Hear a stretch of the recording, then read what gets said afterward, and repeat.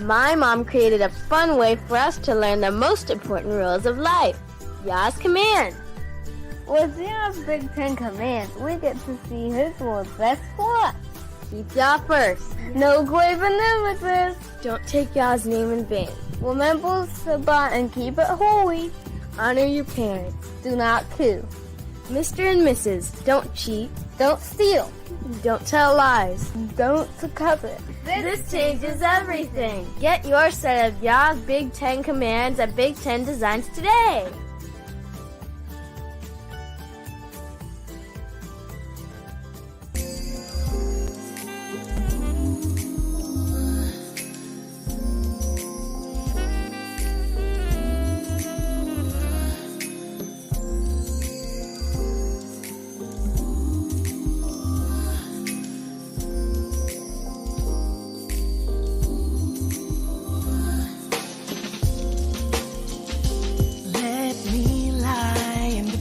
Just green, take me high to the heavens. Why don't I just walk away?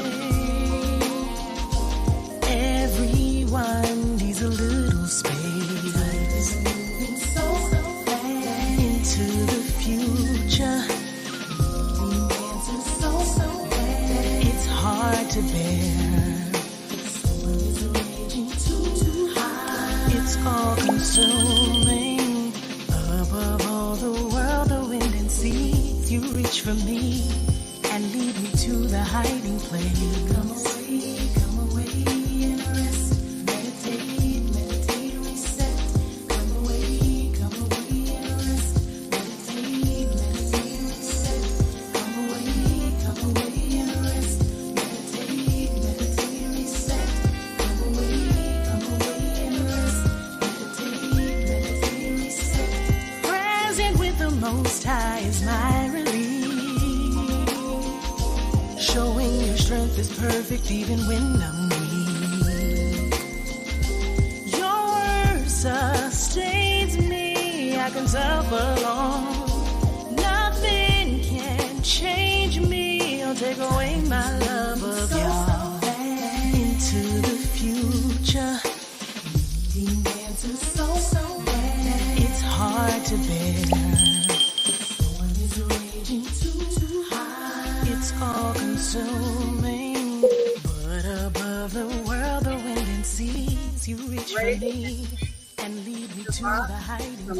Shabbat Shalom to all of you joining us today. Let me answer number one in the chat if you can hear me well.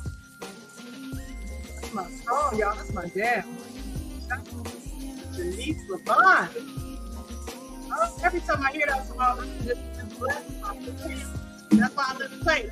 I'm saying that's why I let it play. I let it go because it's so much. I hope that y'all have a blessed day. Oh, praise to the Most High. You can hear me good. All right. All right. You hear that noise in the background? It's my fan, and I'm not at all. I'm sorry. I'm not. I'm sorry. It is. All right. Okay, some of y'all say you can hear me muffled. I'm going to cut this down a little bit. Can you hear me a little bit better now? Can you hear me a little bit better? Can you hear me a little bit better now? All right. I said Sister Janice Levon. Shout out to Sister Janice Levon. I love this song. You can hear me a little bit better? All right. All right. All praises to the Most High. Now, family, y'all know what we're here for. We get another opportunity to sit down and fellowship with the one and the only International Hebrew, Brother Ron Dalton Jr. I said Ronald, but Ron Dalton Jr. I'm so glad that he's joining us once again because he has some things that he has to share with us. Okay. It's going to be a very, very interesting conversation because we've been over the last, I think probably the last couple of lives, been talking about this very issue that he's been dealing with in South Africa. And now we're going to talk to him and find out what has happened since he's met with the Jewish Board of Deputies regarding showing his film. Okay, so we're getting ready to engage in that conversation. But before we do, I also want to welcome in my very special guest who I'm always so glad to have here joining us because he's got some powerful things that he's working on as well. And y'all know who it is. I'm going to welcome in my dear brother Lorbis, who is cracking me up in the back. What's going on, my brother? What is going on with you? How you doing? Shalom, sis. You already know we're family, and when we come together, it's a party, right? It's a good time, good conversation, always something substance. And then, of course, I want to say shalom to everybody out there. Peace and blessings. Shalom, shalom, whatever you subscribe to, salam.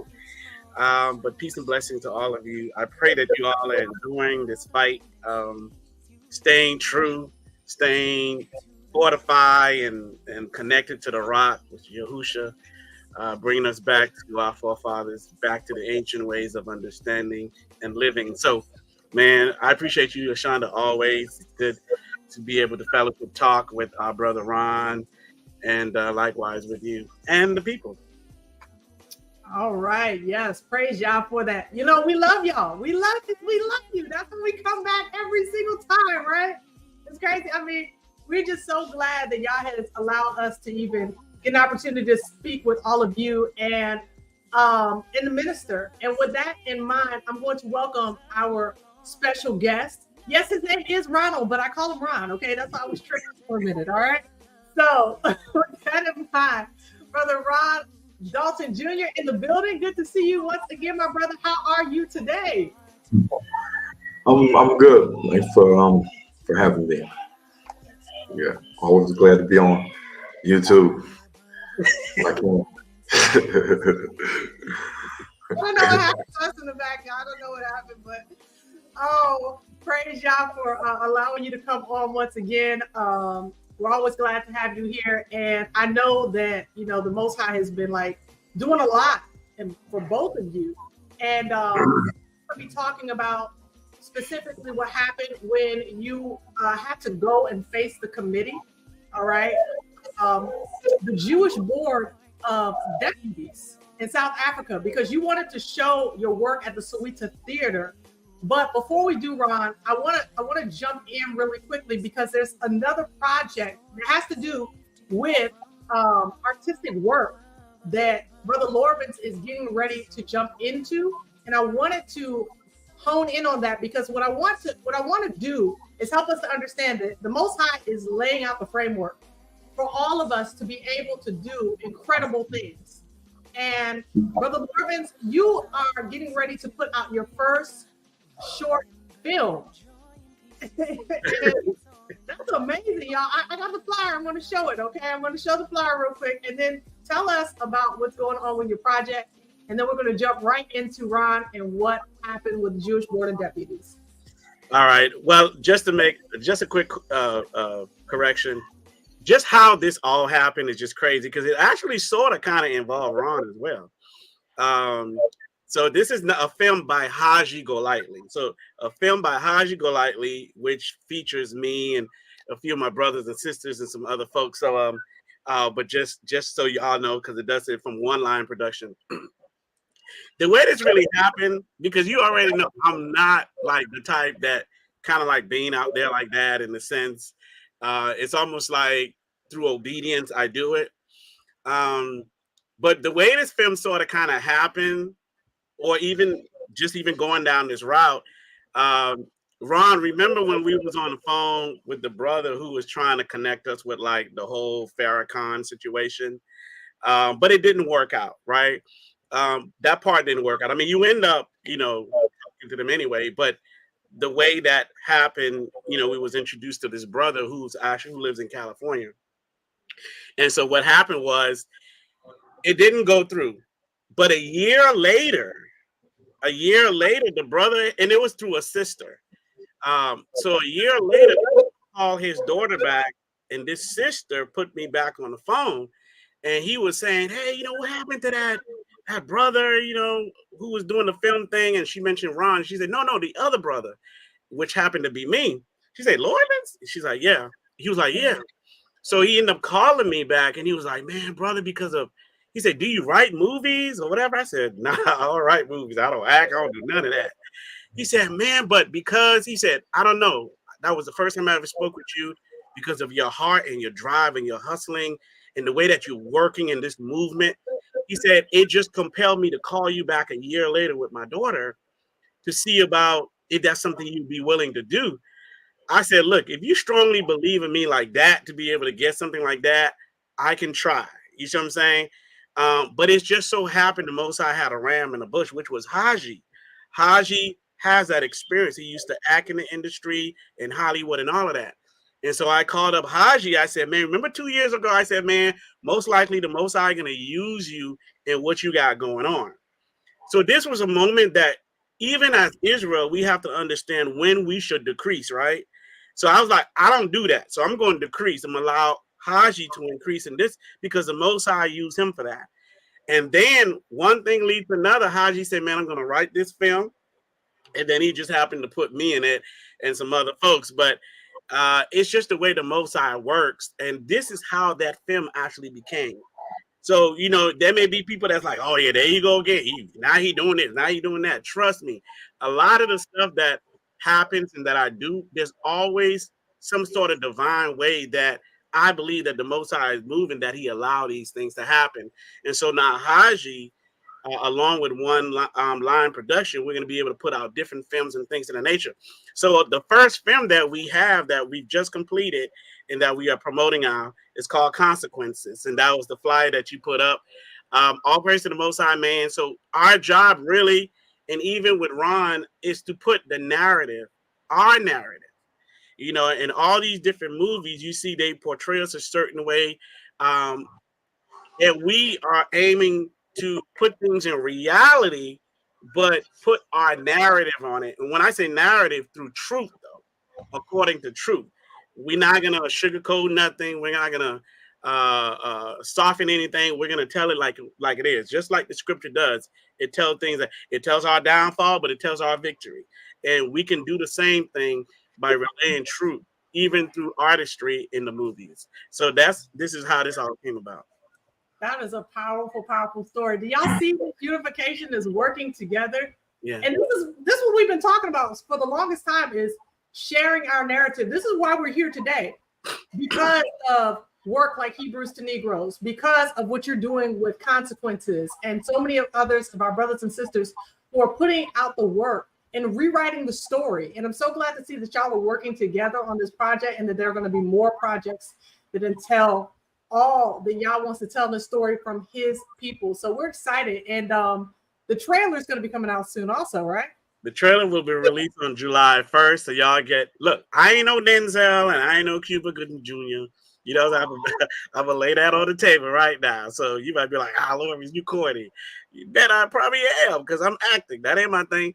But our job is really just for the message itself. And as things progress and as things get better, I'm sure I'll get better. I'm sure the people around me get it. I'm sure we'll be able to use more people that have even way better talent than I do when it comes to that type of stuff. But like I said, I'm no Denzel. And I pray that you guys support this. You can go to onelionprod.com, onelionprod.com, and then July 21st. July 1st, the trailer will be released. You'll get a snapshot of what to expect. I'm not going to give the storyline, but it is about basically a brother, who's in the industry, and he finally have this awakening, and his whole thing, he's switching up, and the industry just doesn't like it. You know what I'm saying? So they're going to do everything in their power to stop this dude from really listening, going back to his roots. You know what I'm saying? Back to who he is, and rejecting the world as it pertains to music. So, but you see, even with the Ron Dalton situation, this came out of that. You see what I'm saying? So had I not known Ron, had I not been involved with everything he's got going on, the Most High would have not. Well, he would have done it some other way. But you see how he does it, though. I had no idea this was going to come out of that, and but needless to say, it did. So praise Yahuwah for that. We are so excited for you. We are. Y'all give them some hand claps in the comment section. Yes, big congrats. We can't wait to see the trailer. And of course, we're gonna release it. We're gonna release it on a different platform, but H2N TV, you'll be able to check it out there. We're gonna make sure we send the movie to Ron. He's gonna put it on that platform. And we'll keep the content feeding each other. You know what I'm saying? Our platform. So. Yes, indeed. And I hope shalomhome.blog too. I hope we get an opportunity to share some of the love. I hope so. But family, just support the projects and the works that we are doing, because it's that's how we're going to keep moving. That's how we're going to continue to grow and progress. And now we get an opportunity to hear how the Most High has been dealing with our brother Ron Dalton and laying the hammer down on the Jewish Board of Deputies in South Africa. Come on with it now, brother. Let us know what has been going on with you. Well, the Jews, since I got to South Africa last year or before that, they had filed a petition and a complaint with their lawyers to ban the movie Hebrews to Negroes. And the way that they had to do this was to attack the South African Film and Publications Board and to get them to classify the film as double X, which is like what a child pornography video would get, and that would legally allow them to ban the movie in South Africa. And they wanted to do this under the cloak of disguise, without anybody in the South African media knowing about it. And they tried to shut down the sort of theater event that we had last year, but they failed, and then they continued to actually try to ban the movie after that. And I had to make representation against their all their claims and all their allegations against the movie, and the lawyers what they put together. And me and Lawrence, we talked about this with Benea last year, and we actually defeated them, and they filed an appeal because they didn't agree with the decision that they got defeated. And so they came back to the South African Film and Publications Board and said that you guys made a mistake, and you should not have allowed this movie to be rated and classified under 16P, which is 16 prejudice, meaning that the movie contains some prejudice, but it's legal for those 16 years and older. And they wanted them to re-watch the film, the committee, and then to reclassify it with the hopes of getting an XX rating, which would make it illegal in the country. And so they did this, and so I had to meet with them um, on June 25th at the head office for the South African Film and Publications Board. And when I got there, they were already there, sitting with their lawyers. The lawyers had this huge briefcase that had all these documents in it. And when I walked in, the lady at the front desk, she says, the black lady, she says, "I know why you're here," and she was smiling. And I said, "Oh, you know who I am?" And she says, "Yes." And I said, "Oh, okay." And she says, "They're ready for you." And I looked to my right, and I seen the lawyers sitting down, and I seen the Jewish people sitting down in the room. There was nowhere ready for me to sit, and so I stood up, and I said, "Okay, well, is the other party here?" And they say, "Oh yeah, they're right there." I said, "Okay, I thought so." And so they took us to the office, and the Jews and the lawyers got up, and they went to the head office, to the boardroom, and we all went into the boardroom. It was five of them that came, and then it was me and my associate, my driver, and we sat down, and the South African that was with me, he just looked at the whole scenario, and he said, "Man, they're doing all this for a movie? All this for a movie?" And I was like, "Yeah, they're doing all this for a movie." And so we sat down, and they they had to go first. So the order of the meeting was that they had to present all their allegations, all their complaints, all their concerns in regards to the movie being anti-Semitic, being advocating for hate and violence against the Jews, and painting the Jews as a diabolical, evil people whose plan is to control the world and destroy it and all sort of stuff. And so I said, okay, well, they get to go first. So they went first, and they had witnesses, they had the lawyers talking. And so they took over 2.5 hours. And when we were in there, we sat there and listened to 2.5 hours of their defense. And we were quiet. We didn't say anything. I just was just listening to the constant talk about anti-Semitism and hate speech, and that the movie was not a real documentary. That it was all based on allegations and forgery and falsehoods, and it lacked merit. It lacked any type of truth, so it can't be seen as a bona fide documentary. And I just sat there and listened, and and then when they got done, I said, "Whew," I said, "Thank God they're done," because they kept saying the same thing over and over and over again, like a broken record. And I was like, the people that were in there listening, I could tell that they were getting tired of hearing the same repetitive anti-Semitism, anti-Semitism, anti-Semitism. And so then after that, they went, and then it was my turn. And I actually had prepared a presentation for them to look at. The committee. The committee was there, um, and the committee are the people that are going to look at the film. Uh, kind of like when you have a jury. The jury does not know why they are there. They don't know who is the one being accused of a crime, and they just know that there's a defendant, and there's somebody that's the plaintiff. And so they don't know anything until they start hearing the case.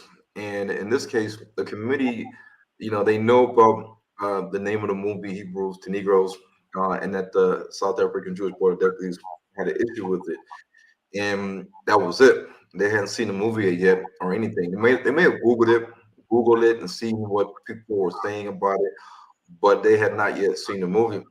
So they wanted to hear uh, the both sides of the party. And so when I went, I made sure that I wanted the committee to actually see and hear everything that I needed to say to them, because at this point now we're not giving them a random opportunity to just watch the movie without any type of coaching or instilling a bias or opinions or prejudices from any party. And so, since they had to do it this way, and the Jews were trying to convince them that this work was anti-Semitic, and if it was filled with hate speech and the incitement of harm, and all these conspiracy claims and falsehoods and allegations and forgeries and things that were labeled as not true, then I said, okay, these are allegations. I'm gonna have to respond to point, each point, because I don't want any of the committee to start getting in their mind before they watch the movie that this movie is intended to be anti-Semitic and to spew out false information and different types of conspiracy theories and things of that nature. So this is the reason why I had to put presentation together, which I mailed it to Ashonda. So either Ashonda can show it or I can share the screen and show it. But you know, they did not expect the things that I was going to say in there. They were not prepared to see and hear everything I had to say. And there's a scripture that says that the enemy flees when no one pursues. And the whole time that they were speaking, we all sat in our seat. All the black people that were there, not affiliated with the South African Jewish Board of Deputies. They all sat there. They didn't say anything. They just listened, and we didn't get up to go to the bathroom. We didn't get up to go talk on the phone. We didn't whisper amongst ourselves. We didn't talk or distract what they were saying. But when I started to bring forth all the evidence and all the truth, then they started to get very antsy and nervous. They started to turn red. They started to squiggle and squirm in their seats. They started to move around. They started to throw their hands up in the air like this. And they started to close their computers. They were shuffling papers. They were whispering back and forth amongst one another, like doing this. And they were, you know, just making some side comments that some of the stuff I could hear and I couldn't hear. And some of them were getting up and walking back and forth to each other in the boardroom and like talking to each other. Like one would get up, walk all the way to the another Jewish guy, and they would start whispering or talking like this, and then they would go back and sit down. And then you know some of them actually got up and left, and then came back. Because I think a lot of the truth that I was hitting them with was so heavy that they couldn't take it. They couldn't take it, and a lot of them sat there and they were uh, like in their face, you could tell that they were amazed at the stuff I was reading to them and what they were hearing with their own ears and what they were seeing on the screen. And I think they had a lot of them had they had a look of remorse and guilt because what I was hitting with was so truthful that they could not deny it. This is stuff that they can't deny. They can't say it's falsehoods, it's fictional, it's forgery because everything I gave them was backed with facts, and they just sat there and had to swallow it, and it was uncomfortable. And you know, so Sean, I emailed you the presentation. I don't have to go through all of it, but I can talk about I kind of skimmed through the major points that I was hitting that day that caused them to really get fired up and angry. And mind you, there was an Indian guy in the room, and he sat there, and after we were done, he was like, "Wow." He said, "Wow, that was a lot. Man, it's interesting. Man, this is amazing." And he was just so blown away at the stuff that I was saying that he almost looked like when he went home he had to like release because all the information he probably didn't understand and know any of the stuff I was telling him about the history and the truth that's behind the documentary and the defense against their allegations. So the PowerPoint is what I want to show you guys today that I used to destroy their allegations and claims.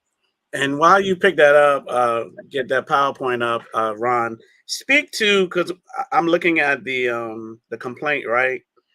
Um, and they sent you a complaint in regards to them being like a member of the public, right?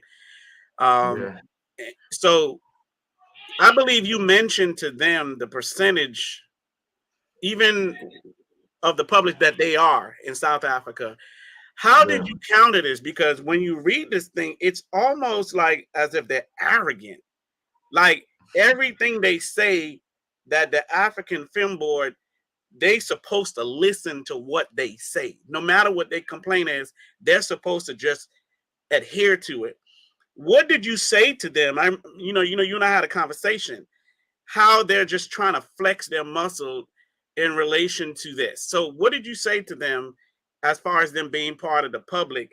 Because their whole thing is we're a member of the public and we have the right to refute or try to get this movie banned.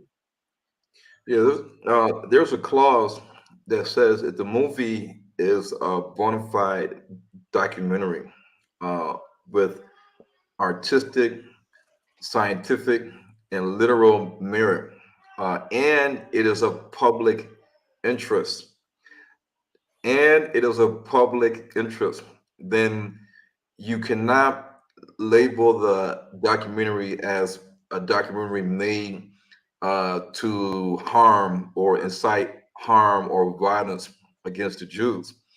And in terms of public interest, I said, listen, I said, there's 60 million people in South Africa. Uh, 80% is black. Another 9% is half black, half white, the colored population. And I said, the Jews are about 60,000 people in South Africa. So if you do the math, 60 million South Africans, 60,000 Jews. I said, you guys are 0.1% of the population of South Africa. So the public interest is going to be the majority people in this country, and it's black people. And I said, this is a movie with a targeted audience of black people. Um, and the reason why we know this because it's on Amazon under history, documentary, African American or African, and in the title it says Hebrews to Negroes. So we already know in the title that it's a movie about Black history, and they are an underrepresentation of the population of South Africa. They're not the masses. They are it probably the most minority in South Africa.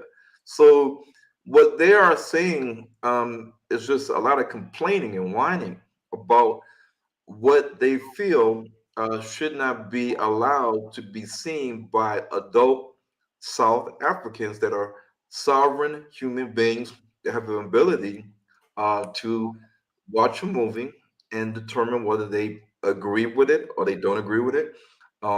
Just like Kyrie Irving said later that there were some things in the documentary that were unfortunate, and that some things that he didn't agree with, which is fine because we don't have to believe in everything that we see on TV. This is all part of us forming an opinion and looking at these things and going and doing our own due diligence and researching this stuff. And so, but the Jews do not want people in South Africa to even have the chance to do their due diligence to watch the documentary and then go back and see if they can fact check everything I said to see if it lines up with what I'm saying. And this is the reason why I had to do the presentation to counter all the allegations that they were spewing to prove to the committee that the movie was grossly anti-Semitic. What are some of the things, sorry, that you said and put it in basic terms where you were countering, like some of the more popular stuff where really you kind of like you had a switch and you were really beating them like a child. So what were like some of the things that you said that they really, when they started turning red and started taking off their capura, whatever, the little hat that they wear. So what is it that some of the things that you were saying? Well, I gave an analogy.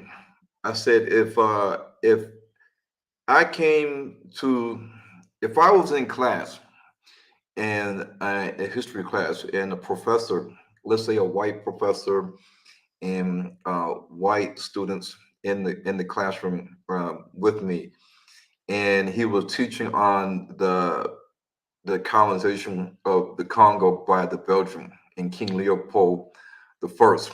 And let's say he said that uh, 5 million Congolese died in the Congo by the hands of the Belgium.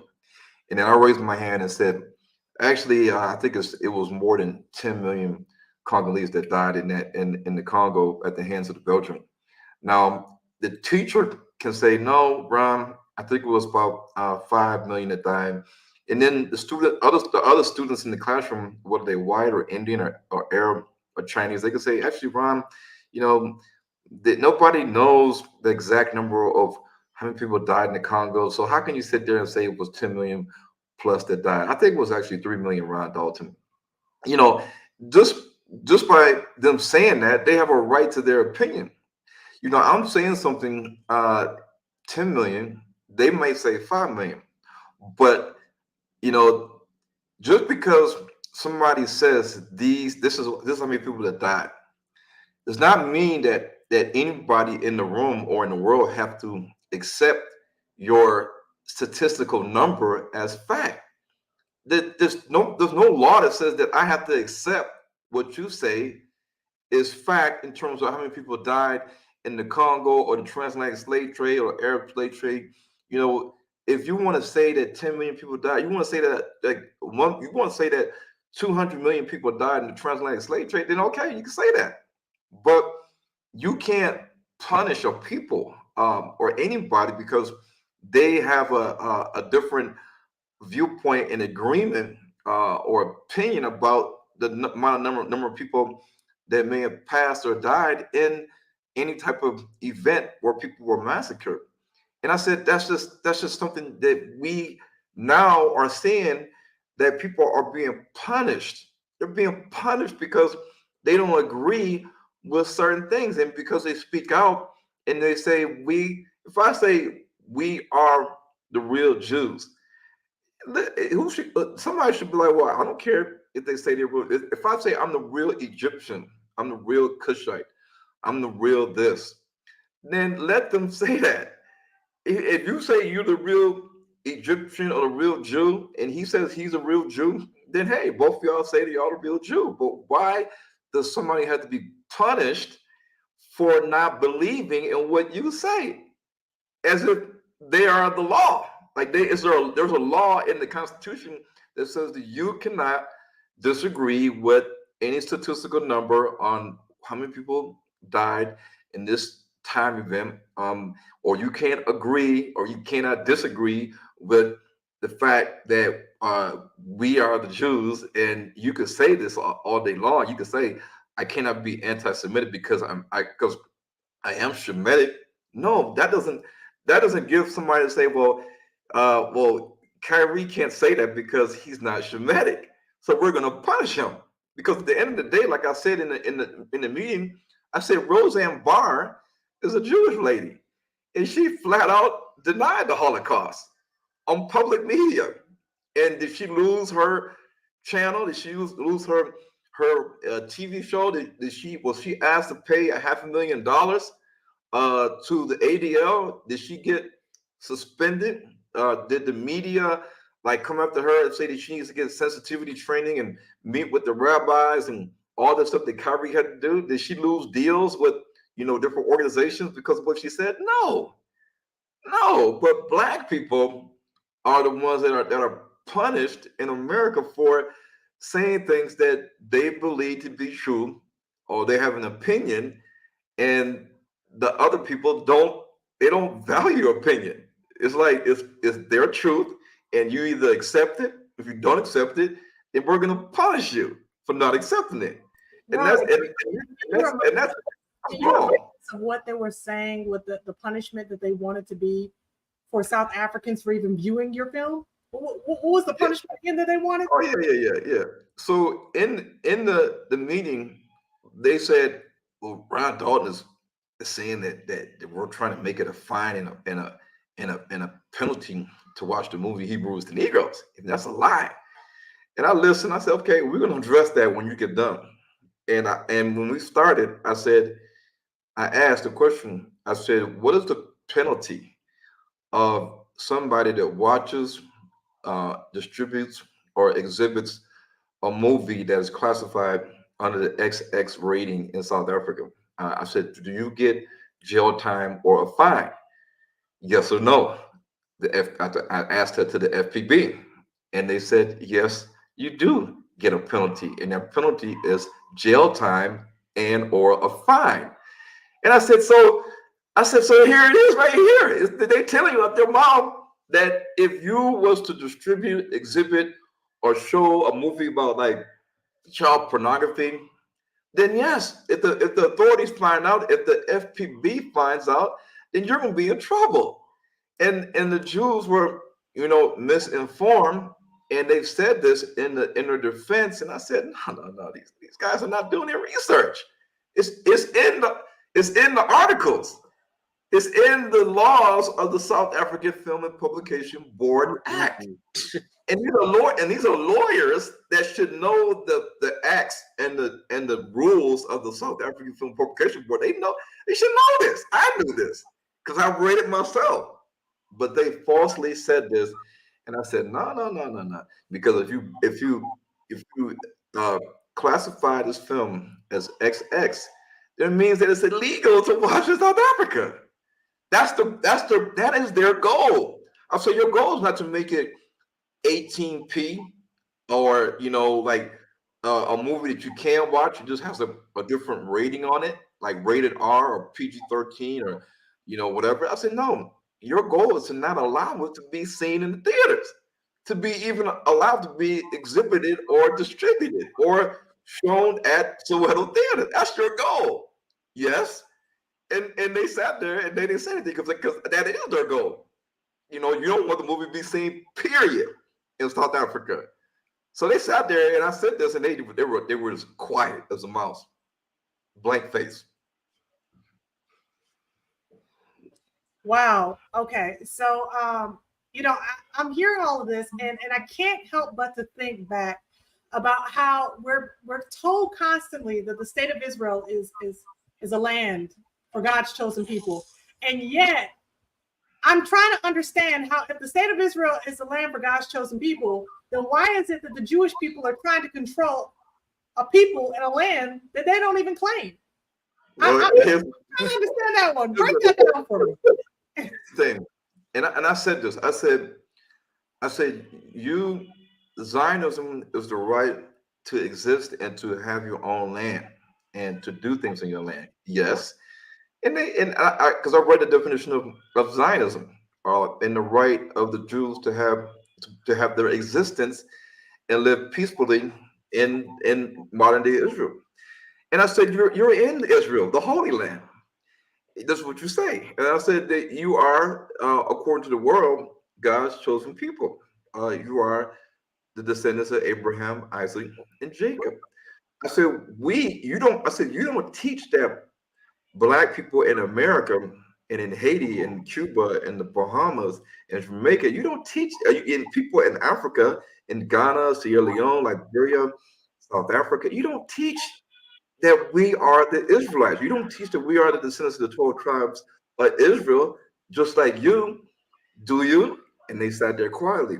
I said, you don't. So we're living in a pagan Gentile land. We're essentially Gentiles, right? Goyim. And I said, we are not the descendants of Shem. We are the descendants of maybe what you call Ham. So therefore, we're living in the land of Ham. We're Gentiles. You may see us as pagans. So why would God's chosen people care about what pagan Gentiles or Hamites are doing in Africa? Where we're pagans and Gentiles and we're showing movies to each other about Black history, why would you even care? Because at the end of the day, if you know that you are descendants of Jacob and you're in the Holy Land, that's you got it all. You got the land, you got the language, you know your identity. The whole world is teaching and believing this. We see it in media, we see it in TV, movies, in church. We see that Jesus is white and he was a Jew, and the Jews are white, just like Jesus. So the whole world is under the impression that yes, the Jews, the Israelites are white. So what is it? I mean, the message is clear that the Jews are white. Jesus is white. The Bible is pretty much a white laid narrative book, and we're here in the black continent, the dark continent, a third world country, and you don't want some people here to see the movie. Why? And I asked that question, and of course, what they're going to say is that it's anti-Semitic. Wow. Okay. So at the end of the day, Mein Kampf is still on Amazon, correct? Yeah, all that is in the PowerPoint. I brought some interesting stuff that is the truth. Like none of the stuff I'm saying is an attack on anybody, because they can say, well, he's attacking us. No, I'm giving you truth. So you can't attack me because I'm giving you truth, because I'm not giving you feelings and biases and opinions. I'm simply showing you the facts. So get mad at the facts. Don't get mad at me, because I'm not the one, pulling this out of the sky. I'm backing up everything I say. And that's what they did not like, because I countered every argument they had with facts. It was not Ron Dalton's opinion, Ron Dalton's bias, Ron Dalton's feelings. Like Ron Dalton hates this group of people. No, these are just the facts, and you gotta deal with the facts. That's it. Well, the people want to see this PowerPoint presentation, and I do too. I have been waiting actually all week to. I was telling Lorbis in the back, I said I would have loved to have been a fly on the wall in that room hearing this conversation, because I know that it was powerful. So we're getting ready to show the PowerPoint presentation. Just want to give a shout out to those of you really quickly who are supporting the platform. Thank you so much to Know It Poet 77 for becoming a new member of Ashonda at Large. Thank you. I appreciate your membership, as well as all of my monthly supporters. I really appreciate you. All praises to y'all for the $20 super sticker. Thank you so much for your gift. I appreciate you as well. And Brother Dion Away, thank you so much for your Cash App. I appreciate you as well. And you can support this platform. Do so through Super Chat, Super Sticker, all them supers, okay? Cash App, PayPal, you can do so. And at this point, I am ready to show that presentation, because we know that it's about to be lit. Now take a look here. Can you see this? Brother Ron, can you see that? Is it showing? Yeah, I think you got the you didn't get the updated one, man. Do you want me to go ahead and just put the updated one? Yeah, you go ahead and share it on your end then. Okay. All right.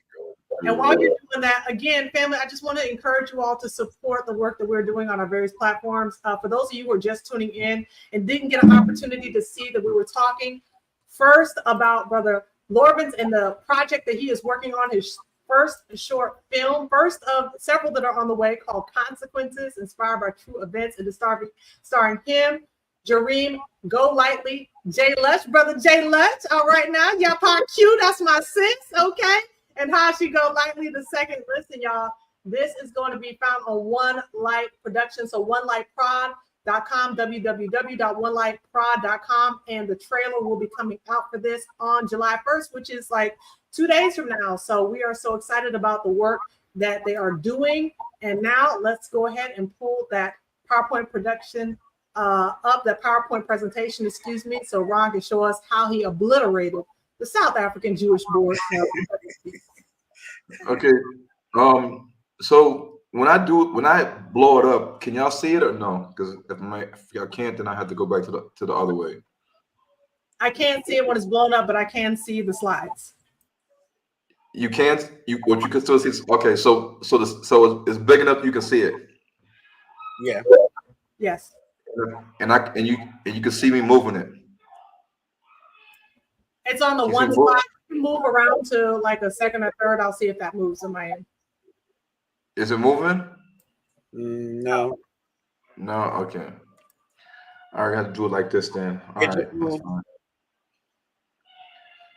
All right, well, this I might have to do it like this. Is this fine? People, they see it?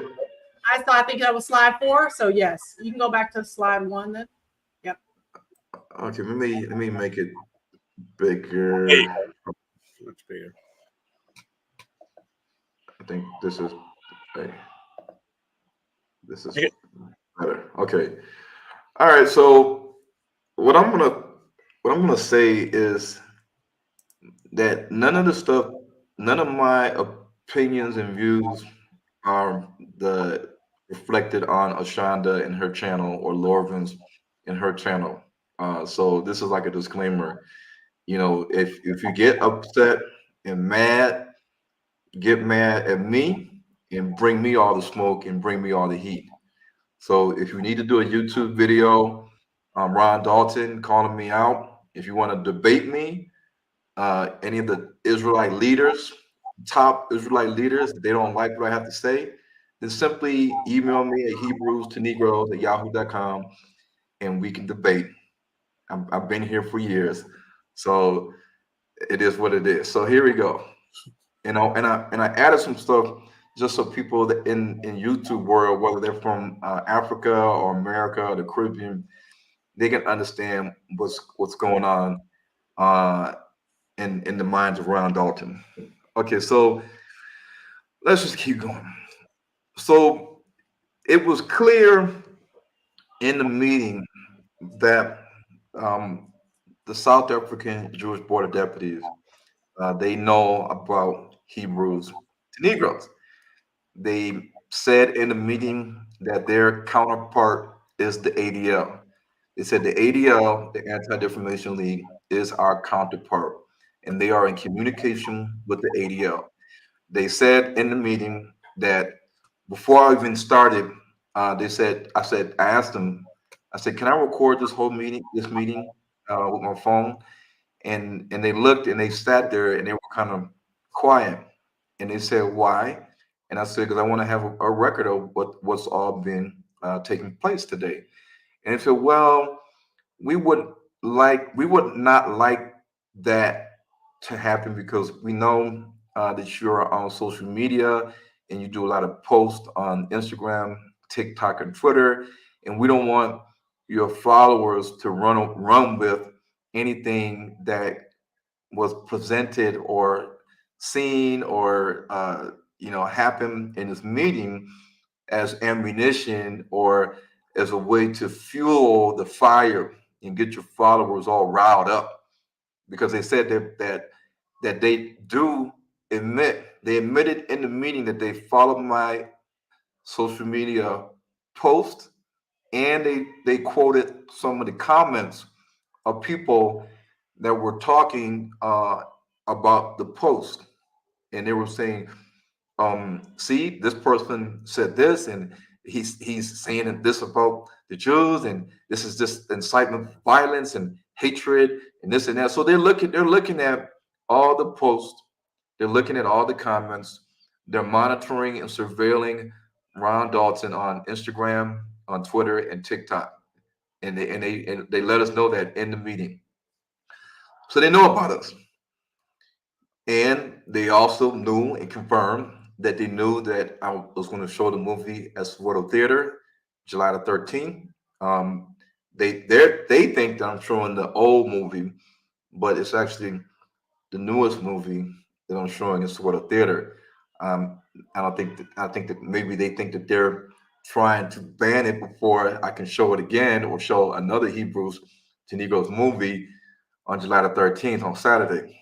And this is going to go down in history because I'm going to be speaking on some things in regards to the true origin of the BRICS nations: Brazil, China, India, Russia, and other nations that are listed in Ezekiel 38. I want to tell them who they are today and how we can trace their lineage back to Genesis 10. Because, Russia, China, India, Brazil is not in our Bible. And we need to know who they are. and why did South Africa join the BRIC, making it BRICS. So all this is all going to be explained, the Daniel statue, the legs of iron and clay, including Ezekiel 38. This is all going to be explained. And before I just get into the meat, Lawrence knows, as they know about us in America, they so know about us in Africa. And while we were in Tampa, before we had the Great Tribulation Conference, the people did call the event to try to cancel the event. They tried to cancel the event in Tampa last year in November.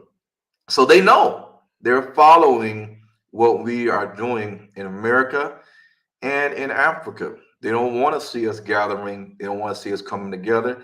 They don't want to see us looking at a new movie, getting newfound information, talking about Africa, relocating to the continent, understanding the different kingdoms of Africa and their connections to the Israelites, or even the true route of the biblical Exodus. And for that reason, I also want to plug in the African Diaspora Land Acquisition and Development Group that we are doing in Africa the right way. The right way, not the scam way, not the defrauding your neighbor or your brother way, the way that we need to be doing it in Africa, coming together, unified, using group economics, using unity and love, and just getting stuff done. The Bible says that we're supposed to do this. We're supposed to come together. It says this, and we're supposed to see a period of increase. Ezekiel 36 talks about these things. A period of increase on the mountains or amongst the mountains of Israel, where you have villages and people living in safety and rest without bars or gates. This is not talking about America, it's talking about Africa. So again, you can email me since I'm not on YouTube anymore. I'm banned from YouTube. Connect with me, HebrewTingles@yahoo.com. Now, one thing is clear. And people may not like what I have to say, but this is what I have observed in dealing with these things since I got here to South Africa in 2022. Because a lot of the people that we see here pictured, they have been in Africa, or they are in Africa. They're already in Africa. And they are educators, philosophers, historians, pastors, medical doctors, lawyers, philanthropists, leaders of organizations and political parties. But we have to understand that for many years, many years, sometimes even decades, many of our Black leaders have been on YouTube speaking a lot of what we see as positive things for the advancement of Black people for over a decade. And you can get 50,000, 100,000, you can get 500,000 views on YouTube. And this is constantly, every day or every other day, we are seeing organizations like the ADDI, Albert Kana, the former head of the African Union, now head of the ADDI, Joshua Mponga, African Zimbabwean philanthropist, historian, pastor / bishop, Pan-African. Same thing with Dr. Umar Johnson, Pan-African. He calls himself the Prince of Pan-Africanism. Minister Louis Farrakhan, PLO Lumumba, Kenyan lawyer and activist, also Julius Malema. We have to understand that one of the things that I've seen, and you may have all seen, is that all these great leaders in their own right, they don't talk about Bible prophecy, who we are, who the other nations are, and what the prophecies says. Therefore, if we understand that the Abrahamic religions, the Catholic Church, Judaism, and Islam, they understand who are the Israelites and the prophecies that surround them. And they understand that all these other nations have a biblical origin. If you do not touch on identity of self and who you are, your past, your present, your future is going to be all out of sync. You're not going to know where you're going. And those that are right and tell the history control the future. Those that control our history and write our history, the victors, the colonizers, the invaders, they control our future. So we don't start to align with what the Bible says, then none of these African black leaders are not a threat. They're not a threat to the powers to be. Therefore, the powers to be that are the CEO and founders of YouTube, Google, Instagram, Facebook, TikTok, Twitter, Netflix, Amazon, many of the media companies, the founding distribution companies of Hollywood, they don't care how long we yap our mouth and talk because they understand if you're not a threat, if you're not a threat, then continue on YouTube freely. Continue. We're not going to ban you. We're not going to censor you. We're not going to strike you out of existence. We're not going to demonetize you. We're going to allow you to keep getting your views, all your spread across the whole world, everything you have to say. We're going to let you do that. Meanwhile, they know that Africa is going to stay asleep. Their agenda continues, and there's not going to be any complete liberation of Africa. The people that are at the power peak of the summit of power, they understand very well that you only ban and censor what you fear. You only ban and censor what you fear getting out to the masses. You do this worldwide. So if Ron Dalton is in America, you find a way to ban and censor and punish anybody that's promoting the message or the movie or the book. Ron Dalton leaves and goes to Africa, you follow him to Africa and you do the same exact thing there because guess what? We don't want Africa to wake up either. Now, we don't understand that the adversary does not care if we have 1 million black people in fringes, 1 million black people that's Christians or Muslims. They don't care if we organize and show up in mass numbers at Washington, D.C. We're not a threat to the adversary. We can complain, we can march, we can yell, we can stomp, we can twist, we can be in perfect formation, but we're not a threat. We can go to Washington, D.C. with bullhorns. We can say that we're the real Israelites till we can't say it no more. We're hoarse in the mouth, in the voice. We can say all this stuff, but we're not a threat. We have no power. We're really not unified, and we sure don't have any economic power. Even in Dimona, Israel, we can go there. We can be unified. We can set up a community. We can say that we are the Israelites. This is our land. We can say all this stuff. But at the end of the day, you're not a threat. If they can deport black people that's been there for 50 years, they can say, you guys got to get out. You're not in the military. You're not a citizen. You're not in the military. So you're not a citizen. We know that. And if under Aliyah, under the right of return, Aliyah in Israel, if you are an Israelite or a Jew, then you should be granted, according to the law, citizenship in Israel.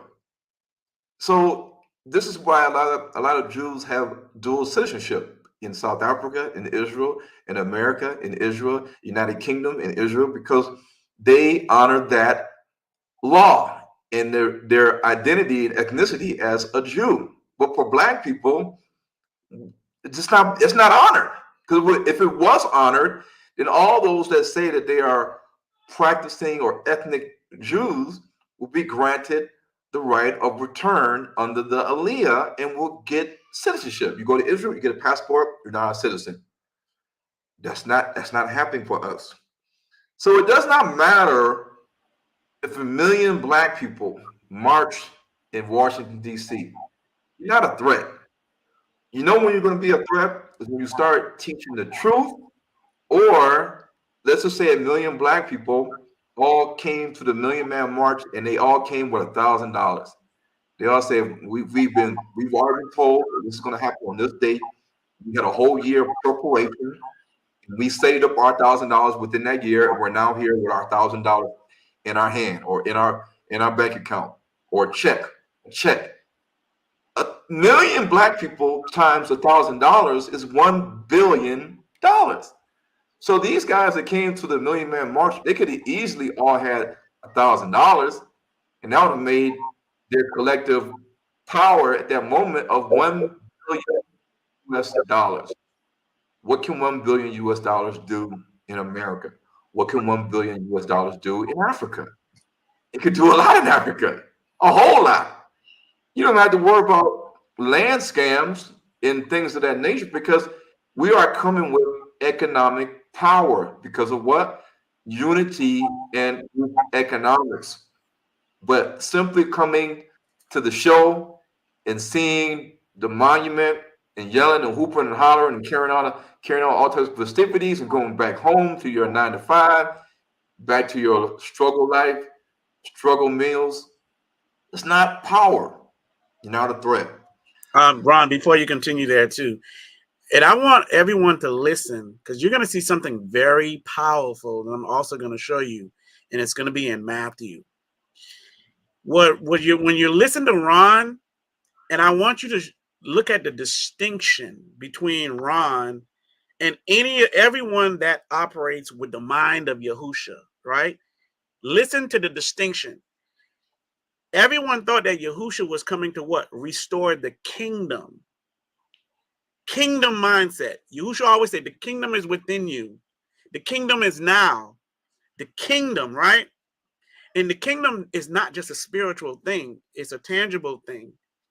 It's actually a physical kingdom that is ran by what? A government structure, by laws and things of that nature. So pay attention to that. And you'll see the distinction. Yahusha, when he was arguing, he was going back and forth. It was always against what? The adversary. Don't too much look at who is the adversary or the nation. He was coming against the adversary, Satan. Mm-hmm. Satan can encompass anybody. It could be an Israelite. It could be another nation. But we know there is a main adversary, and usually that main adversary is sitting at the seat of power. And that is going to be the adversary that pokes his head out at each and every turn that you do something that come against their kingdom. We as Israelites, when we fight amongst each other, they can care less because you're fighting against each other. You're not fighting against the adversary. See, our job is to what? Fight against the adversary to bring on the kingdom of Yahuwah. That is the adversary that you will always fight. I have people that talk about me all the time. I have people that come against me all the time. But guess what? They was doing that against Yahusha. But he said, I come and speak my Father's word, and I come to do my Father's bidding, irregardless of what you see people do against you. So I need you to pay attention to the distinction as to the focus against the adversary who what? Runs the kingdom currently, who's preventing Yahuwah's kingdom from what? Coming to pass. So focus on that as Ron speaks. So I don't want to get y'all get loose in that, but yeah, continue, Ron.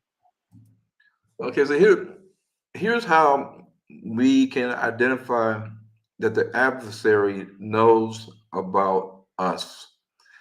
Marvel Comics was started by Stan Lee or Stanley Lieber or Lieberman. He's Jewish. The current CEO of Marvel Studios is Avi Arad. Avi Arad is Jewish. He's the CEO of Marvel Studios. Marvel Studios, like Warner Brother Studios, is the reason why we have Black Panther and Wakanda Forever, which grossed over $2 billion. Remember, the CEO of Marvel Studios is Jewish. So all that money is distributed amongst their community and those in the top seats of Marvel Studios. So when you're in China, the top companies in trade and business are the Chinese. When you're in South Africa, the top companies in retail are the other nations, the Jews, the Afrikaans, the Dutch, the British, the Chinese, the East Indians. They are in the top positions of power: CEO, manager, COO. And who's the worker? The lower worker, the worker B is the black man. Who's the consumer? The black man. All the money is being made in this retail trade industry in South Africa. It goes to benefit who? The other nations. The mining of the gold and the diamonds and the granite and the silver and all these things are going to benefit other nations, other ethnic groups. So Marvel comic books, they had an issue they had an issue way back. And this issue talked about a land called Canaan, which was a part of Wakanda. And in this comic book, they say, but the time for musing has passed. At least for that time being, we have arrived in Canaan. And here you see Black Panther. The guy says, the king will see you now. And then the king is sitting there. He says, Baru, I have captured a citizen. No, Black Panther says, Baru, I have captured a citizen of Canaan, a spy on Wakanda soil. Do you deny this? And the king, the king says, he's sitting in the chair with the red on. He says, I do not, friend T'Challa, but I am not responsible for this man's actions. Because this guy is supposed to be the king of Canaan. And they caught a spy in Wakanda. And then T'Challa, Black Panther, says, not responsible, of course. You are responsible, Baru. You are the king. Baru, and then somebody says behind his back, Baru was king. But now Moses Magnum rules Canaan. And then the king says, to my profound regret, friend T'Challa, Black Panther, he speaks the truth. I apologize that I have neglected to open diplomatic relationships with our neighbor to the east, but I have been very busy. I gathered as much from the activities of your spies.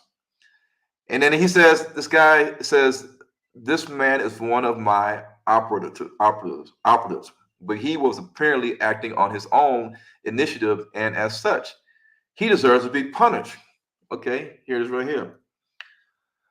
Moses, the person that captured Canaan, was a guy named Moses Magnum. Moses Magnum is an African weapons manufacturer in the Marvel comic books who obtained advanced technology and superpowers from Apocalypse, and which he uses for his own selfish ends and to foster the nefarious goals of his sponsors.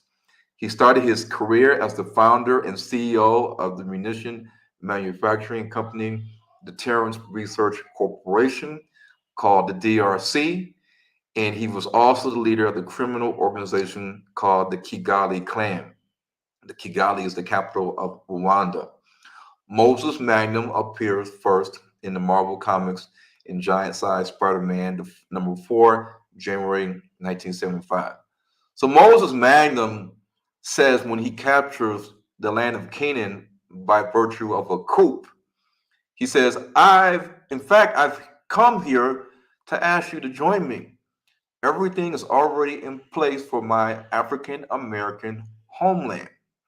All we need to assure our economic independence is to control Wakanda's vibranium mound.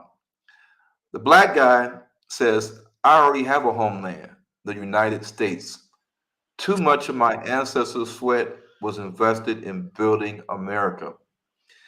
Then he says, too much of their blood has been spilled defending it. I'm not going anywhere.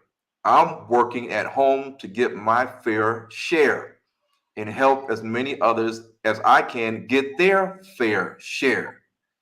If that's your final word, my business here is concluded. So Moses Magnum was trying to get Black people their own homeland in the African nation of Canaan, which was part of Wakanda to the east.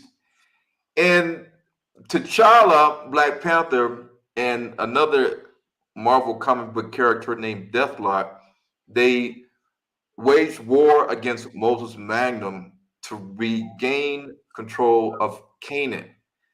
And this coup that Moses Magnum had put together. Because Moses Magnum had a grand plan for the land of Canaan.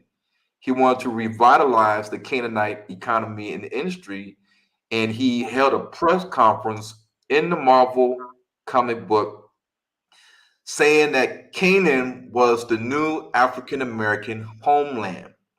He opened up the borders of this land, Canaan, in the Marvel comic book to any African American who felt marginalized in the United States and wished to return to the motherland, where they would be treated as equal citizens without any racism or strife.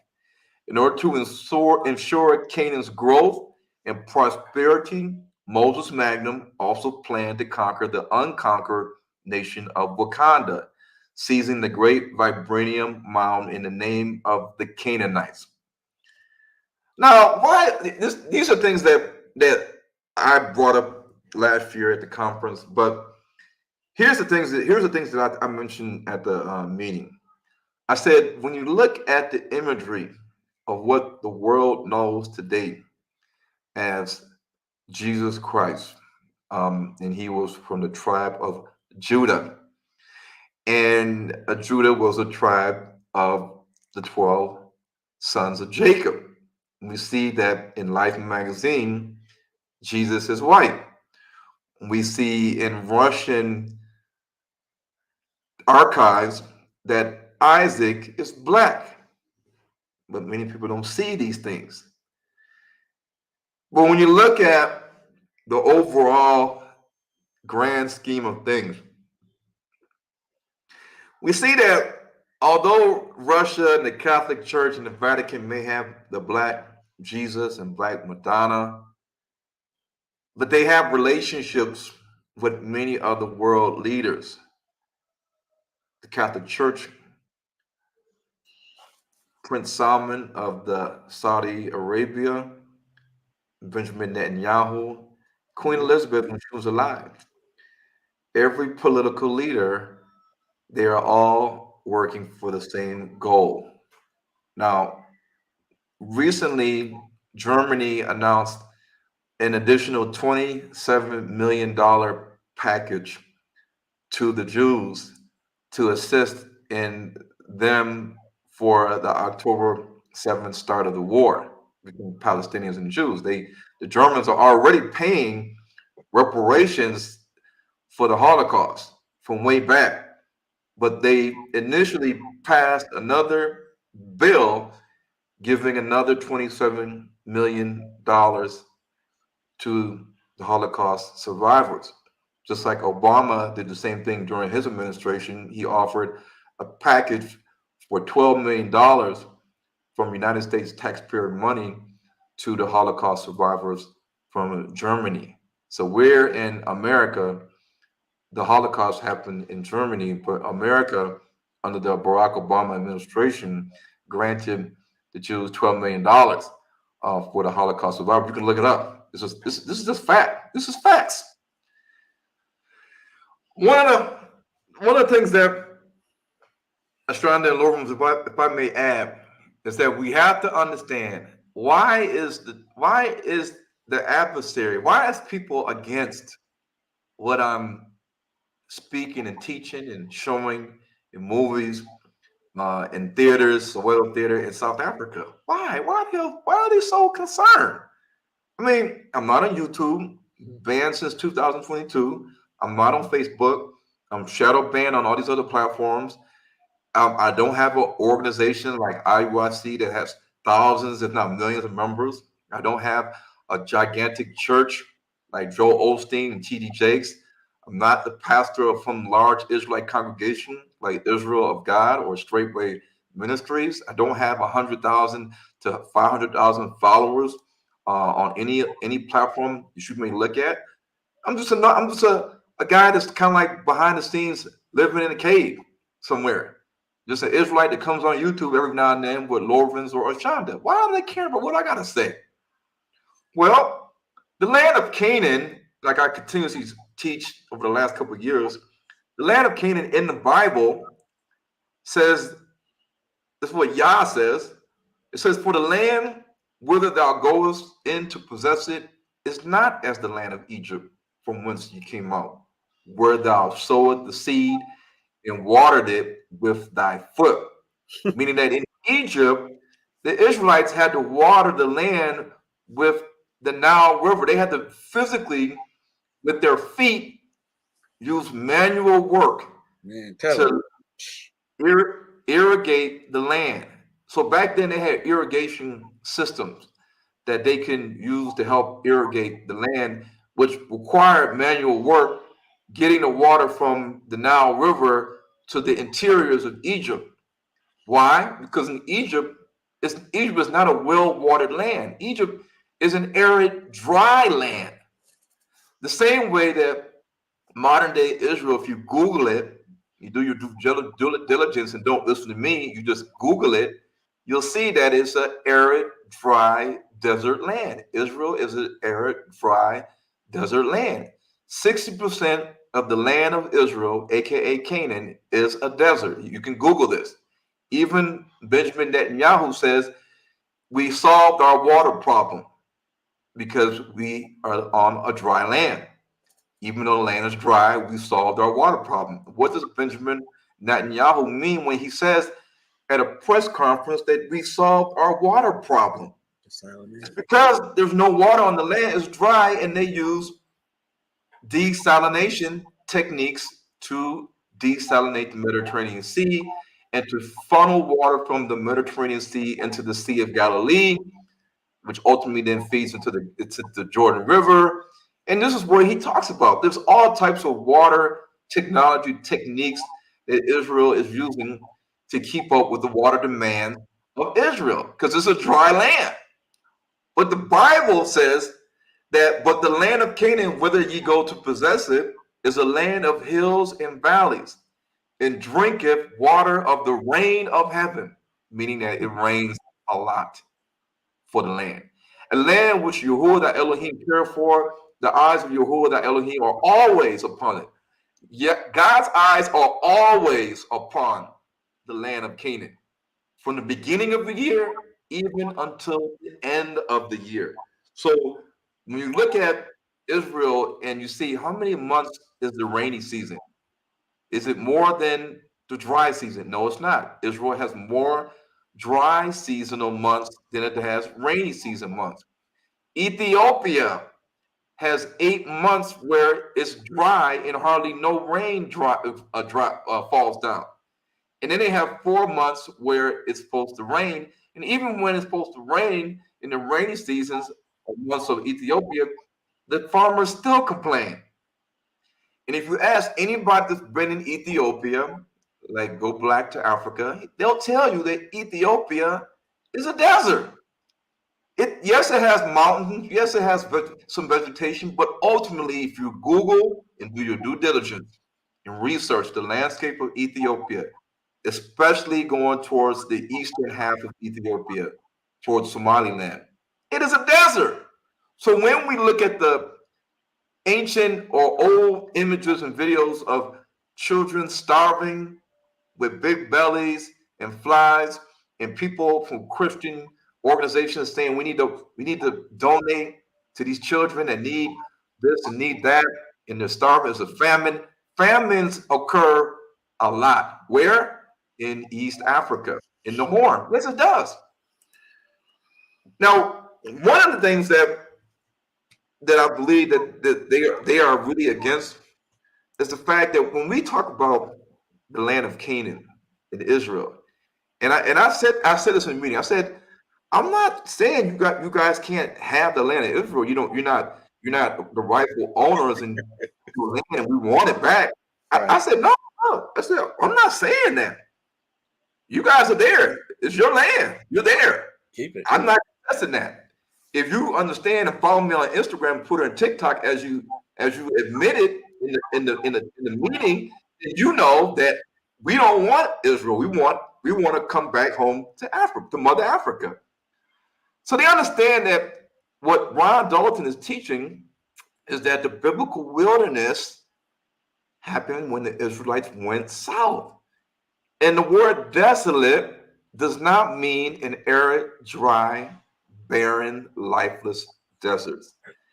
Israelites that are freely on YouTube, no banning, monetization, 50,000, 100,000 views every day, every other day when they post. This is what we see. That Israel is supposed to be a desert, a desolate land, a dry land. No. Why is this? Because in the Bible, in our KJV, authorized and translated by the Gentiles, it says, the holy cities are a wilderness. Zion is a wilderness. Jerusalem, a desolation. We automatically think, yep, there it is. Ron Dalton, he's crazy. He don't know what he's talking about. Jerusalem is a wilderness, meaning it's the desert, but we don't do our due diligence. We don't use critical thinking and logic. We don't question the Gentiles and their crafty work. The Hebrew Strong's word wilderness is midbar, and midbar means wilderness as in a green pasture, a large tract of land where pasture or livestock are driven, led, or guided to for grazing. Hold on a So, second. Hold on a second, Ron. I think to read that one more time for Yes, those sir. back, because this is everything. You know what I'm saying? This is everything. Yes, because our minds have been programmed to think wilderness means like, tumbleweed rolling by in dirt. But according to Strong's 4057 midbar, wilderness is what? Wilderness is a green pasture of large tract of land where livestock are driven, led, or guided. And the reason why we know this is because the older Assyrian cuneiform script. Remember, Shem had 5 sons. He had Ashur, meaning the Assyrians. He had Arphaxad, the Babylonians, or the Akkadians, Sumerians. He had Elam, the Elamites. He had Aram, the Arameans, and he had Lud. So before we can even get down to Abraham, Isaac, and Jacob, Shem had a son named Ashur, who was a progenitor of the Assyrians. The Assyrians had their own script, the Assyrian cuneiform script, identical to the same script that the Akkadians and the Sumerians used. And we know that the Sumerian language is older than Hebrew. We know this. Right. Any well-versed scholar, Israelite scholar, is not going to tell you, no, Ron, Hebrew is older than Sumerian. If they say that to you, you leave their organization and say, I'm done with you. So when you look at the root word, the paru, because if you look at the word midbar, it's going to say root, dabar. It's going to say root, dabar, D-A-B-A-R. Why does it say dabar? Dabar, we may look at that and say, oh, well, dabar means to speak. But the word dabar, well, we gotta go back even farther. Mm-hmm. So when we look at the word the paru or the baru in Assyrian, the babu in Assyrian means to speak. The babu in Assyrian means to speak. The word dabar in Hebrew means to speak. The word dabaru or the paru means to drive cattle to green, fat pasture to satisfy their appetite for food and water. Another word can be for cattle to become sated or satiety, to become full.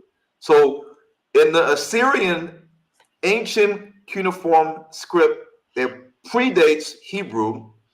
The word dabaru or daparu means for cattle to be driven to fat pasture, aka the wilderness, aka a grassland where cattle can graze and become full by eating the grass and drinking the water in a wilderness setting. The word shimama means desolate. Now, when it says Jerusalem is a desolation, it uses the Hebrew Strong's 8077, Shemama, desolate. Look it up. So when you look at what does the Greek say in terms of this scripture, Isaiah 64:10? The Greek gives us this, and when you translate it into English, it says, okay, our holy city has become a desert. Zion has become a desert. Jerusalem has been cursed. Wait a minute now. What kind of trickery is this now? What's going on with our Google Translate? Why are they saying that the holy city is a desert, Zion is a desert? Now we're going to believe based on the Google Translate that Mount Zion and Jerusalem is a desert like Jordan or Saudi Arabia. Hold on, because in these Greek letters, there's two words that are identical.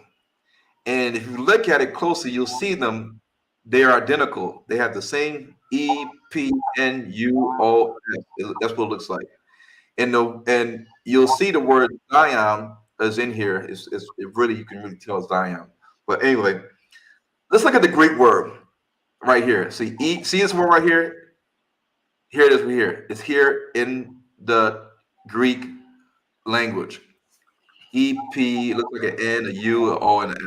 Right. Here it is right in Greek. The Greek transliteration in English is eremos.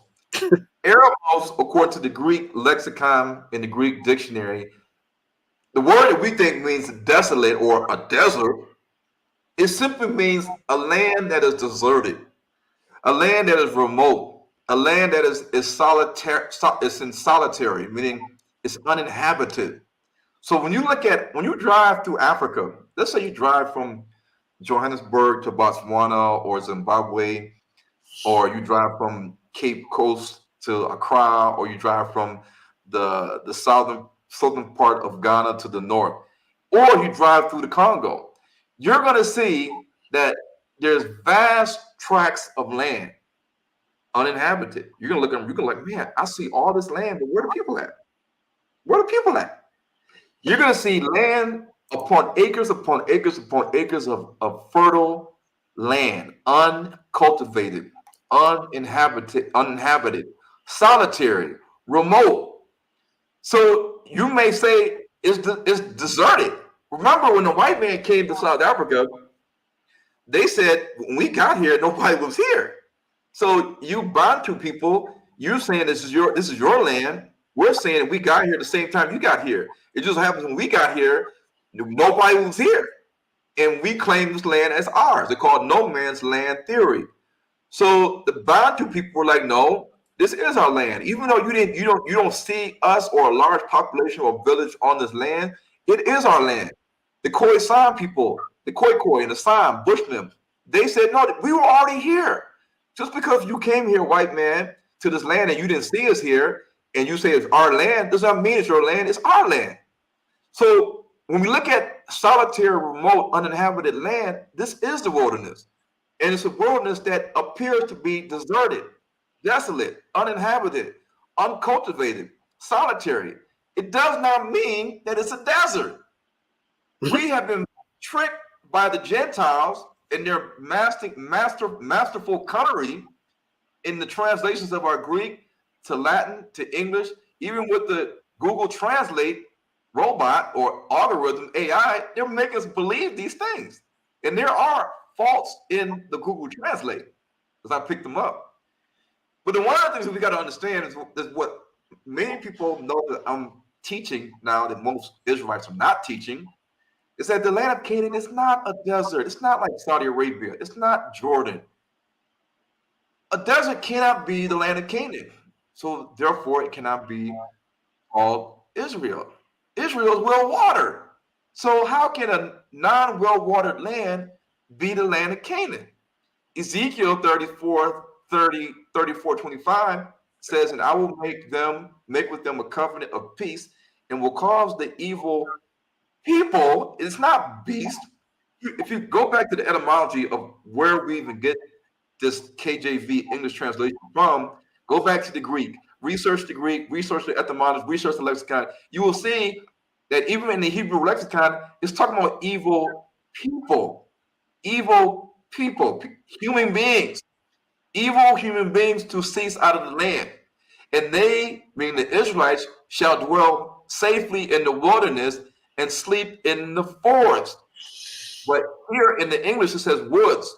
In Hebrew, it's the Hebrew word yar. Yar means a forest, a thicket. We know that when we look at history and we look at Africa and look at America, we see vast grasslands and forest lands in Africa. In Israel, we don't see that. However, in Joshua 17, Joseph's sons, Ephraim and Manasseh, was given a land inheritance.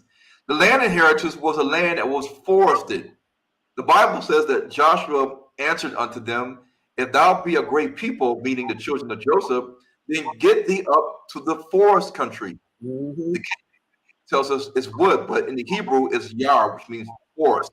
So the children of Manasseh and Ephraim were supposed to get the forest country. And cut down for thyself there in the land of the Perizzites and of the giants, if Mount Ephraim be too narrow for thee. And if you go to the bottom, it says in verse 18, but the mountain shall be thine, for it is a wood, and thou shalt cut it down, and the outgoings of it shall be thine, for thou shalt drive out the Canaanites, though they have iron chariots, and though they be strong. Did the Canaanites really have chariots of iron? Like we look at ancient Egypt and we see the movies, and they're riding on chariots, and the chariots are being pulled by the horses. Did the Canaanites really have iron chariots? We know a horse is not made out of iron, so they have to be talking about some type of apparatus with wheels that the horses were pulling, called chariots. At least that's what it says in our KJV English Bible. It says iron chariots. Well, when we look at the Greek translation in the Greek Septuagint, it doesn't even say that. It says, for the forest is yours, Ephraim and Manasseh, because it is a forest, and therefore clear it, and it will be yours. And when you destroy the Canaanite, because he is a chosen horse for him. What does that mean? What does that mean? The Canaanite, because he is a chosen horse for him. That don't even sound right.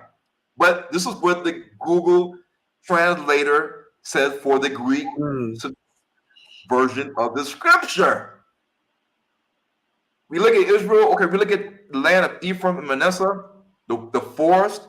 This is a forested country. Remember, the Bible says the Hebrew Strong's is Yar. We look at Jeroboam's temple in Bethel. Bethel is within the vicinity of Ephraim. We don't see a well-forested country. We look at the land of Ephraim, Manasseh. There's no trees, just bushes.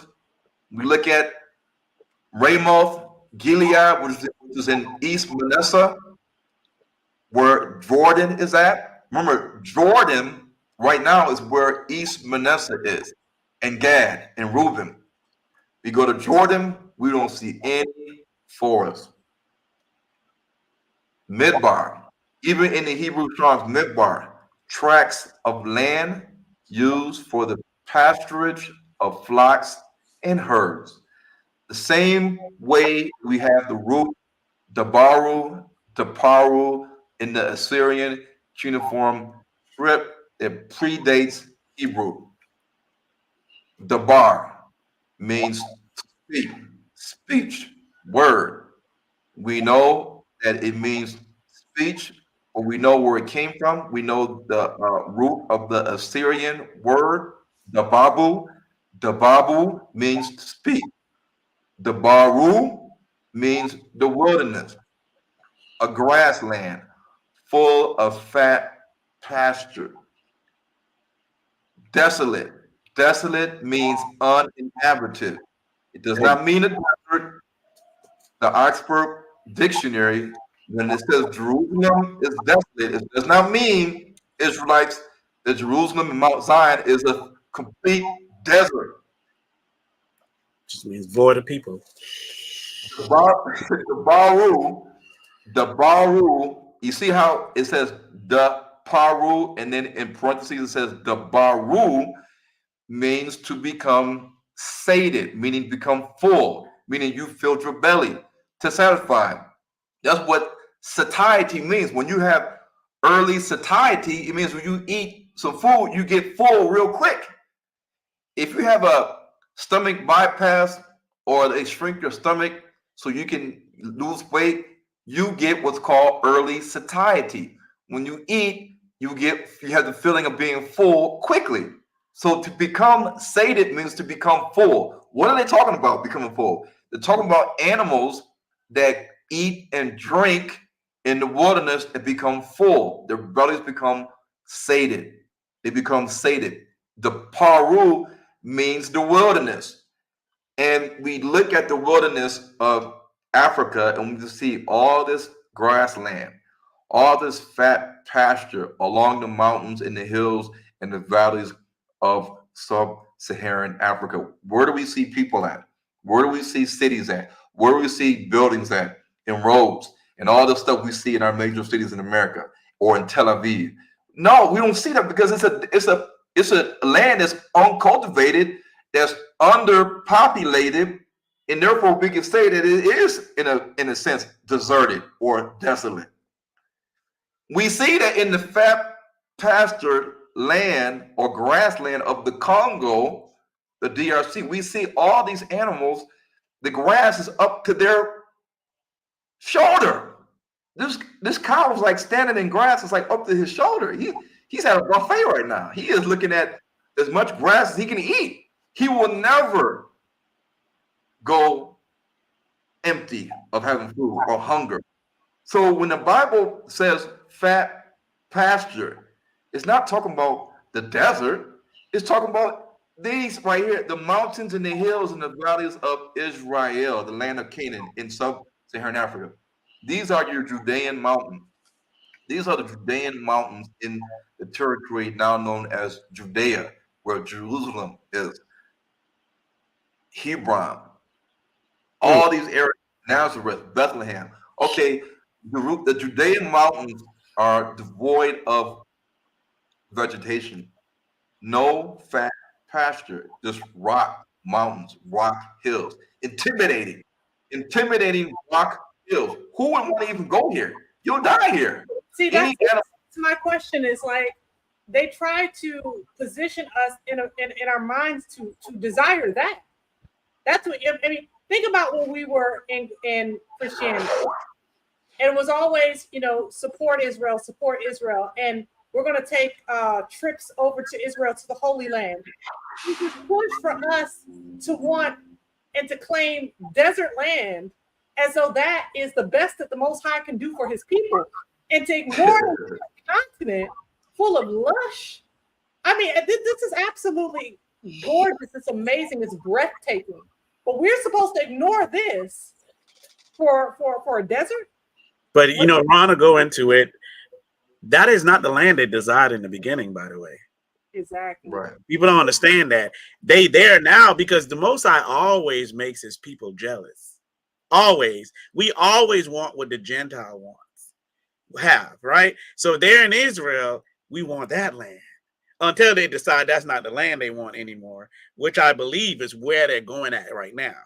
Because that's not the land they really wanted in the beginning. You see what I'm saying? Right. So at the end of the day, you're going to see a conservative effort for them to what? Go to the true land. And guess what?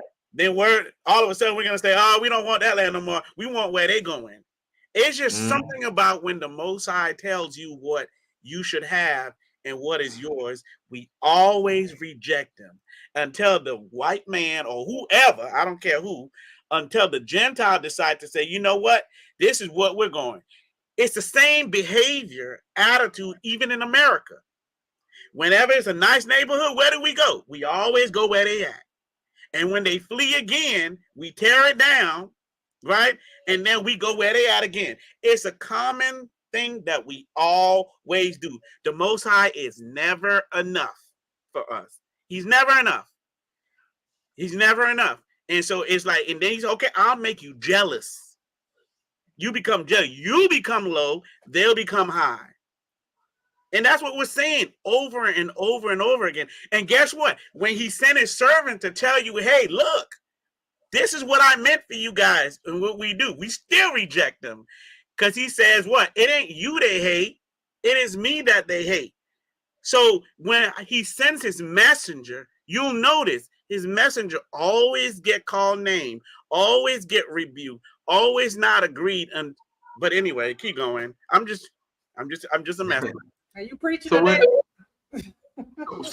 when the spies went to Israel, the land of Canaan, and they came back with big bushels of grapes, it's because the grapes grows in wet tropical climates. And remember, back in those days, they didn't have boreholes, they didn't have hose pipes and irrigation sprinkler systems. They didn't have desalination techniques. They didn't have ways that they can clean the wastewater and reuse wastewater. They didn't have cloud seeding. They didn't have all this stuff. But even back then, it says that the land of Canaan had grapes that they brought back on poles. And people don't understand that a lot of the biblical foods that are seen in the Bible, they're all grown in Africa. They're all there. The fig, the pomegranates, all that stuff was there.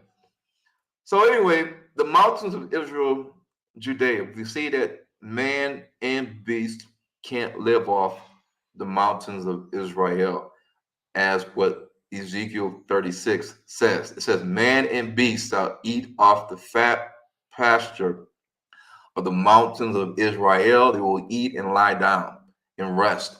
No, that's not happening here. Ain't nothing to eat here. This is actually the Judean mountains, the mountains of Israel. Ramallah is a major city located in the center of the Judean mountains. Ramallah is a desert.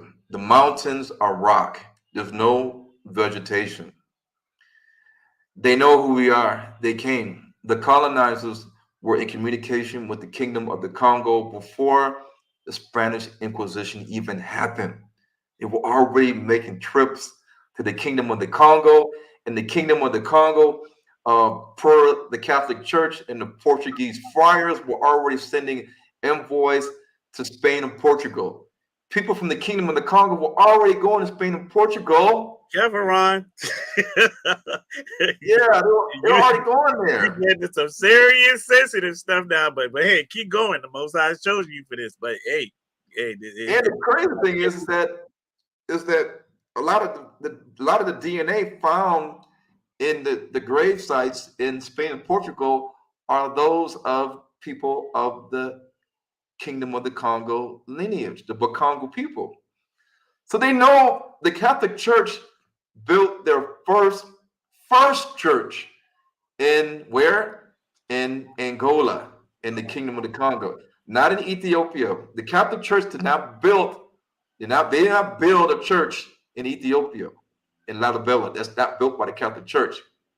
We have to understand that clearly. So the Catholic Church somehow, some way, found it needing that they had to build their first church in Angola, in Mabanza, Congo, which means in Kikongo, the city of God, because Congo is basically the word for the Most High or God.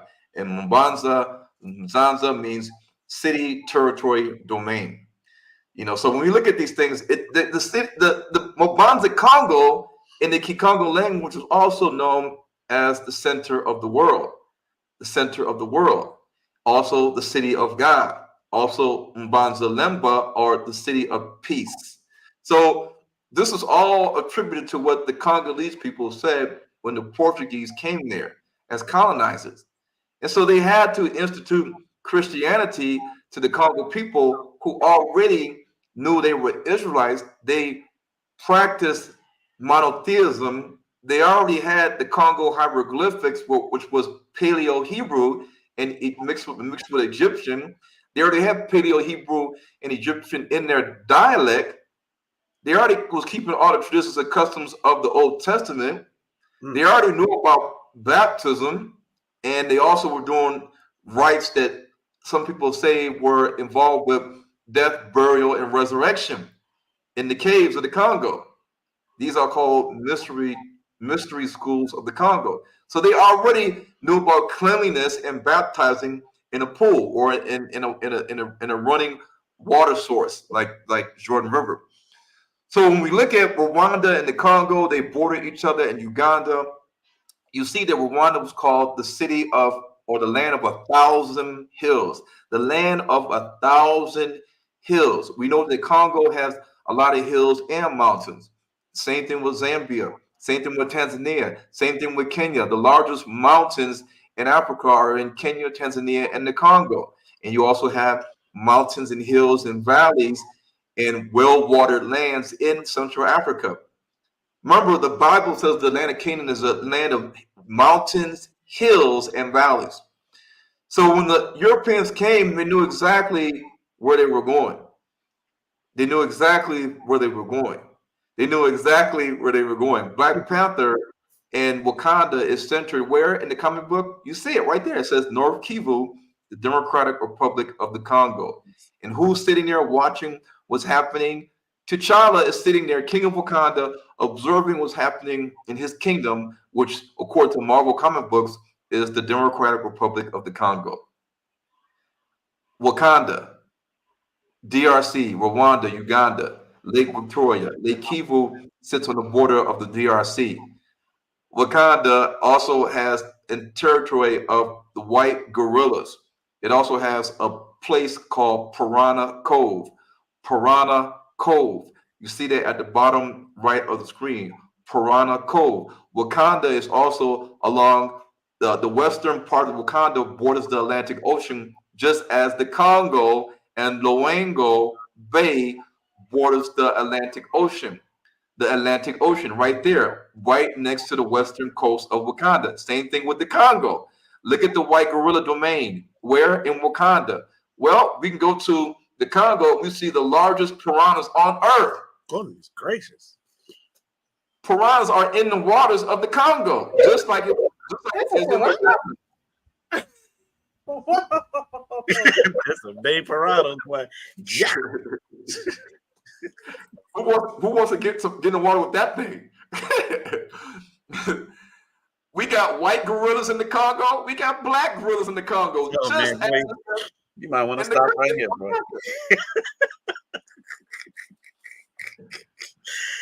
Oh man, but the Most High don't leave no stone unturned. I'm telling you, he leave all the little simple evidence to let you know, because he don't speak all.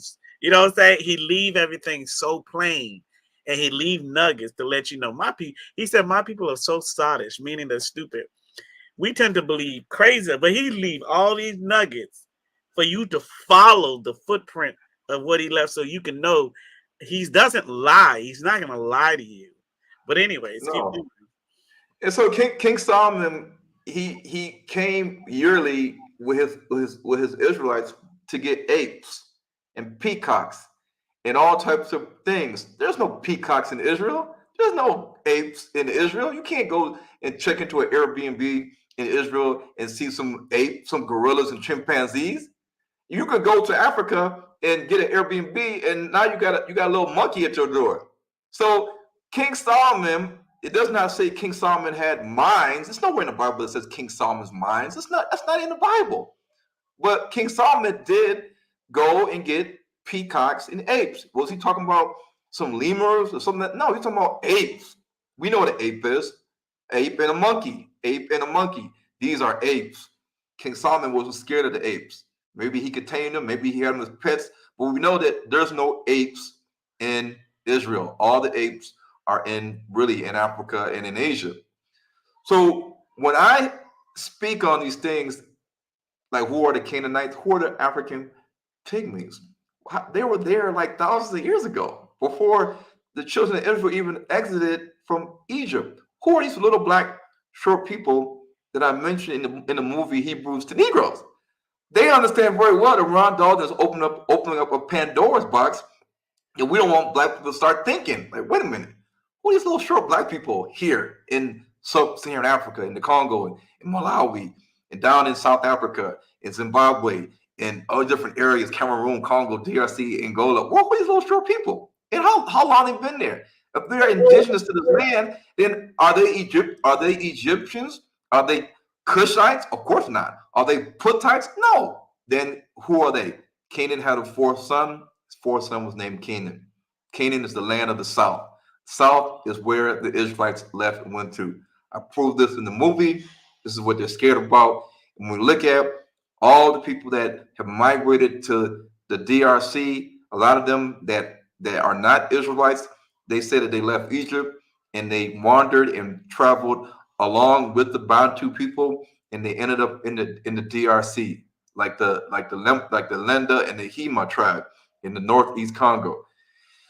So I'm gonna keep going because so I want to say really quickly, for those of you that don't understand what Ron is saying in terms of what the Jewish Board of Deputies' real issue was not the so-called anti-Semitism of the film, but it is the descriptors. It is the opening up of the eyes of the Hebrew people about where the true land of Yasharel is. It's about them understanding that they are the people and they're on the land. So it's about resources. It's about land. It's about everything that is precious. According to that landmass, they don't want Yah's people to have their eyes open too. And this is what he was showing them. Saying this is your real issue. It's not about quote unquote anti-Semitism. It's about the fact that you know that this is the real threat. Go ahead, Ron. Yeah. So Azania is a term that is in the movie, and it comes from the Kikongo word Nzambi.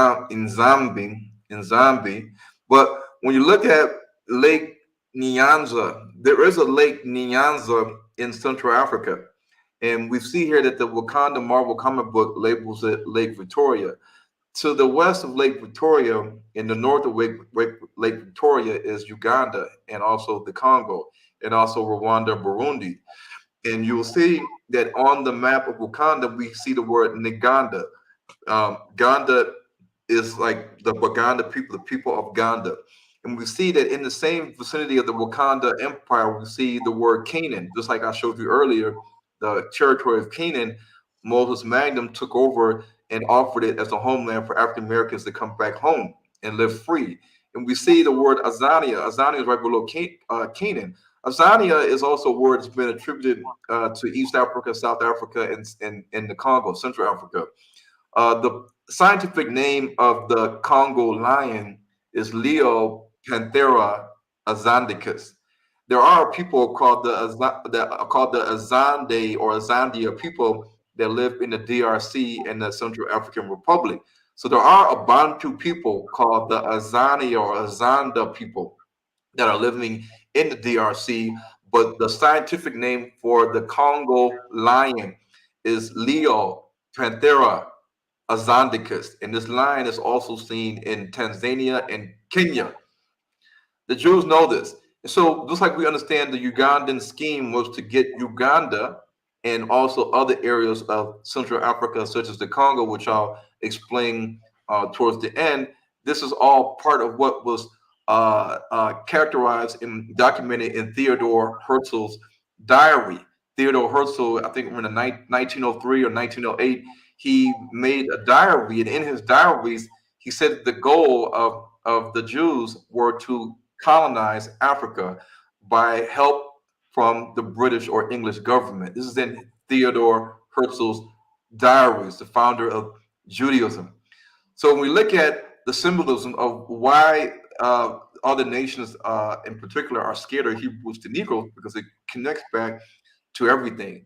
Egypt, America, our captivity, our second captivity. Our first captivity was in Egypt. America is our second captivity, and we're supposed to leave the land of our captivity and come back to the land where we were taken away as captives. This is in scripture. It's in the Bible.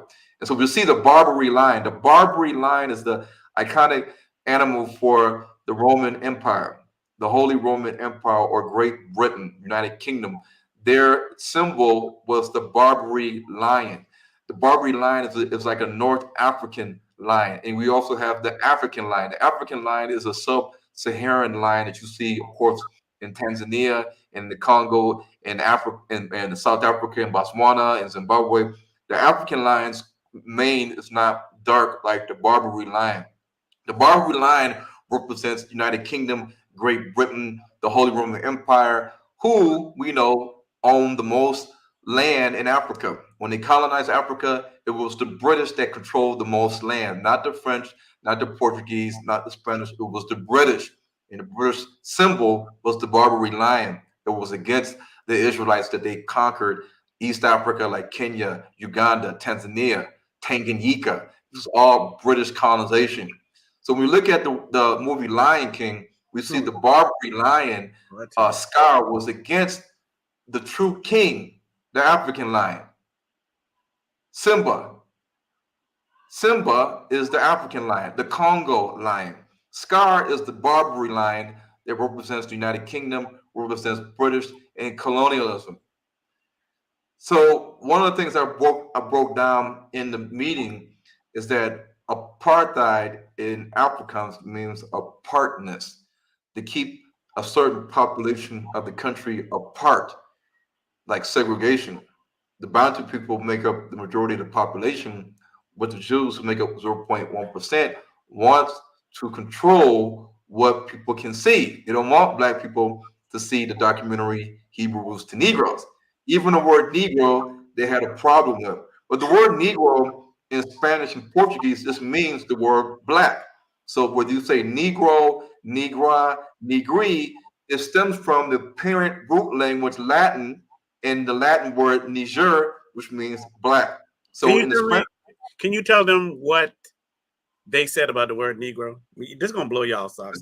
They said the word Negro is like hate speech, and it's not it's illegal to say the word Negro in South Africa because it can incite hate. It's like hate speech towards Black people.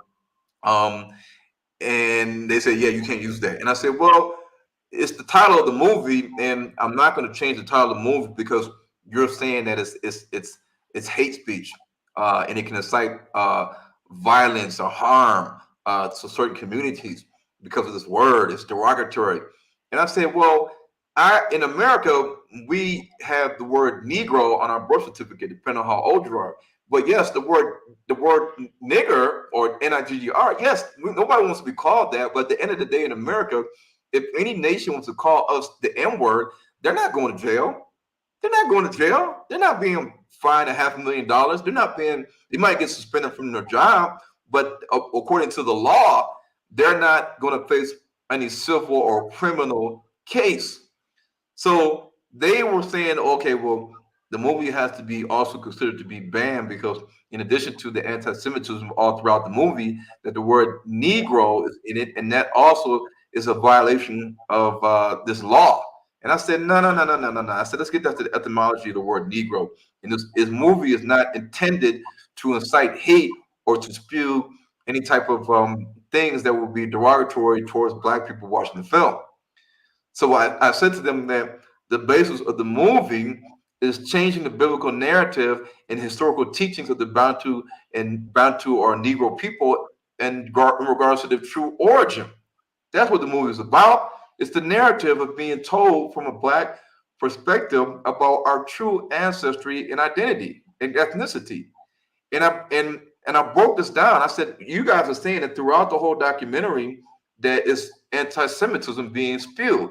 And I said the word throughout means during the whole time, everywhere, from beginning to end. And I said, no. I said, you only gave me 5 timestamps. 5 timestamps. So obviously it can't not be anti-Semitism throughout the whole movie. And then I broke down the word Shem, and who has the right to define what the word anti-Semitism means. I said, are the Jews? This is good. This is good. Uh-oh. Go ahead. I said, are you guys the only authority on who is accepted as a descendant of Shem? If this is the case, also a descendant of Israel. I said, who appointed you guys to be the sole authority and who can use the word Semitism or anti-Semitism? And I said that if we consider ourselves to be Shemitic, then who are you to tell us, no, you're not Shemitic? And no, you cannot be, like what Kyrie said, I cannot be anti-Semitic because I'm Shemitic. They didn't accept that from Kyrie. Because if they would have accepted that from Kyrie, then he wouldn't have been punished and dealt with the way he was dealt with, like the way they dealt with Roseanne Barr. Roseanne Barr did not get the same treatment that that Kyrie Irving got. And Kyrie Irving said that he said, I can't be anti-Shemitic because I am Shemitic. So he was basically saying that he is an Israelite. But people didn't acknowledge that. That's why they ripped into him. So I gave them the etymology of what is constantly being taught in the Talmud, or is being taught in Jewish papers or magazines or websites in regards to Bantu Negroes are not Israelites. I said, you're not teaching that we are the Israelites. You're not teaching that we are the Shemites. You're maybe teaching that we are the Cushites based on the word Cushim that's being used in Israel for Black people. I said, but ultimately, I said the word Cush is now being used in terms of the King James as Ethiopia. And Ethiopia comes from the Greek root, which means burnt faces. Ethiopia means burnt. Pia means faces. And I told them that history is written by the victors and framed according to the prejudices and biases existing on their side, not our side. So I said in the Jewish magazine and website forward that came against Kyrie, I said the basketball players on the Tel Aviv Maccabi basketball team, when they won their basketball championship cup in 2014, you were labeling the Black players on this Jewish magazine as Cushim. I said in the article, you constantly say the Black players are Cushim. Cushim is based off the root word Cush, which is one of the sons of Ham. And I said, whether you believe it's a derogatory term or not, it's being used in this Jewish magazine. But the term Cushim appears 20 times in the Hebrew Bible as one of the sons of Ham, which sometimes is referred to as Ethiopians. So whether they say that the word Cushim means blacks as the nationality of the sons of Cush, the son of Ham, or it is referred to as a skin color. But I said, even in the meaning, I said, the word for black in Hebrew is not Cushim, is it? And they sat there quietly. I said, the word for black in Hebrew is Shakur. I said, it's not Cushim. So why is it here in the Forbes magazine that you're using the word Cushim? The word black in Arabic is Aswad. The word black in Spanish is Negro. The word black in Latin is Niger. The word black in English is black. And so they didn't understand that. And I said, well, the Cushites are in Sudan, in the land of Cush. And I said, DNA studies have proven that these guys here have the same exact DNA haplogroup, A3B2, as those that were found in skeletons termed ancient DNA dating back to the Kadruka, Napata, Kerma, Kush, and Merodic periods in the land of Kush, aka Sudan. This DNA haplogroup is not seen in Bantu Negroes. I said, so they are the Kushites, not us.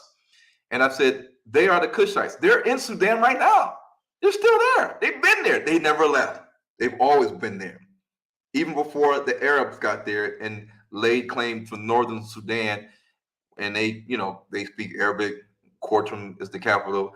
I said the Ethiopian or the Kushites have always been depicted in Egyptian walls as being black. It doesn't necessarily mean that they are the Negroes. And the ostrich feather, the way they wore their hair, the earrings, the no clothing on their chest, I said, you see the ostrich feathers, you see the hair, you see everything still being practiced in Sudan by the native Kushites. In this case, it's the Dinkas and other tribes. And I said, just as we have the Apis bull and Hathor, I said, these are all ancient Egyptian and Kushite mythological animals associated with the religion. I said, yes, it's still there. And I said, when we look at the term Egypt, Egypt in Hebrew means Mizri or Mitzrayim. And I said, the ancient Egyptians are black. I said, the mummies, and I showed the slide. I said, the mummy has a face, not a skeleton. I said, the way we can tell it's not a skeleton because the mummy has eyelids. The mummy has a nose, not a cavity for where the nose was at. The mummy has ears, not a hole where the ears will be at. The mummy has lips, not just teeth and a skeleton. The mummy has a chin. The mummy has a head. The mummy has skin overlying his zygomatic arch or his cheekbones, extending down to his upper lip. I said, so this is the actual skin complexion of a real Egyptian. And I said, so the Egyptians were black. Joseph was mistaken for an Egyptian. So was Paul. So was the Israelites when they were coming back to Canaan to bury Jacob. And they called the place Abel Mitzrayim because the Canaanites saw all these people coming from Egypt from the distance. And they said, oh, this is a grievous mourning for the Egyptians. Not knowing that the people in the distance that the Canaanites saw were the Israelites, Joseph and other Israelites coming to bury their father Jacob in the land of Canaan. That's the reason why they called the land Abel Mitzrayim, because the Egyptians' name in Hebrew is Mitzrayim. And I said in the meeting that the Egyptians were black. And I said Moses put his hand in God's bosom and took it out. It was white as snow. I said, so if this black man lived on planet Earth thousands of years ago, if he would have put his hand in God's bosom and took it out and showed it to the people, and now his skin is white as snow, that would be a miracle because he's not white, he's black. And when I was saying this, the Jews sat there and didn't say nothing. And I said, these are pictures of real Jews. These are Somalians that are descendants and related to the ancient Jews, the ancient Israelites. I mean ancient Egyptians. Sorry. And I said, even the statues of ancient Egyptians in Cairo, Egypt, in the museums, I said they depict them as black people with afros. I said this is a characteristics and a trait of the black race. The black race is about phenotypes, characteristics. And one of the characteristics of the black race is melanated skin and woolly hair. Paul was mistaken for an Egyptian. But the imagery that we get in TV and movies is that the Jewish Israelite disciples of Christ, including Paul, were not black like the Egyptians. And I said there's ethnic groups today in Ethiopia and Egypt that have the DNA of the ancient Egyptians, and some of them have the DNA of the Edomites and the Israelites. And I said these people all have woolly hair, they have melanated skin. And I said just like the ancient Egyptians had woolly hair and melanated skin, as we can see here in the museums, they're laying there clear as day from the sarcophagus of the tombs of ancient Egypt. I said, so how can the Jews today say that they were white in Egypt and left white with Moses and the mixed multitude? And I said the mixed multitude were people that were not Israelites that left with them. And if they left with them and they were not Israelites, they would carry the DNA of non-Israelites. But what non-Israelites are these people that were in the mixed multitude living in the land of Egypt with the Israelites? They would have to be Egyptians and Cushites. And I said, do we see any Cushitic or Egyptian or African maternal or paternal DNA in the Ashkenazi Jews today? And I said, no. And I showed them the article and proved it. And I said, even the skulls prove that the Negro's prognathal skull is not the same as the Egyptian king's skull and mandible and maxilla, the upper and lower jaw. I said we had a different morphology of our skull and our jaw. That shows us that we're not the same people. I mean, we can look at the Neanderthal skull, we can look at the oceanic Pacific Islander skull. We can look at the skull of a Nordic Caucasian. We can look at the capoid skull of a Khoisan. We can look at the skull of a Chinese person, and we can tell that this is a Chinese skull. This is a Neanderthal skull. This is a European skull. This is a Negro skull. And I gave them all these examples and was showing these things. And I said the Egyptians were black. I don't know what y'all looking at, what kind of research y'all doing, but they are black. And the Israelites mixed with the Egyptians from the time of Joseph to the time of Judges.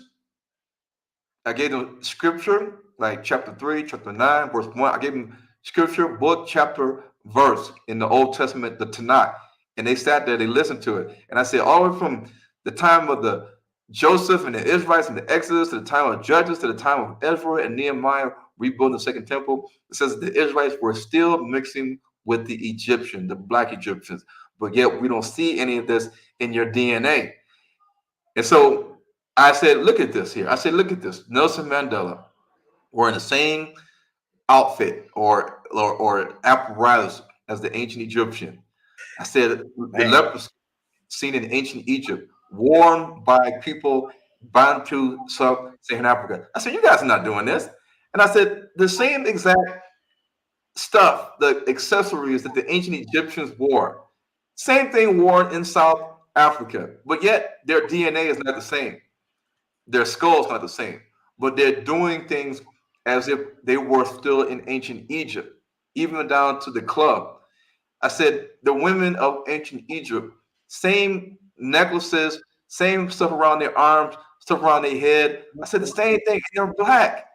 And these Bantu Nguni people are black too, but they don't have the DNA of the ancient Egyptians. Some of them might have ancient DNA of the Egyptian women, because we know that Joseph married the Egyptian women and the Israelite went to Egypt with 11 sons and one sister, Dinah. And I said to them, I said, who are the men of Israel supposed to intermarry with and procreate with if Jacob only had one daughter? One daughter. I said, did they intermarry and sleep with their aunties? Zilpah, Bilhah, Rachel, and Leah? Did they sleep with Dinah? No. So who else would these men of Israel have to wife up and sleep with and have kids? The women of Egypt. So the maternal DNA of the ancient Egyptian women and queens of Egypt are not seen in your DNA. And I proved it to them. And I said, even all these evidences. I said, look at this. I said, look at this. We're here in South Africa. These are South African men dressing exactly like the ancient Egyptian men used to dress. However, they are not Egyptian men. Maybe we check their DNA. Maybe we might find one or two that may have the DNA of an Egyptian, but the majority of their DNA is E1B1A, which is not a DNA found throughout all the Egyptian pharaohs of the Old Kingdom and the Middle Kingdom. So who are these people here that have the language of the Hebrews and Egyptians in their dialect, and they have Hebrew traditions and customs straight out of the Tanakh, the Torah, that no Jewish Ashkenazi taught them in a yeshiva school? They sat there and they listened and they didn't say nothing.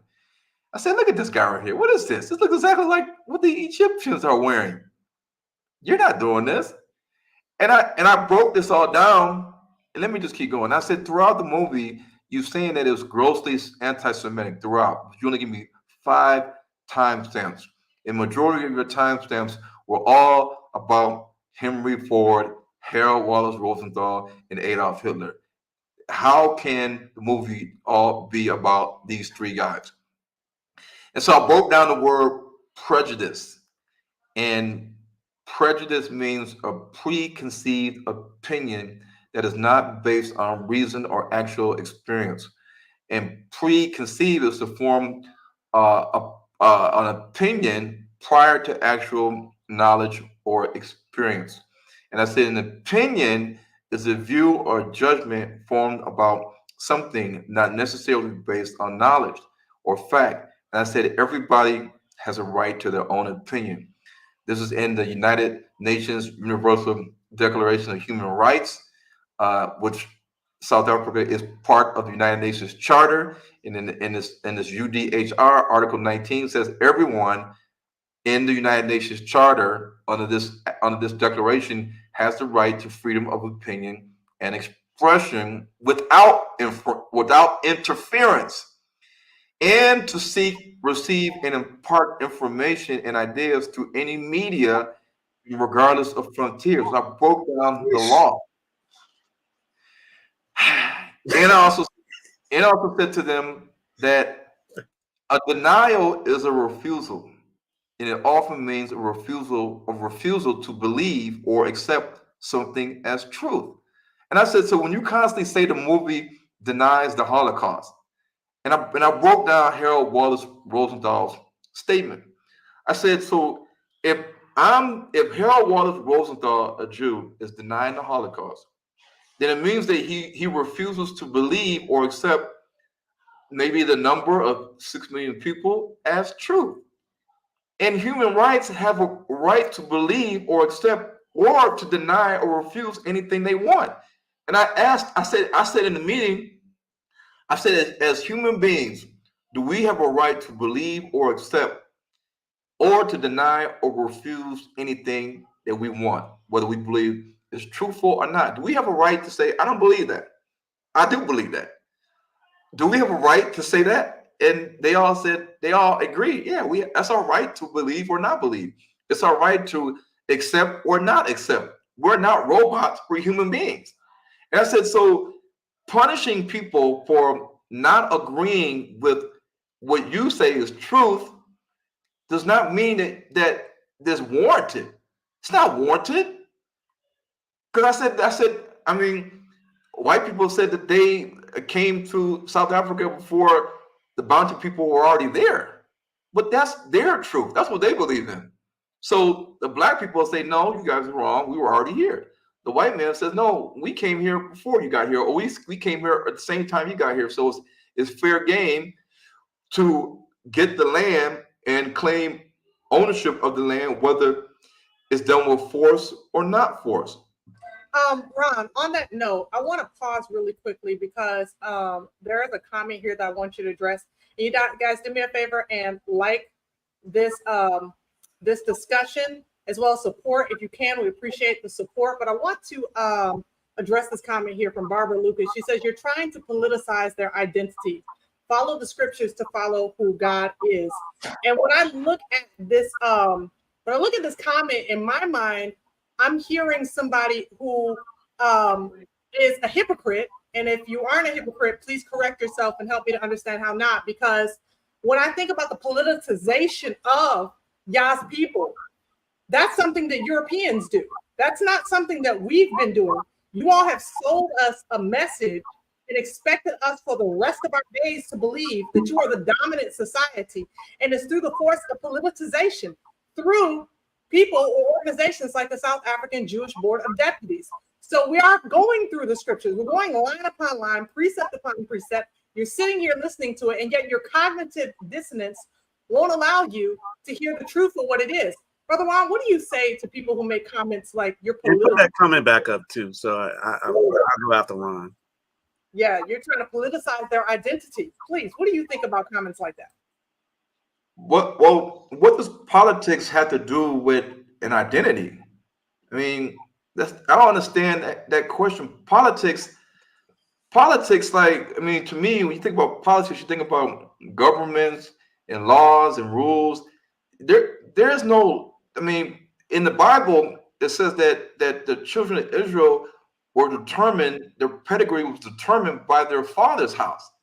And we know that in history, that the children of Israel, it says, you know, who they came from. They came from Jacob. It says that they sold Joseph into slavery in Egypt, and then the rest of them came into Egypt. They stayed there for hundreds of years. They intermarried with the Egyptians and the Cushites, Moses, Joseph. Then they left, and when they left, they made their way in the wilderness to Mount Sinai. And Mount Sinai, they received the law. The law was a lot of the stuff that we see. It's called Torah customs. And so these are what shapes the traditions and customs and practices in civil, criminal, religious, all types of morality, things that the Bantu people are following naturally. Nobody came to them from a Jewish organization or Jewish school or rabbis to teach them these things. And in addition to all these things, we see within the culture, which includes language, that and even DNA science, we can tell that these people have an obvious Israelite ancestry. So how I'm politicizing who are the Israelites in sub-Saharan Africa, in the Americas, in the Caribbean, I don't understand that question. What does that got to do with anything? To me, it doesn't make any sense. Well, the thing about it is, if you can see, it's always a distraction, deflecting. It has nothing to do with the subject. You're talking about facts. You're talking about evidence. You're talking about things that you've researched that we really don't have to validate. And by the name of that person, the Ruach already discern what nation you're from. And I have to let you know, we're no longer bound by your teachings anymore. We're no longer bound by your limited knowledge of theory, of always projecting your culture upon other nations, especially the Hebrews. We're no longer distracted by the questions you ask by what is white or black. See, we're in a new era where the Most High is moving himself throughout the entire world, pouring his spirit, and he's revealing everybody. He's revealing everybody. So we no longer need to be validated by the Yales and the Harvards. We no longer need to be validated by your system or the westernized mindset. We are at a point in life where we are changing our identity, right? Because the Most High has a lot to do with it. He has a lot to do with it. See, we are ruled by a spirit that's like the mind of Yahusha, to take us back to the Father, to the one that created everything, including you. You at his will, you at his whim. You're doing the deeds of what he has purpose for you to do. And we understand that very well. See, before the awakening, we would have not known to say these things. But because we have a new spirit upon us, we know exactly what to say. And we're going to speak the words of our Father, whether you like it or not. Now, I know you're here and hopefully you can learn and you can understand exactly what's going on. But the guards are changing. You know, Satan rules the world right now, and the Most High seek to make his name to be known all throughout this earth. No one can stop it. Even I can't. So hopefully we can all play our part. And if you stand for righteousness, if you stand for good and what is good, then you would do what the Father say and assume your position in your role. See, what it is that you have the Most High, you have Yahusha, right? You have the angels who are the messengers who give the message to what? The Israelites. And then the Israelites in turn give the message to the other world, to the other nation. That is the order. And this is what we're going to operate on. So I pray that, you can look within yourself and learn a little something today, because this is where it's going. The kingdom is at hand and it's coming forward. And there's none of us, even Ron, Ashanda, Trump, Biden, even the powers that be, those that call themselves Zionists, it doesn't matter. It's coming down to it. And we can understand what's going on. But yeah, no one's going to be able to stop this. But yeah, go ahead. No, I want to say, because, and Brother Ron will be right back. I wanted to say, in regards to your comments, Barbara, we are fully aware of that. I'm assuming that this is the first time that you're here on this platform and you don't understand where our stance is. We are bought and with the blood of Yahushua HaMashiach, okay? We understand that flesh and blood is not going to inherit the kingdom of the Most High Elohim. But the reality is that whether you're Caucasian, I don't know if you're Caucasian or not, but it's the Europeans that don't understand that message. It's the Europeans that have propagated that message and used it like a weapon against Yah's people to try to disconnect us from the promise on this earth that he's given us. He says that there will be a new heaven and a new earth, and that the 12 tribes of Israel will be the ones that are ruling and reigning with him on that new heaven and the new earth. And so therefore, when you're making comments like, okay, flesh and blood will not inherit his kingdom, you know, you're going back to what your forefathers did and trying to use that scripture to weaponize against us so that in the sweet by and by, that's what we're supposed to accept. But in the meantime, you're colonizing all the lands. In the meantime, you're taking up all the natural resources. In the meantime, everywhere you go, there is nothing but war. So don't tell us that. You need to tell your brethren that. You need to tell your Christian pastors, and you need to tell your Christian leaders, and you need to tell all of your political European leaders that they will not inherit the kingdom of the Most High in their flesh and blood. They won't inherit that. See, because everything that you see right now in this current earth is passing. We're aware of that. It's all passing away. We have a heavenly hope, and we have an eternal hope, and we have a hope for the future, which does not include European colonization. So I know that might anger you, that might upset you, because the changing of the guard and the awakening of the true Yahudim, the awakening of the true tribes of Israel. But that's okay. That's something that you're going to have to go before the Father. If you belong to him, you're going to have to go before him and reconcile with him. But based off of your comments, I'm actually not, you know, seeing that you belong to him. So I will repent if I were you and put my faith in the only true and living Yahushua HaMashiach, the Lion of the tribe of Judah. And this is prophetic. This is so prophetic.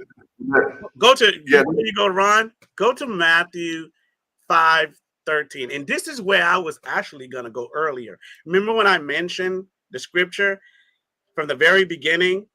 So maybe it is the Most High's timing that is so impeccable.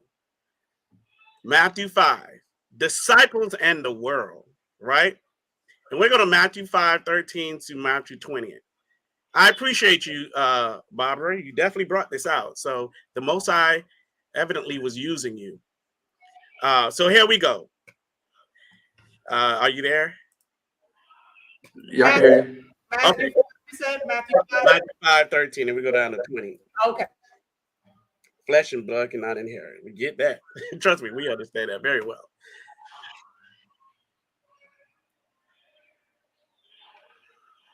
That's why he said his word should not depart from Zion. That means we are the one that teach this. A lot of times, okay, here we go. It said, you are the salt of the earth. Who is that talking about? It's talking about the Israelites. But if the salt loses its saltiness, how can it be made salty again? We lost our savor. We lost our saltiness. This is why the world is in the position that it's in right now. It is no longer good for anything except to what? Be thrown out and trampled underfoot. You are the light of the world. A town built on a hill cannot be hidden.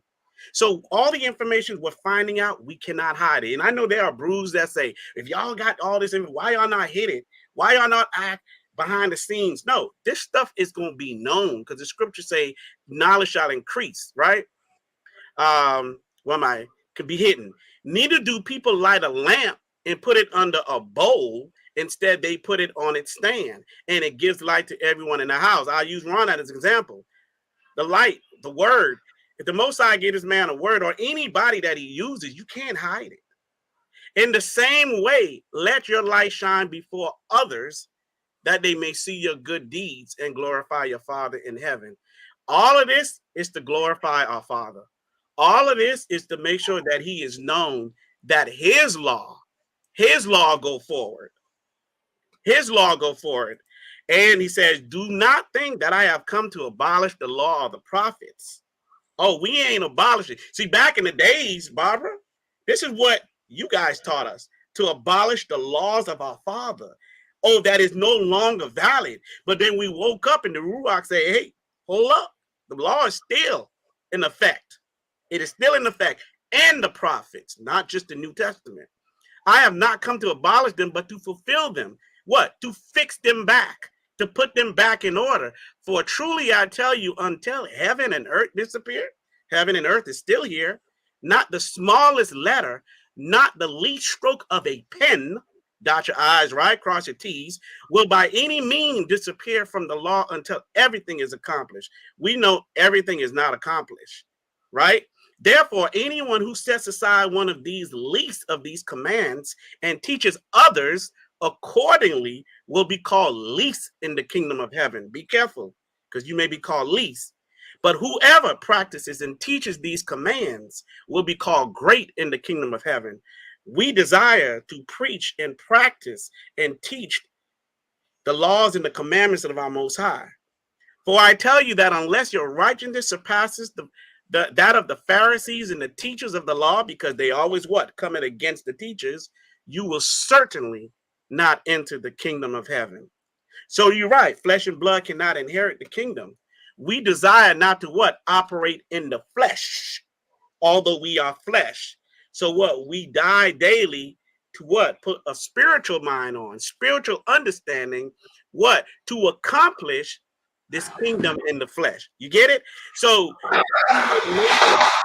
when we come on this thing and you try to teach Israelites, it's not going to go, because what you're doing is you're bucking against the order. And this is one of the main things that I teach, especially when I went. Matter of fact, I had some Gentiles, amazing Gentiles, invited me to come sing at the Hebrew Fest. And it was an amazing time. Many of them understand the order. They understood it. They understood it. There is an order that the Most High has set on this earth, even to the nations.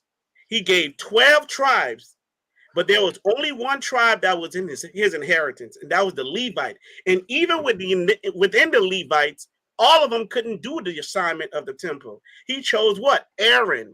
So he always chooses a remnant of a remnant of a remnant to do his bidding. So I'd be careful, you know. But yeah, go ahead. I just wanted to point that out, because this is the time that we must all submit to the will of the Most High and to his word. We can't just say what we want to say and think it's going to be gold. We can't just think that all the theories and the things that we've learned from our forefathers are true. We all have to study this thing and do it ourselves to be able to. But when we do hear truth, you have to acknowledge it. But yeah, go ahead, Ron.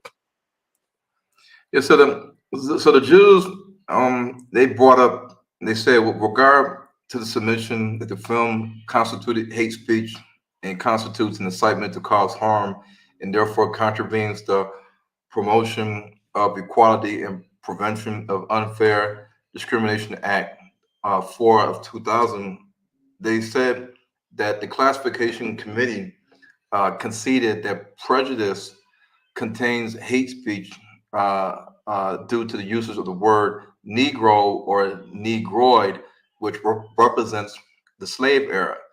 And they said that the present prejudice of using the word Negro may have a sense of threat and menace, because the scenes may imply social acceptance and can corrode a sense of moral responsibility, distressing or upsetting in younger, impressionable viewers whose moral and cognitive development is still heavily reliant on social norms, particularly children under 13, as they are highly impressionable due to the uses of the word Negro, including the title itself.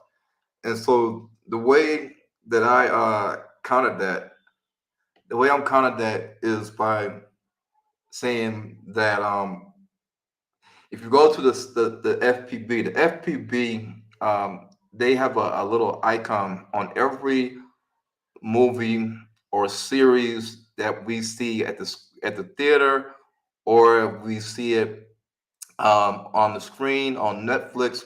Like if I were to watch this new series, Supercell on Netflix, it'll have the FPB icon in the upper right. So they're the gatekeepers of what gets through distribution to be seen by the South African public. So I said in 2014 in South Africa, 12 Years a Slave was distributed by New Metro Distribution and seen in the theaters in South Africa. And you guys allowed it to be seen. You guys gave it a rating and classified it as, it's legal. But in the movie, not only do they use the word Negro, but in the movie, y'all use the word nigger multiple times. And I said, so the N word was used many times in the movie 12 Years a Slave, which premiered in South Africa movie theaters in 2014. I said, did the South African Jewish Board of Deputies, did they ban this movie? Did they ask to give it an XX rating because of the word nigger in the movie, Of course not. or NIGGR? Did they file a complaint against the makers of this movie? No. And I said, so now you guys are coming against Hebrews to Negroes because of the word Negro, saying this is hate speech. But where are you guys at in 2014 when 12 Years a Slave came out? And it said all this word, the derogatory words that go back to the slave era. And they had nothing to say. They were quiet as a mouse. So I basically said to them, you guys are picking and choosing what you want to use to try to attack this documentary. And I said that you guys are saying that this film is not a bona fide documentary with any historical and educational merits. And you say that it does not have public interest. However, I said that it does have public interest and that it is a bona fide documentary with historical and educational merit. So they said, well, the content does not resonate in incitement to cause imminent violence. So they admitted that the content didn't resonate in incitement to imminent violence. They did say, however, it demonstrates underlying tones of infringement to opposing the validity of religious, cultural, and racial rights of expression and belief. And I said to them that the movie Hebrews to Negroes target audience is Black people. I said it's not to change what European Jews believe as it relates to their identity, ancestry, religious beliefs, cultural customs, traditions, or how they express themselves. I said the Jews can continue to believe what their ancestors and forefathers before them have taught them, which I said is a lie, and I could prove it, and they are the descendants of Japheth.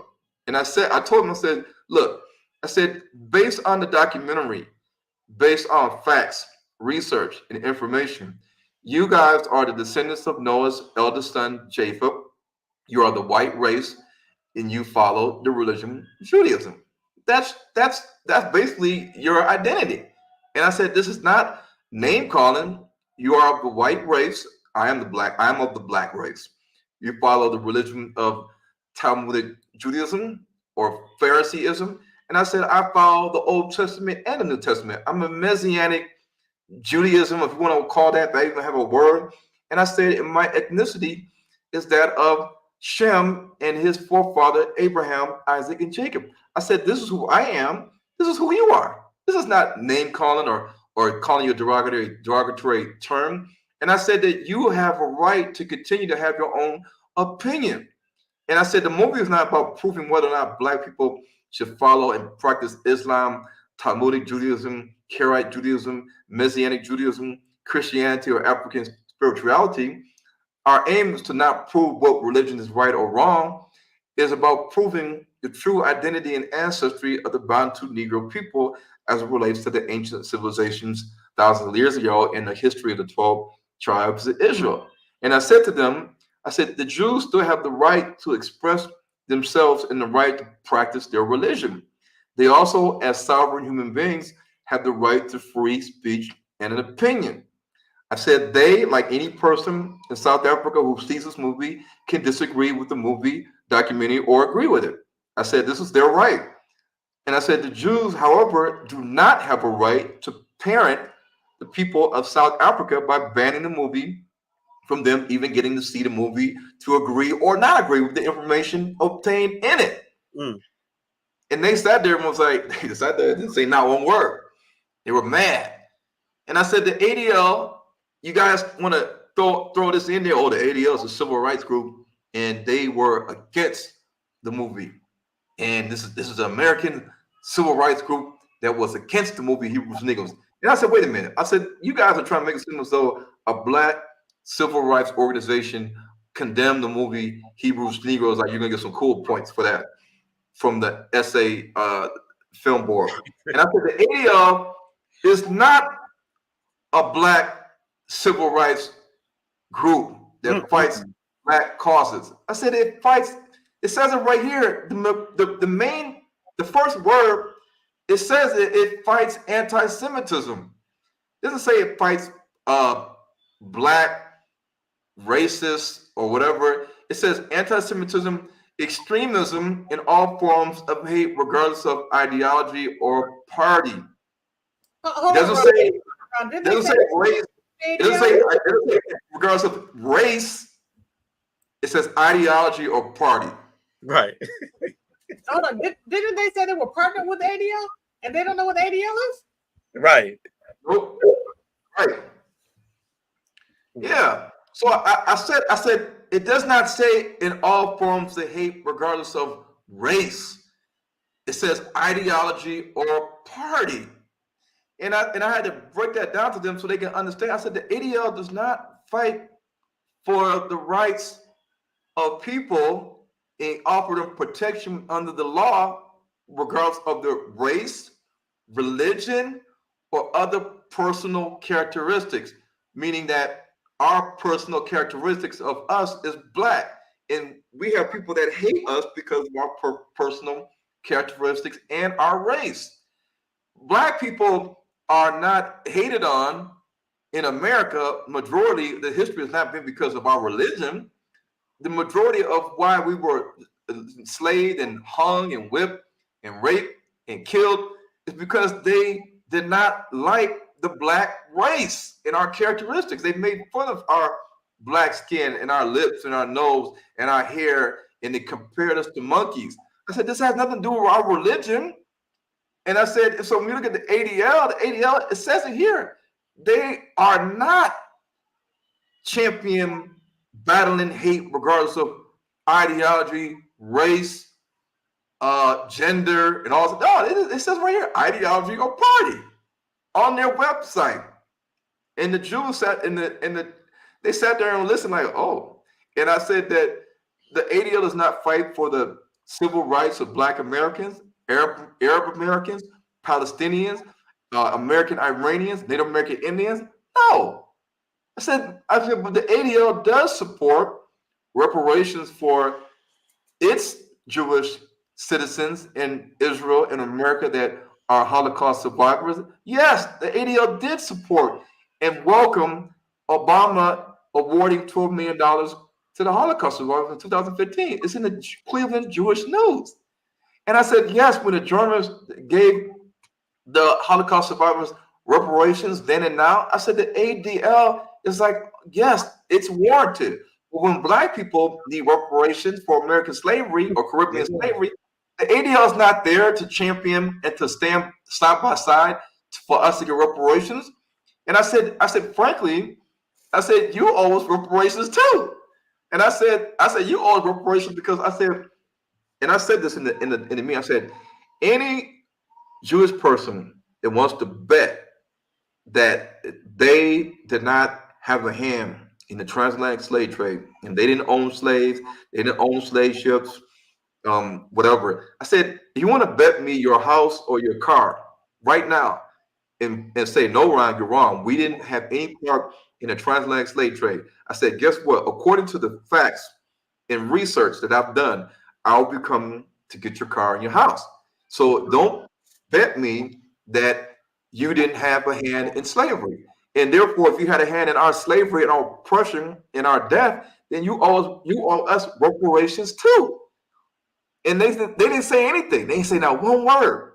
And I said the NAACP is a Black civil rights group that fights for Black racism and discrimination in America. And so I continuously hammered the fact that you cannot ban and censor what you do not like. And I said to the committee and to everybody sitting there, I said, you are not parent. You are not world's parent. Yeah, I wrote down the law, the South African Constitution, freedom of expression, freedom of opinion, to receive and impart information and ideas without interference by public authority and regardless of frontiers. You see, Kyrie Irving had he has a right of freedom of expression. He has the freedom to hold his own opinion and to receive and impart information from a movie or a book without interference. He has that same right. But the people that came against him, we don't challenge them. We do not challenge them in the court of law. Irving could have easily took them to court. He could have sued the Rolling Stones, the NBA, the 80s. He could have sued a lot of people because in the Constitution you have a freedom of speech, a freedom of expression, a freedom of opinion. Yes, he has that, but he just took the punches and didn't fight back. He had to do what he had to do to get back in the NBA, and that's what he did. But we don't never come together to fight them with the law that's in the Constitution. And that's exactly what I said to them in the meeting. I said, we have, and people in South Africa have the right to receive and impart information and to hold an opinion when they see the movie Hebrews to Negroes. You can't censor everything that you don't like. And I broke down the chart in the South African Bill of Rights. It says it in the South African Bill of Rights. Your freedom of religion, belief, and opinion. Freedom of expression, which includes the press and the media, and the freedom to receive and impart information or ideas. Yeah, it's there. And so I constantly said, look, Martin Luther King had an opinion, Malcolm X had an opinion, Marcus Garvey had an opinion, Theodore Herzl had an opinion, Mahatma Gandhi had an opinion, Harold Wallace Rosenthal had an opinion, Benjamin Franklin had an opinion, Adolf Hitler had an opinion, Henry Ford had an opinion, Rabbi Moses Ben Maimon, aka Rambam, he had an opinion. The Jewish sages and creators of the Babylonian Jerusalem Talmud, they had an opinion. Abraham Lincoln had an opinion. Margaret Sanger had an opinion, and others. And I said, in your history, Rabbi Moses Maimonides had an opinion. He put it in a book. It's called The Guide for the Perplexed. In his book, he said the Negroes found in the remote South and those who resemble them from among them that are with us in these climes, the status of those Negroes is like that of irrational animals. To my mind, they do not have the rank of men, but have among the beings of rank of lower than the rank of a man, but higher than the rank of an ape. For they have the external shape and lineaments of a man and a faculty of discernment that is superior to that of the apes.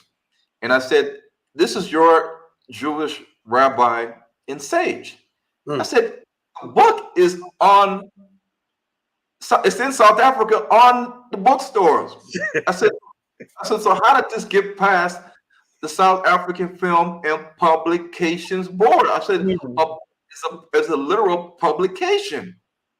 I said, so this book was published and it's on a South African, the biggest bookstore in South Africa is Exclusive Books.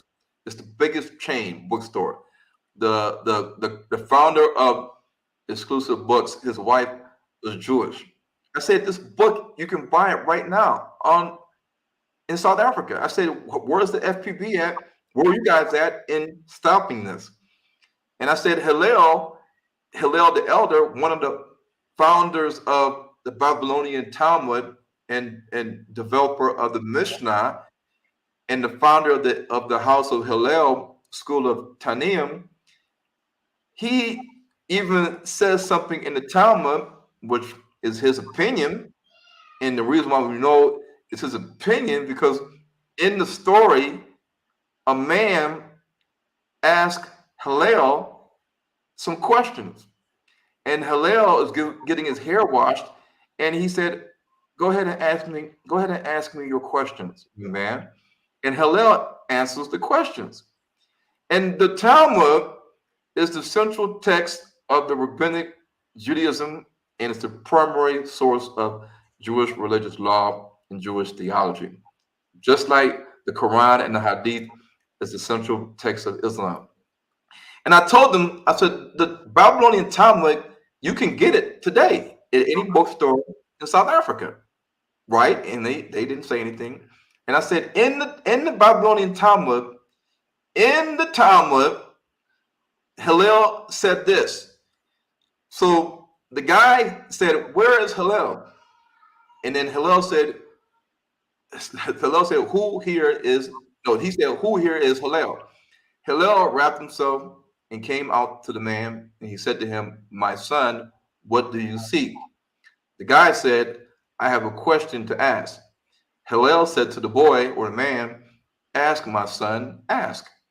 And the man asked Hillel, the rabbi, "Why are the feet of Africans so wide?" And Hillel said, "My son, you have asked a great question. It's because they live in watery marshes. The reason is because they live in marshlands and their feet widen to enable them to walk through those swampy areas." And I said, "This is in your Talmud." I said, Safaria.com is where you can go to look at the Mishnah and the Talmud. You can look at it. Here's the link. And I showed it to everybody in the room, in the office. The committee was looking at it, the South African Jewish Board, the deputies looked at it, the lawyers looked at it, and I said, this is fact. And I said, and it's on the bookstores here in South Africa. And they're talking about black people having wide feet because we live in the marshes, we live in the swamps. I said, but these things are the opinions of the Jewish sages and rabbis. And you're not coming after this guy in his book, in his opinion, are you? No, you're not. But you're coming after Henry Ford, Adolf Hitler, and Henry Wallace Rosenthal for their opinion that they have, whether it was in a book or whether they said it openly somewhere. And I said, listen, guys, you keep saying that the movie is not a documentary, so therefore we need to just say that this movie needs to be banned and reclassified, because they know that in section 16.4 of the Act, in terms of classifying a publication like a movie, that the committee shall refuse to classify a publication like a movie if the publication contains child pornography, propaganda for war, or incitement of imminent violence, or the advocacy of hatred based on any identifiable group characteristics, and that constitutes an incitement to cause harm, unless judged within context, the publication is a bona fide documentary or is a publication of scientific, literary, or artistic merit, or is on a matter of public interest, in which event the publication shall be classified with reference to the guidelines, like 16p. And so I said, linguistics is the scientific study of language. Archaeology is the scientific study of the material remains of past human life and activities. Anthropology is the scientific study of humanity concerned with human behavior, human biology, cultures, societies, linguistics in both the present and the past. I said genetics is a scientific study of genes, genetic variation, and heredity in organisms. I said this documentary is a bona fide documentary and it's a publication of scientific merit, literary merit, and artistic merit. And I said the reason why we know it also has literary merit is that literature is a story, a writer's opinion. It may not be factual, but historical writing is a branch of literature. And the movie does contain ancient historical references and documents.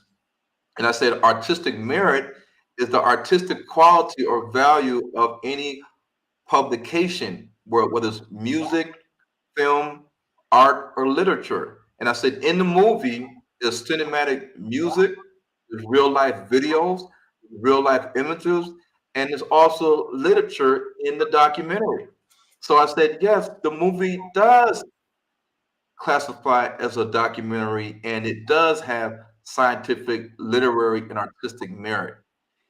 And they didn't like it. They didn't like it when I broke that down because they couldn't argue because I said, listen, a jury sits and listens to the opposing arguments. And I said, they are not, when they come to sit down, they are not coached. They're not sitting before Ron Dalton prior to being selected on the jury. And I'm telling them, look, guys, this guy is guilty. He has this, he's done this. No, when they sit down and they are in trial, this is the first time they're hearing about the people being charged. I said, well, here we are sitting here with the same committee that's going to watch the film. We got random people in society that are part of the committee going to watch the film, and you want them to watch it with an unbiased mind without having any pre-formulated opinions about the movie or Ron Dalton. But here we are, because of the Jews' request. Listening, the committee is, it's like the jury is listening to why the Jews say the movie needs to be banned. And then they got to listen to me on why the movie should not be banned before they even watch the movie. So imagine if the committee was all white people or all Jews. Imagine that. I would be probably looking like, well, I guess they're going to rule in their favor. But thankfully, the committee is a representation of the public of South Africa, and the majority of people in South Africa are black. So the chances of the committee, whether it's 4 or 5 people, being all white or all Jewish is slim. And the Jews know this. So they had to give it all they got to convince the black people in the committee that's going to be watching the film and classifying it and rating it. They had to convince them that this is the worst film in the world. It's hate speech, it's anti-Semitic, it calls for violence and all this stuff. Yeah, I understand that. But I said, in a real court of law, this is not how things work. The people that are the judges or the jury, they have to be impartial and to uphold justice without fear, favor, or prejudice. Man. And so I gave the analogy. I said, let's just say a Chinese filmmaker in China did a movie about the ancient Chinese history as it goes back to, say, 3000 BC. Would Jewish people or black people, if they put up a fight and said, no, we don't like this documentary, it mentions some things that we don't like, ban the movie by a Chinese filmmaker about the history of the Chinese people. The Chinese people wouldn't ban it. If this was the same case in India, an Indian filmmaker did a documentary about the identity of the Indian people as it relates to like 4000 BC, and some black people in India didn't like it for whatever reason, and they said ban it, censor it. No, the Indian government and the Indian Film Institution Board will say, no, how dare these black people in India try to ban this Indian movie in our country? Same thing in Arabia, same thing in Israel. Imagine a Jewish filmmaker making a film about the history of the Jews and how they connect themselves to ancient Israel, and you got the demonic Israelites upset and mad, saying that it slights their identity and who they are, and it has some comments in there that we didn't like. Imagine them saying that and telling the Israeli Film and Publication Board to ban the movie. they would not do it. They would uphold this Israeli film about Israeli history. So we have to look at these things, and they understood clearly the analogy that I made, and how it makes no sense that in South Africa, a black continent, that they would have the nerve to do this. But you know what, Ron? They expect us. They expect that of only us, and that's in every single industry, whether it's in film, or whether it's in technology, whether, I was just talking today about a black-owned grocery store and how someone, highlighted that, and they were told that they were racist for being a black person highlighting a black-owned grocery store.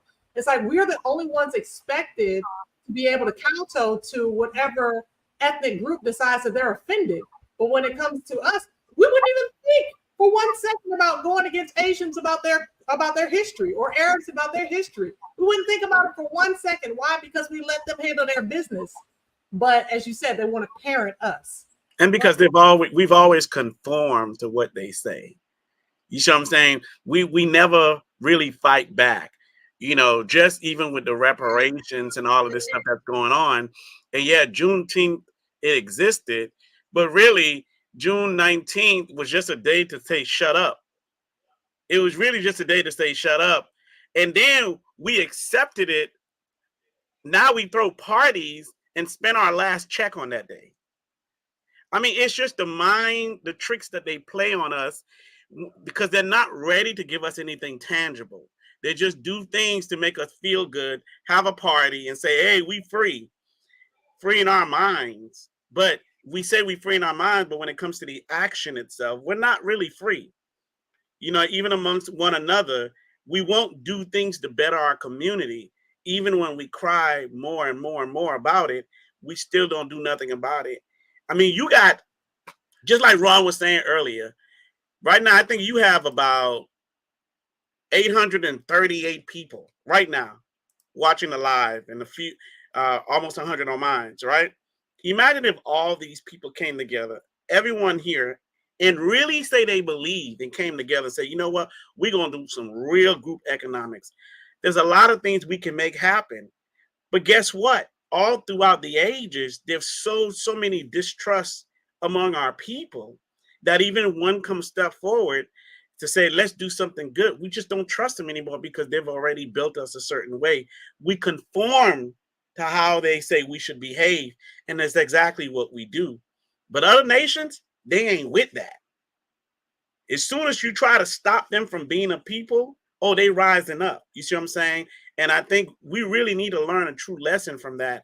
And from this day forward, we should move with a different mindset, not just spiritually, but from a tangible standpoint, practically, economically, all of that. I think Ron is back.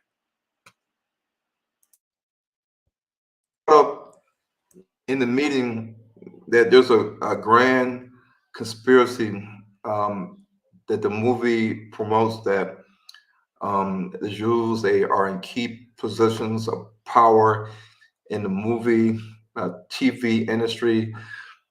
I said before the 1900s, America had 1% of the population was Jewish, and then after the 1930s, Jews they formed 3% of the population of America.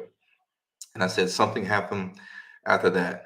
I said they began to thrive in different sectors of America as artisans, one being movies and television. And I said, it is a known fact that these movies that we see in America, Roots, the Wolper organization, 12 Years a Slave, the Django, Amistad. I said, who do you think is producing and distributing these movies so that we can see them on the big screen and in our home? And I said, the founding distribution companies of Hollywood, MGM, Warner Brothers, Paramount, Universal. I said, these were all founded by Jews. I said, this is a fact. I said, this is not conspiracy. This is not forgery and falsehoods. I didn't pull this out of the sky. And I said, let's look at the facts. And I said, Warner Brothers was started by Hertz Moles, I can't pronounce his name, a Jew. I said, Universal Studios, Carl Lemley, a Jew. Paramount Studios, Adolf Zukor, an Ashkenazi Jew. MGM Studios, Louis B. Mayer and Samuel Goldwyn, an Ashkenazi Jew. I said, even Jonathan Greenblatt, president of the ADL, on September the 12th, 2023, in Los Angeles, California, at the Academy Museum of Motion Pictures, he states that these Jewish executives built this industry, meaning Hollywood, and played a vital role in shaping Hollywood's landscape. Mhm. I said, the ADL president said this.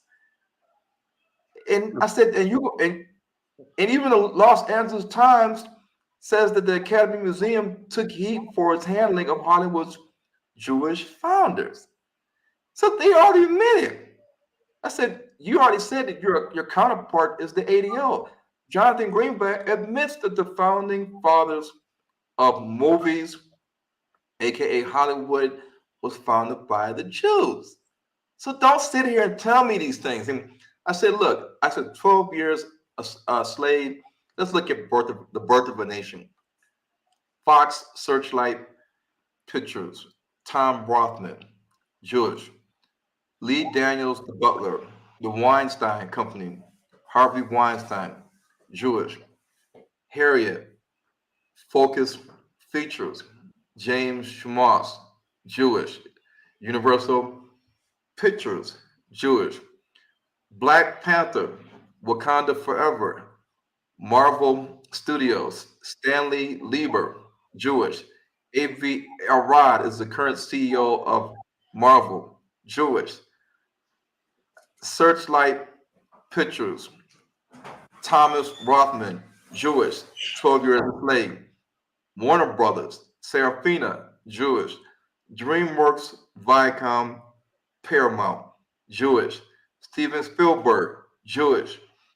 I said, so when Kyrie promoted the movie Hebrews to Negroes, of course, the Jewish community is going to tell Amazon to take down the film. Jerusalem Post is going to tell people in the media and in America that this book and movie needs to be banned. It's a bestseller on Amazon and Apple. It's a conspiracy theory that Hebrews to Negroes Wake Up Black America is promoting. Hollywood celebrities are pulling together in open letter petitions urging Amazon and Barnes & Noble to drop the film. Wall Street Journal. I said all this stuff is because not because of the film is grossly anti-Semitic, it's because the film proves that we are Israelites. And according to the law of return that was passed by the Israeli parliament in 1950, it gives all diasporan Israelites, as well as their children and grandchildren, the right to relocate to Israel and to acquire Israeli citizenship on the basis of connecting to their Israelite Jewish identity. Because if you ask any Jewish person today, are you a descendant of the 12 tribes of Israel? They're going to say yes. So essentially, they're saying that they are an Israelite. So if we can prove we are Israelites, then by law, we should be able to be granted to come back to Israel and get citizenship under the law of return. And they don't want this to happen because how can you all of a sudden say, okay, the Ethiopian Jews are Jews. And now we're going to add to the list Negroes in America, South America, North America, Central America, the Caribbean, and in Sub-Saharan Africa. They're all Jews. Okay, I don't want to stay in America anymore. I want citizenship in Israel. So you gotta give them to me according to the law. They don't want to do that. And I said this is the dilemma that they have to face. Igbos, South Africans, Congolese, Rwanda. I mean, any country that people are seeing the word Israelite, they're gonna have to say, okay, well, come on home.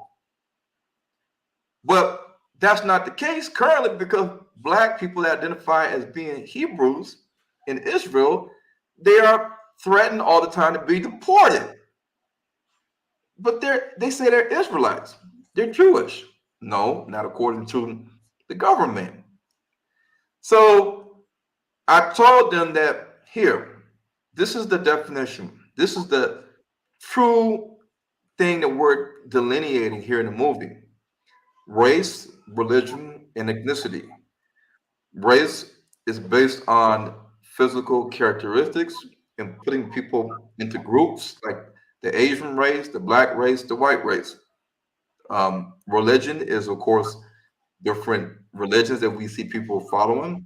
And ethnicity is based on your ancestry and your nationality or your pedigree and genealogy. And I said that the book and movie Hebrews to Negroes proves that we are the Israelites and the European Jews are of the white race. They follow the religion of Judaism, and they are ethnically the descendants of Noah's son Japheth, not Shem. So I gave them all these things, and I even broke down what they say is the definition of who is a Jew based on your mother's lineage, and how in the Torah, of course, we know that it's a different scripture that talks about the pedigree of the father being the determining factor of if you're an Israelite or not. And so when we look at these things, and I broke down the DNA, then they really didn't say a lot in terms of proving who is an Israelite or not. And I think the DNA is the part that is in the movie that they also don't like in terms of the DNA. And everybody knows that in the movie Hebrews Negroes that I'm using maternal DNA, I'm using paternal DNA to lay the claim of how we can say that we are an Israelite and we're not a Hamite. So they listened to all these things, and I broke down how the maternal DNA is passed down from grandmother to mother to daughter and son, and that the maternal DNA of the Jews today, according to many scientific peer-reviewed genetic articles that have their own citation and docket number, I said this proves that the ancient European ancestry DNA that's seen in all Europeans is also seen in the majority of your maternal DNA. And I said, so how is it that people that are in Europe that are Christians or atheists, they don't identify as Jewish, they have the same DNA as you and your women and your sons, but yet you don't identify all people in Europe as being Jews, because best believe there is maternal DNA in all Europeans that you have as well. And if you guys have K and H and HV and J and I, and the Europeans have it, then that means that they are also Israelites as well. They are also Israelites. So I broke all this stuff down, and I went ahead and broke down, and I'm gonna skip past all these things because I said the public interest shows that in America that the majority of people that watched the film Hebrews to Negroes gave it 4.5 or 4.7 out of 5 stars, and that they all documented that the documentary was edifying. It was edifying. And you can't say that a movie is bad if people are saying that it's edifying. In blue. And so then even in the book, I showed them that in the book, it's been out since 2015, movie based off a book. I said that the book has 4.8 stars out of 5. I said, so the public interest in America on those that read the book for the last 9 years has been a positive entry in terms of the rating system of the book. Mm-hmm. So I said, likewise, this book and movie, since it's targeting Black people, is going to likely receive the same rating, and therefore it is a public interest because it is a public interest and it's edifying to Black people in America. And I broke all these things down, and I said, here we see that Amazon has their own content guidelines that allows stuff to be seen on Amazon Prime Video. And I said, and it has the same thing that you guys are seeing, hateful content that contains derogatory comments, hate speech, threats, specifically targeting any group of individuals, content that promotes hate speech or incites racial or gender hatred, promotes groups or organizations that supports such beliefs. I said this is all in Amazon's content guidelines, but yet their team of lawyers did not think that Hebrews to Negroes violated these things. Therefore, the second largest streaming platform in the world behind Netflix did not agree that the movie is grossly anti-Semitic and violated all these content guideline rules. And I let the committee know this. And I said, you guys keep bringing up Kyrie Irving and he's suspended and everybody condemned it. And I said, but people are not being condemned for people in Israel calling us Black people. They're not paying $500,000. They're not being suspended. They're not having to get training, sensitivity training. They're not having to go through the things that Kyrie Irving went through. And I said, if you're going to ban Hebrews to Negroes in America, in Africa, then right now, I said there's tons of anti-Semitic posts, or a lot of people posting on TikTok, Twitter, Instagram, YouTube, Facebook about their disfavor and disliking of what's happening in Palestine. I said, so all the stuff that's happening in Palestine, a lot of people are expressing their views and opinions in regards to their stance on the Palestinian-Israeli conflict. And a lot of the comments and posts you would think is grossly anti-Semitic, and it contains a lot of hate speech. But yet, are you guys going to ban TikTok in South Africa? Are you guys going to ban Instagram and Twitter in South Africa? Because I could show you many incidences where a lot of the posts and comments on these platforms seen by people with IP addresses in South Africa are not being challenged. And these companies are not banning or not being threatened to be banned by the South African government and the South African Jewish Board of Deputies coming after them. I said, so what's up with that? And I said, because in America, TikTok is under scrutiny and it may be banned soon as the United States clears it through the House and the Senate in terms of the law or the bill.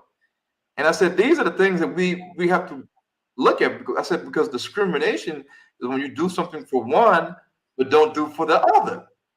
I said, so do you want to go into a discrimination case where you're banning and censoring Hebrews to Negroes, but you're not doing it on all fronts for different examples of clear hate speech or anti this or anti that? And I said, here we have Henry Ford. Every author has an opinion in a book. This is the author's viewpoint, and it's the way an author looks at a topic or the ideas being described. So I said, the way that we feel and understand about a book and its contents is personal, and it's shaped by the author's viewpoint and our own experiences. And the reason why we can have different thoughts about the same book is that we all state things a little differently. This is why people leave reviews after watching a movie or reading a book. I said, well, you can't take away people's opinion. And I said, you can't ban a book because you don't like the author's opinion, or you don't want the people that's going to read the book to formulate their own opinion, whether it's good or bad, in terms of the Jews and what you feel. So you can't do that. You can't parent the world. You can't parent South Africa. And I said, Mein Kampf is by a man named Adolf Hitler who was anti-Semitic in your eyes. Yes, but his book is not being attacked by the ADL or the South African Board of Deputies because it's on store shelves in South Africa and in America. Did they have any response to that when you said that? Because you would think that a book that was written specifically targeting them, not targeting any other racial demographic, but them, would be something that would be of great focus for them. Did they have any rebuttal? No rebuttal at all. All they did was get red. They took off their kippah. There were facial glitches and twitches, like they were having some kind of breakdown. They were getting up. They were walking out. They were pacing the floor. They were whispering to each other. They were throwing up their hands. They were squirming in their seats. They were very uncomfortable at the truth that I was giving them that they could not refute. And I told them, I said, The Hidden Tyranny by Harold Wallace Rosenthal, again, is a book about an interview that happened between a Jewish man and a white man. And they said, well, it's a forgery, it's a fake, it's not real. I said, but it's stored in the U.S. government public digital library. They lied so much. It's like they trying to catch up with their lie, but it's too late. It is so too late. You know what I'm saying? Whenever they don't agree with it, it's fake, it's not real. Man, the Most High set them up really good. Praise the Most High. He set them up bad. Yes, so I said the Ronald Reagan Presidential Library digital collection. Do you think they have books about Santa Claus and Rudolph the Red-Nosed Reindeer and like Jason and Halloween and all these things that are not real? I said, do you think the Presidential Digital Library Collection has foolishness in it or stuff that's real? And I said, The Hidden Tyranny, whether you like it or not, is available on Amazon. So it passed their content guideline review and is there. And then when they talk about the synagogue of Satan, I said, well, they said, well, the narrator speaks about the synagogue of Satan as the evil forces that control people's minds and prevents the truth from becoming known. It also makes reference to the Star of David, which is a symbol of Jewish identity and faith. And I said, wait a minute. I said, the movie shows the geometric hexagram symbol, and you might see you will see the hexagram symbol with a horned devil figure on it. And I said, the actual words that is said is not what you guys are saying. It's the seed of Edom, the seed of Cain, the synagogue of Satan, and Lucifer himself have been a major confederate that has been against us for a very long time.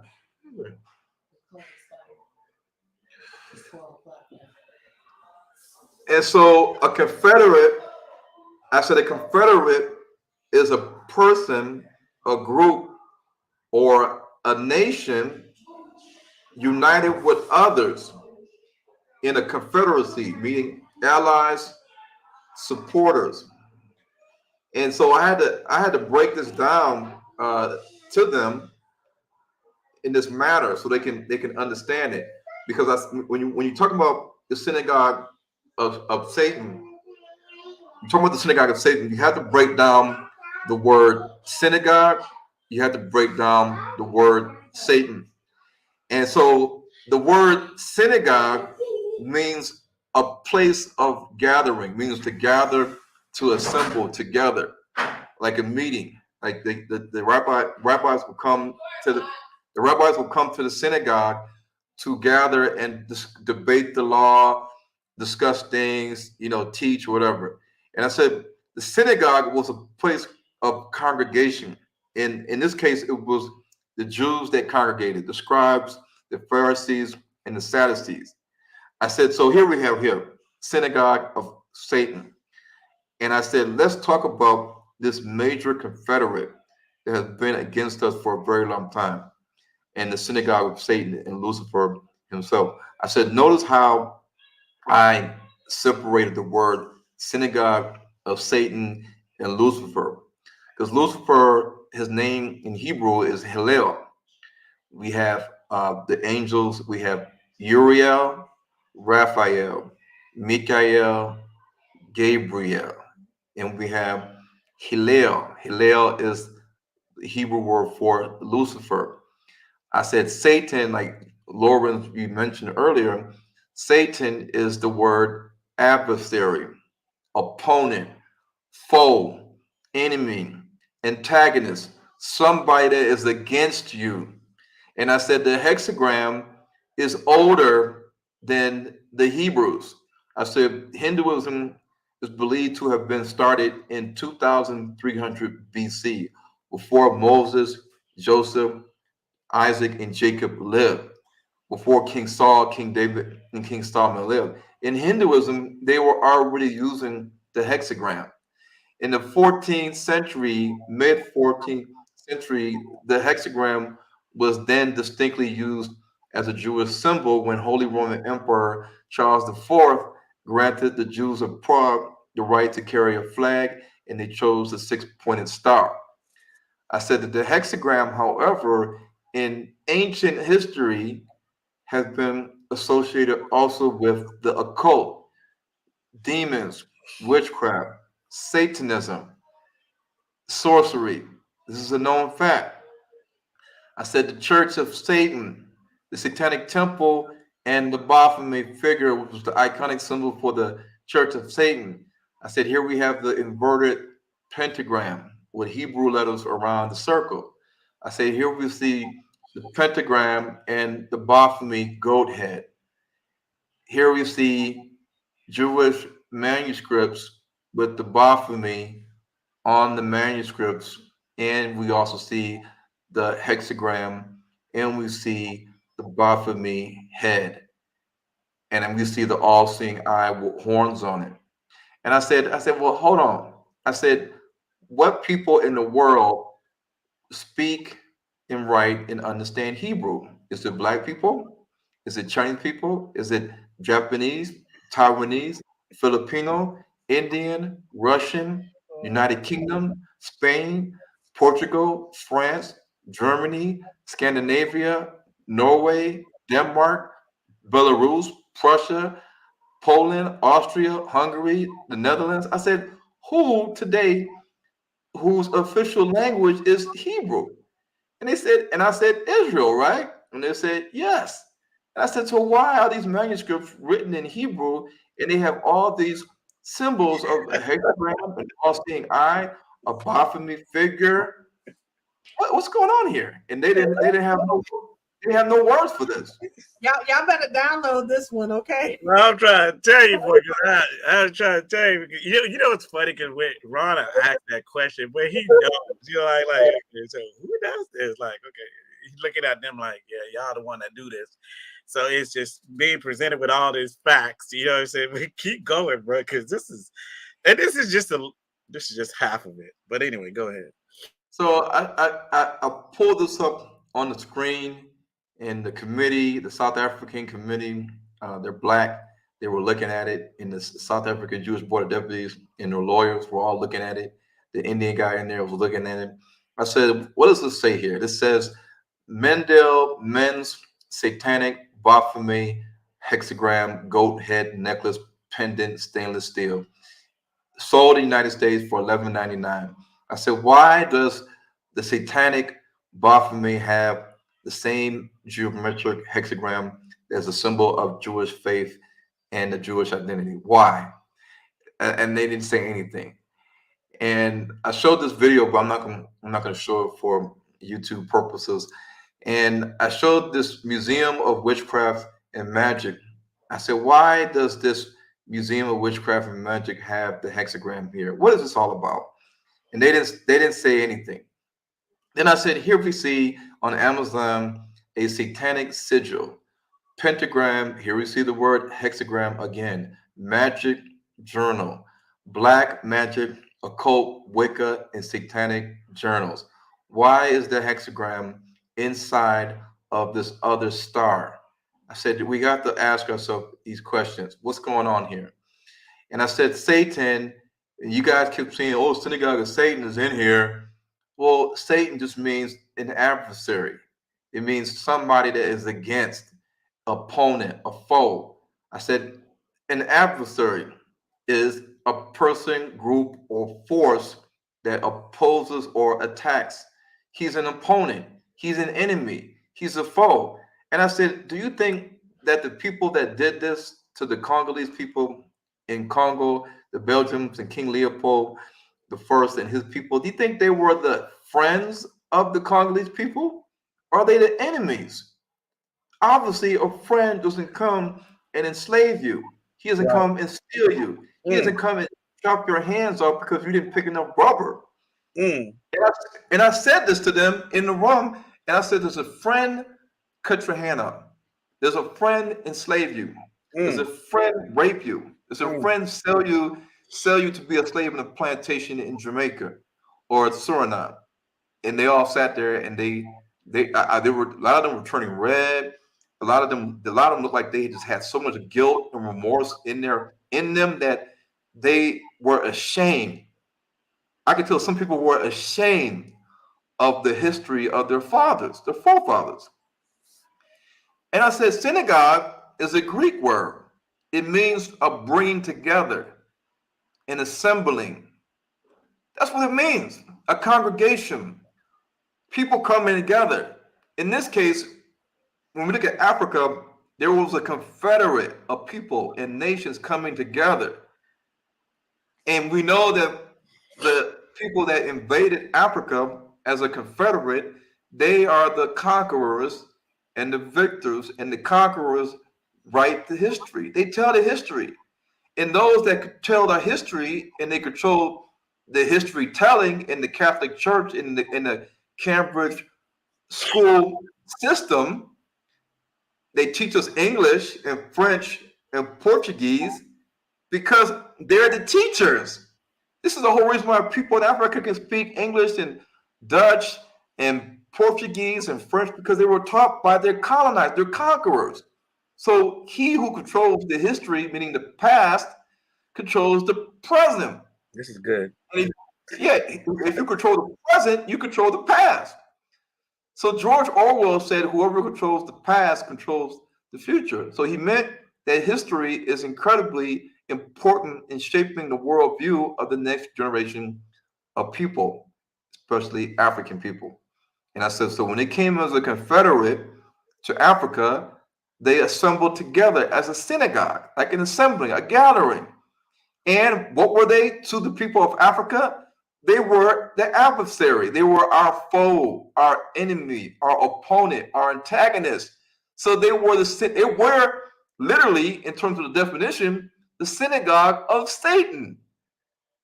The Belgium, the French, the Spanish, the Portuguese, the Italians, the Germans, Germany, Great Britain.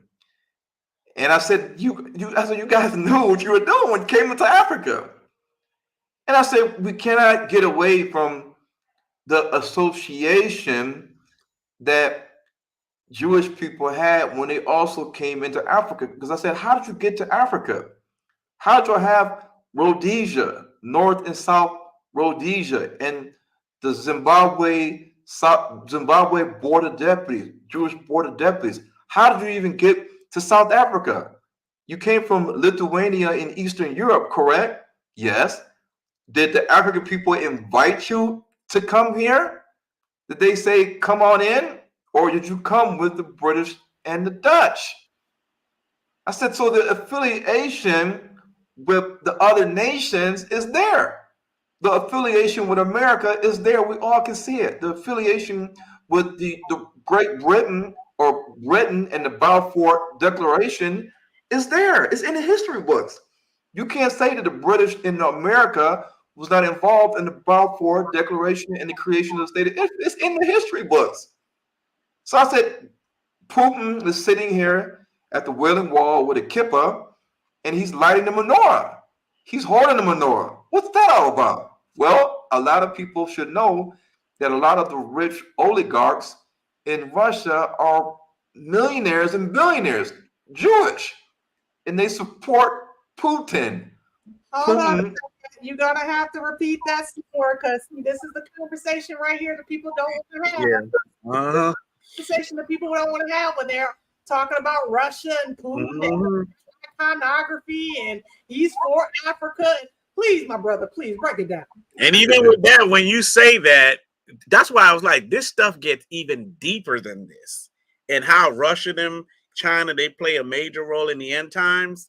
But man, that's why they need to watch Volume 3. Man, it's go ahead, Ron. Yeah, so if you understand the formation of the United Nations and the League of Nations and the USSR and the Bolsheviks and the Russian czars, you will see Stalin, Lenin, Trotsky, they're Jewish. And when you seen the transition from the USSR to the Russia, you have to understand that these Jewish millionaires and billionaires, they did not go anywhere. They're still there in Russia, and they are supporting behind the scenes Putin. There's Russian billionaires and millionaires in Russia that support Putin, and Putin knows this. He can't bite the hand that feeds him. So if they invite him to the Western Wailing Wall, he has to put on the kippah. He draws the attention of all the movers and shakers of Israel, and he lights the menorah. He holds the menorah. Imagine Prince Salman of Saudi Arabia, or the president of Turkey, or the president of Iran and Palestine and Lebanon being invited to the Wailing Wall and putting on a kippah and holding the menorah and lighting it and meeting with all the rabbis and big people in Israel. They would not do that. They would not. Imagine Kim Jong doing that, going to the Wailing Wall, the president of North Korea, in lighting the menorah, putting on a kippah, meeting with the rabbis. No. So we have to understand the alliances and partnerships of the other nations. They know this. They know this. This is all truth. And so I basically broke down who is against us, Black people in Africa. And I said, what is colonialism? Because we know that it existed and it happened. And I said, colonialism is a practice of domination, which involves the subjugation of one people, in this case, Black people, to another, the white races. Colonialism occurs when people from one country settle in another country for the purpose of exploiting its people and natural resources. Colonialism is the practice by which a powerful country directly controls less powerful countries and uses their resources to increase its own power and wealth. Colonialism is a policy or system in which a country controls another country or area. And I said, well, who's doing this? Who is colonizing Africa? Is it just Britain? Is it just France and Portugal and Spain and Germany? Are they the only people that conspired and actually carried out the colonialism of African people in sub-Saharan Africa? I said, no, it's also the Jews. And they looked at me like, huh? And I said, okay, you all know who Theodore Herzl is, right? And they said, yes, he's the founder of Zionism. I said, okay, this is what he said in his diary. It's on Amazon right now. You can buy it. It passed the content guidelines. And they said, oh, and I said, well, okay, well, in his diaries, this man, Theodore Herzl, he uncovers the plans for the Jewish people to colonize Africa. And I said, we just went over what colonialism is, right? And they sat there listening. I said, so now let's go into the Jewish people's plans to colonize Africa, as said by Theodore Herzl, the founder of Zionism. I said, you cannot take over someone's land and move them to the side or move them out the way to make way for your own people unless it's done with trickery or force, with or without support from other allies. Like in this case, the British or the Americans. I said, this is not what a friend does to one another. Mm. And they sat there and listened. And I said, in Theodore Herzl's own diary, page 1414, and I read this in front of the whole committee. I said, there is still another reason that caused me to act now. This is Theodore Herzl talking. In several countries, the situation of our poor Jews have become so intolerable that we must find a refuge for them at any cost. Any. This is why the Zionist Committee, of which I am the head, has entered into negotiations with a government that controls sufficient territory in Africa. These negotiations are quite serious and quite advanced. I am at a very advanced stage of negotiation about a plan for Jewish colonization in Africa. Before bringing the matter to a conclusion, I wanted to apply one last time to that quarter where so many sympathies draw me. Goes on to say in page 1551, the most difficult moment came when I had to lay before the Congress the British government's offer concerning a territory in Africa for our colonization. As I had the honor of telling YE, I had sought the aid of the British government for obtaining Egypt, Palestine. This request having been refused by the Egyptian government, the British government was kind enough to offer us a territory in East Africa. The proposal was contained in a letter to Sir Clement Hill, dated August the 14th, and sent to Basel. A territory we can find elsewhere. We have found it.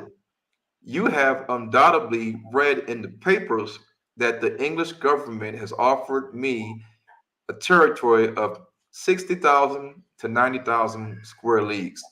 Now, what that is in hectares is 180 million to 270 million hectares. Now, 1 hectare is 2.47 acres. 1 hectare is 2.47 acres. So the English government granted Theodore Herzl and the Jews 180 million to 270 million hectares of land in Africa. And he described it as a rich, fertile country, excellent for our colonization. Note that South Africa's total land area is only 122 million hectares. Uganda's total land area is only 24 million hectares. Ethiopia's total land area is 111 million hectares. The Democratic Republic of the Congo falls into this category of 200 million hectares. And I said, the Jews, I said, you guys came right along with the British and the Dutch. When they came, you came right with them through the door. And I said, so if a thief comes into my house and some other person comes in with them and says, no, I wasn't there, but you were there. And you settled in my house and set up shop and kicked me out, or you let me stay there, but now you're living in my house with me. And I'm like asking, well, how did you get here? Well, we came. Well, I know the British came and the French came and the Dutch came, but how are you here?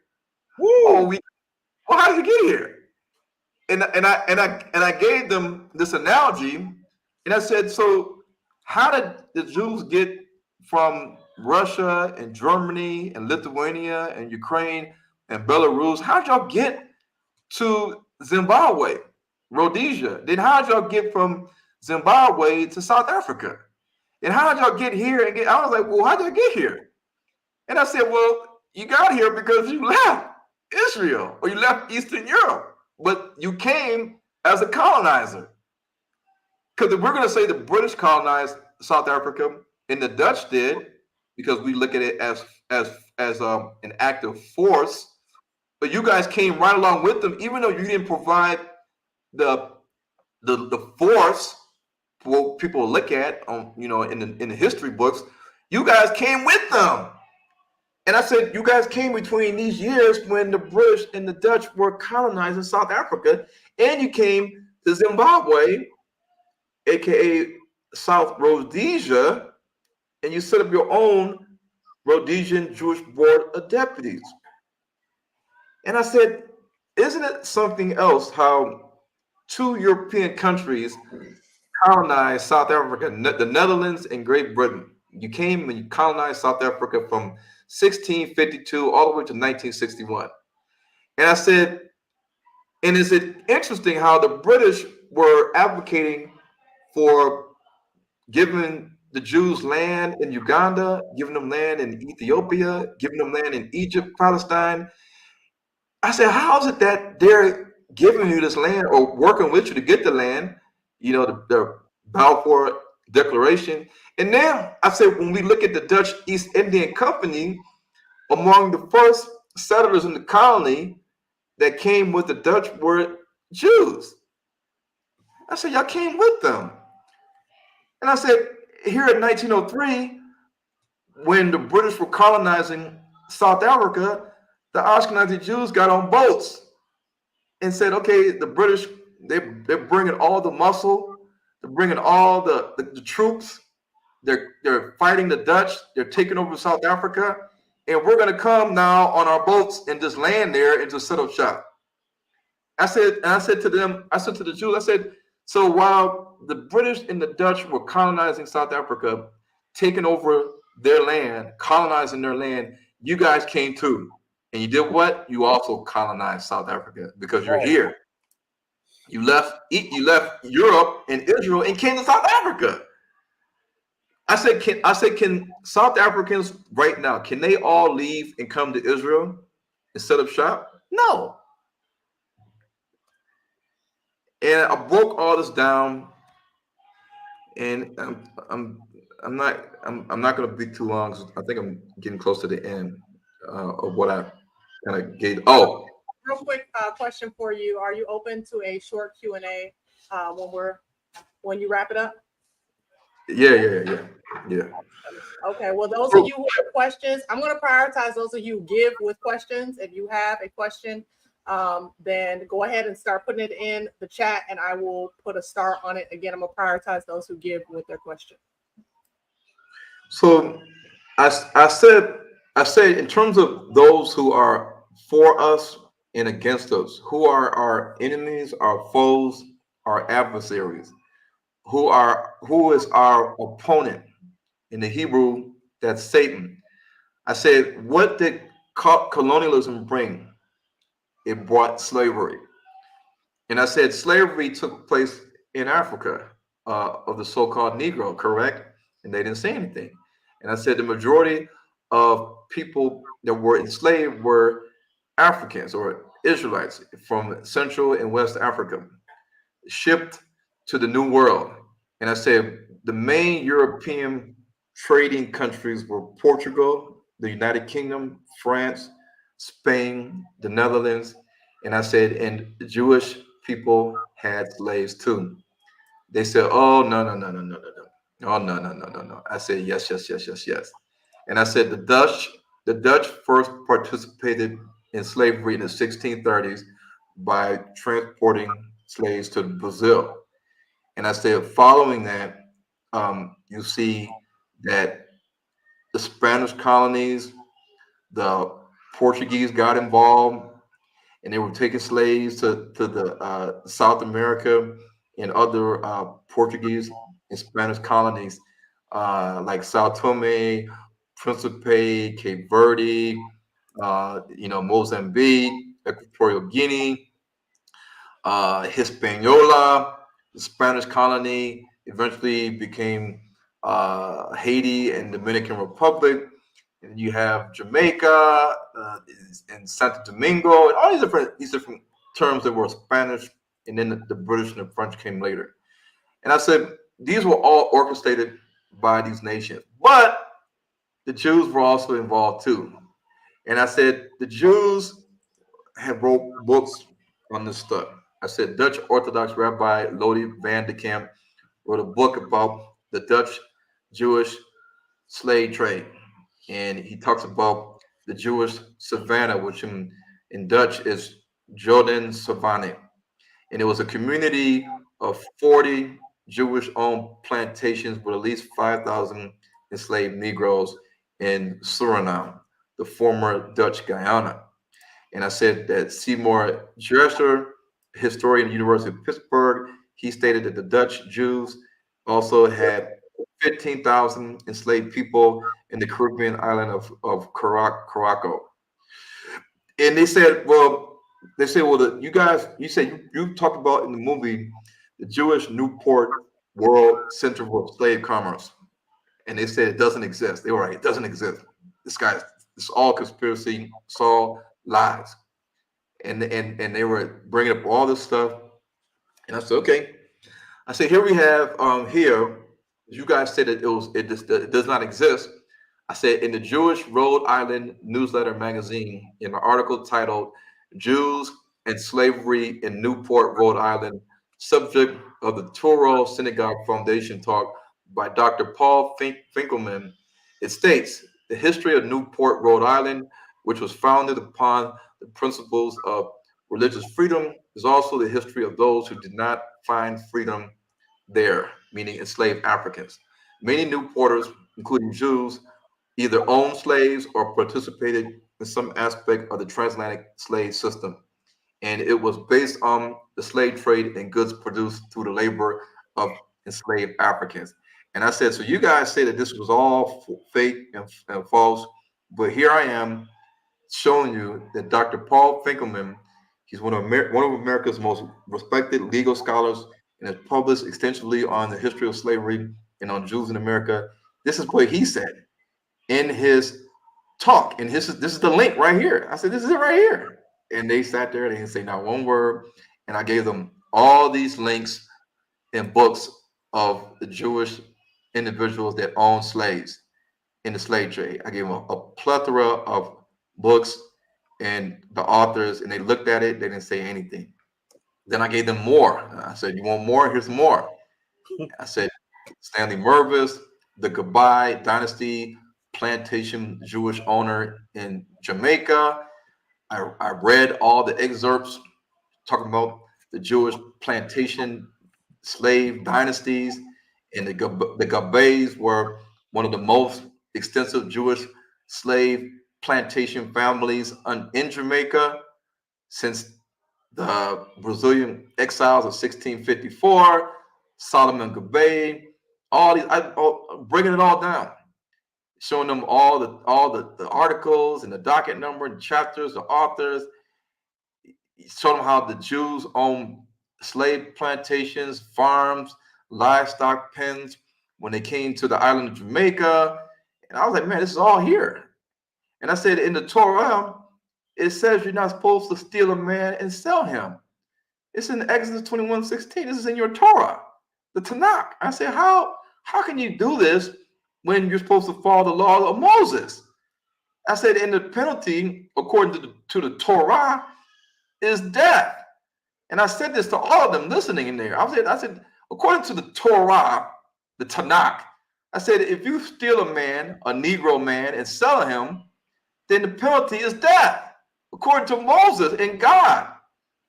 Hashem. They sat there, they didn't say not one word. I said, these books are on Amazon in America.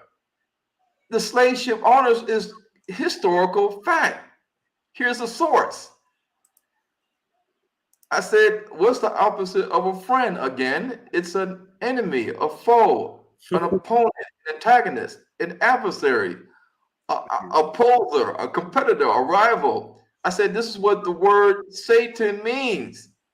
So I said again, guys, who has been the Black Negro's adversary, enemy, or opponent the last 5 centuries? Does a friend try to harm you, enslave you, or kill you, or take your land? No. I said, does a friend hang you on a tree because you're Black? No. Does a friend hang 9 to 11 Negroes in Kentucky on a tree simply because they're Black? What did they do wrong? I said, does a friend connect your head to a pole and chains and whisk you away from your land on a boat to another land? Yeah. I said, if we did the same thing to you guys, you would say the same thing. He would say, "Y'all not our friends. You're our enemies." But what the other nations have done to black people around the world is not being a friend, because a friend doesn't enchain and enslave black people in the Pacific Islands. The slave traders were you guys and the British and the French and the Germans and the Portuguese and the Spanish. I said, yes, it's a historical fact. And I said, so when we look at Nigeria and Cameroon and the Congo and other areas, I said, this is truth. It's all history. It's there. And people are stubborn, castrated slave, begging for forgiveness. Who says that? Why is he stubborn?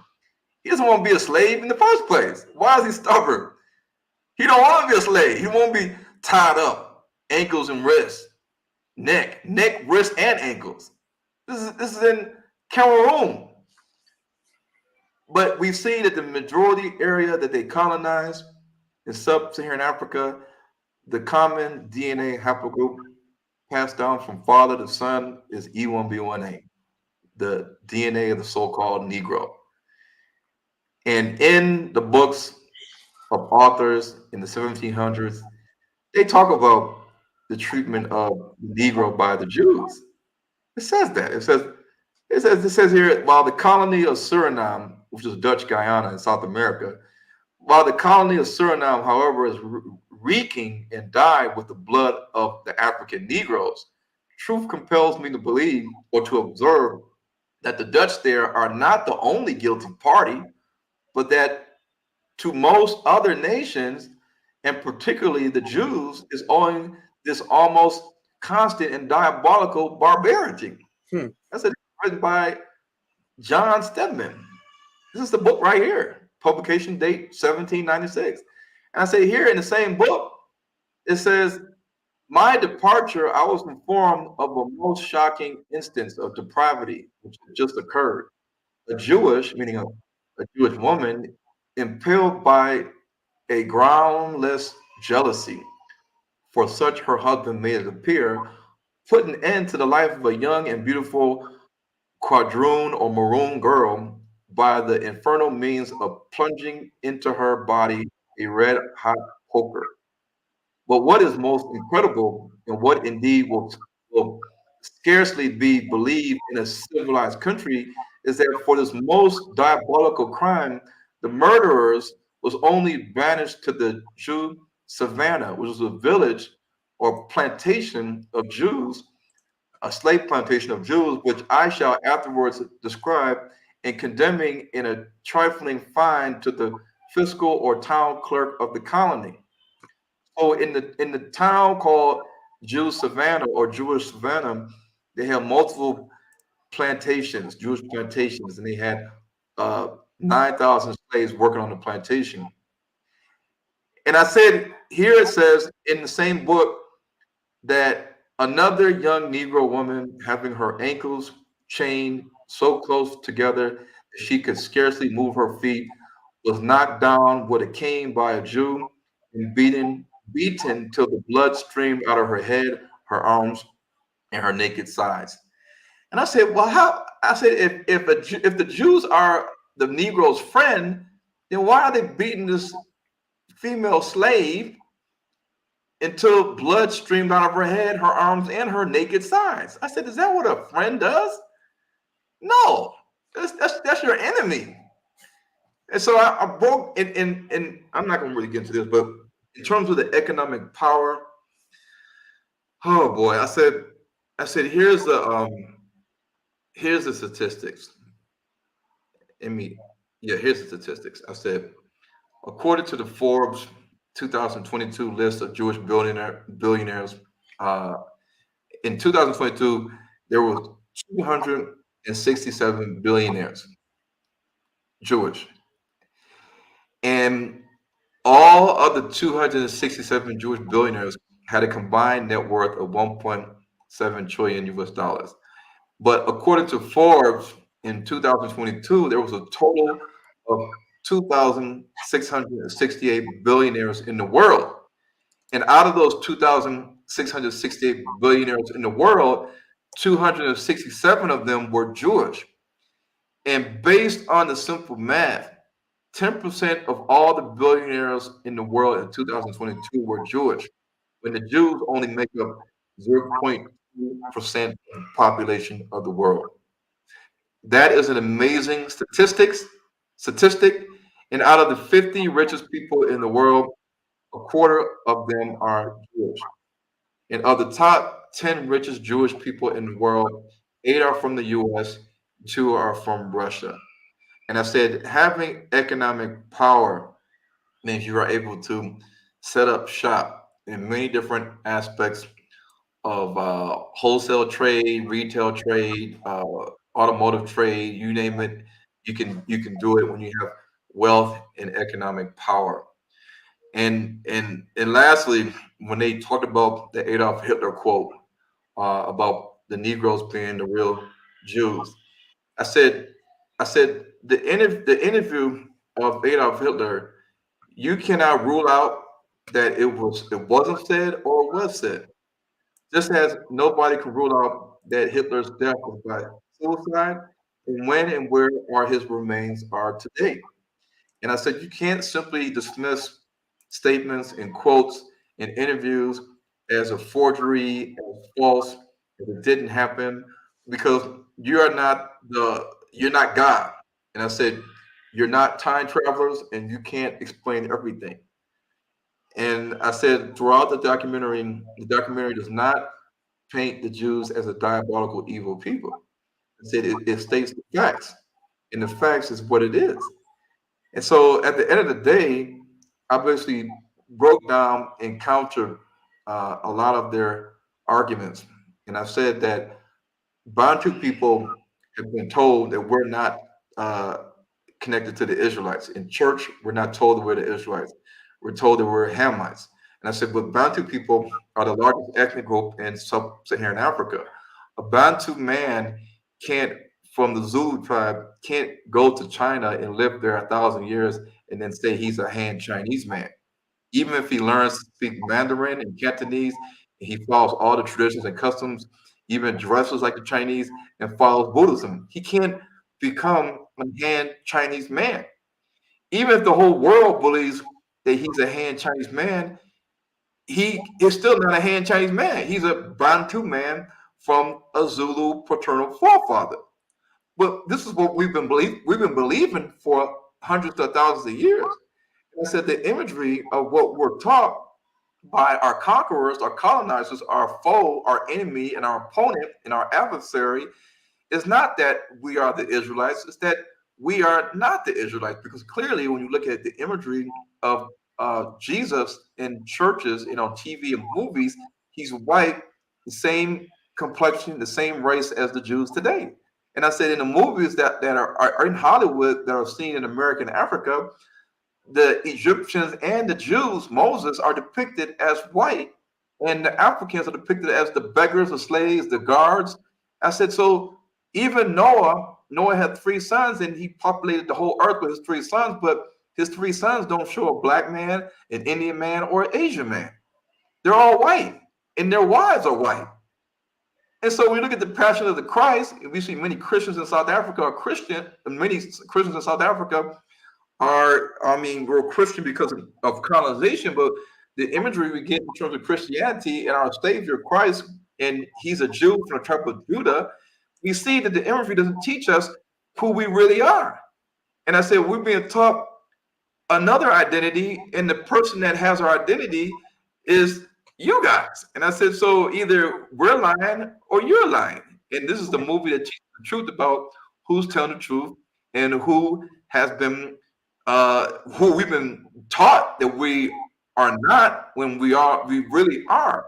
And so therefore we have to challenge what you're telling us and what we've been taught to believe for thousands of years. And this movie challenges this. And this is the whole reason why you're upset. And you want the movie banned. And that's basically it, what I said at the end of the day. Wow.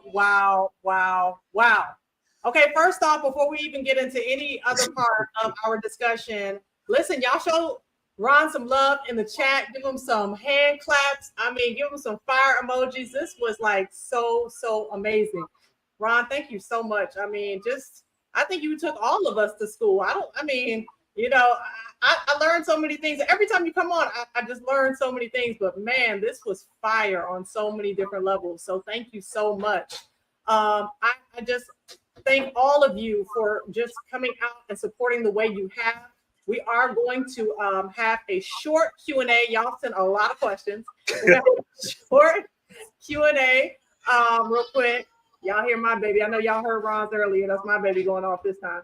But I want to really quickly just give a shout out and a thank you to those of you who have given tonight. We've been on for about 4 hours, and I appreciate those of you who give to support this platform, because y'all know this is work, okay? And you're going to have opportunities not to just get to this platform, but to give to Brother Ron and the work that he's doing, as well as Brother Lorvins as well. Y'all want us to continue to be able to labor among you and understand that we need the support as well. So I want to give a shout out to Warrior Princess of Yah. Thank you so much for your gift. Thank you so much for that. I appreciate you, Sister Talisha, for your gift as well. I appreciate you very, very much, my sister. Light of Dawn, thank you so much for your gift. Thank you for listening and for tuning in today. Carlide, thank you so much for your gift as well. I appreciate you so much. God Yahweh's kid, thank you also for your gift. I appreciate you. Don, all is vanity. We are living in the matrix. Thank you so much for your gift. And I agree, we are living in the matrix. Jay Smooth, thank you so much for your gift as well. I greatly appreciate you for your gift. And Brother Eric, Israel for Israel, as always. I appreciate you for your gift as well. Thank you so much. And 78 Vet, thank you so much for your gift and also for your kind words. I appreciate you very much. I'm going to give I got one more. Gwen, Sister Gwen said, this is great and so informative. Thank you all. Thank you so much for your gift as well. I'm going to answer Brother Eric, or ask Brother Eric's question really quickly. He says, before we go into the question, can we, before, people leaving all that, display that thing Ron sent in the email, and then we'll go into the questions. And I think it's, in a sense, we probably should have another thing on a live where we bring the people on, because in a sense, I kind of want to hear their point of view, what needs to be done from an economical standpoint. I love that. I love that. Ron, are you open to that? We can open up the lines. Now, listen, we can't get cray-cray now, okay?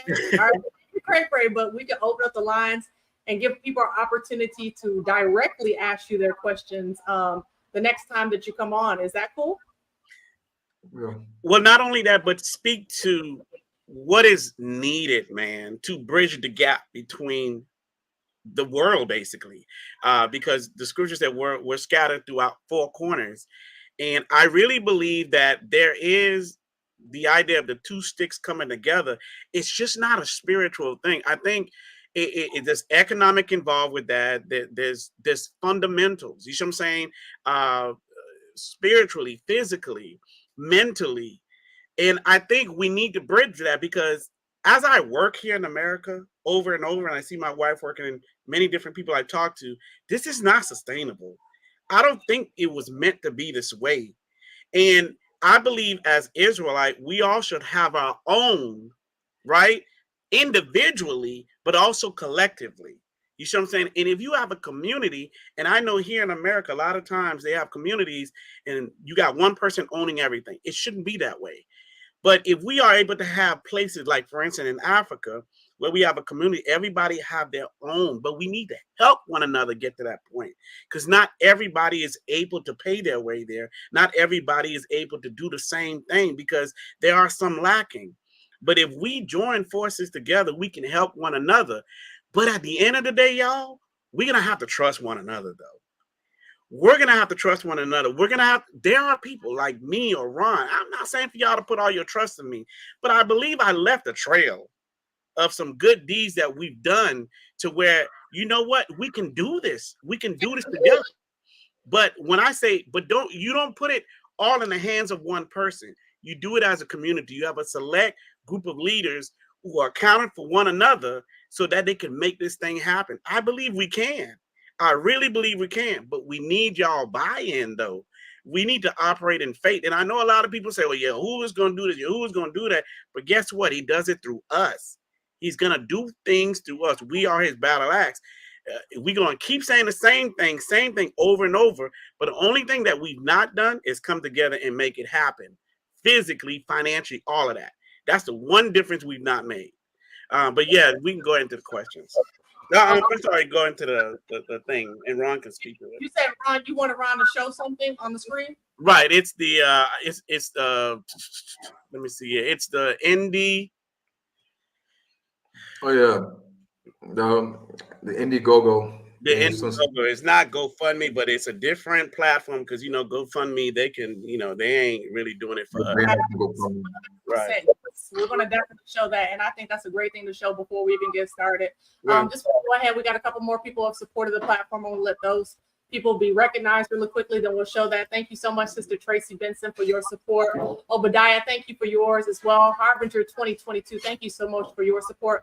Zenobia, thank you very much for your support. Brew Queen in the house. Much love always, my sister. I appreciate you very much. Got Ya, Alaka Ya. Thank you so much joining us from the UK, I believe. Thank you so much for your contribution. Queen now, thank you so much for yours as well. And Judah, Maximumil, thank you so much for yours as well. Now listen, what Brother Lorvins just spoke of, I'm going to share that this is so important. This is what Brother Ron has been sharing over and over again on this platform. And Brother Ron, I'm going to give you a chance to break this down so that people can understand what you're doing. No, hold on. I'll tell you in a second. So this is the Indiegogo donation platform that I created since they banned me from GoFundMe. And GoFundMe, they banned all my campaigns back in 2022 when the Kyrie Irving thing went down. So Indiegogo, and you can go there and you can search the campaign name, H2N, Diaspora Absorption and Community Centers.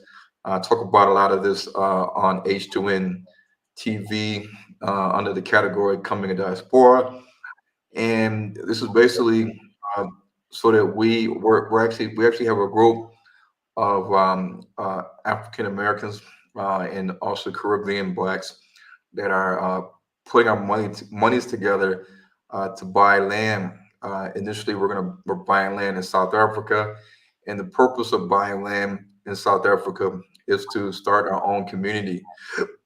When you buy a community, when you start a community, what you call it, an estate or community, you have to have the land. And on the land, you need to develop it.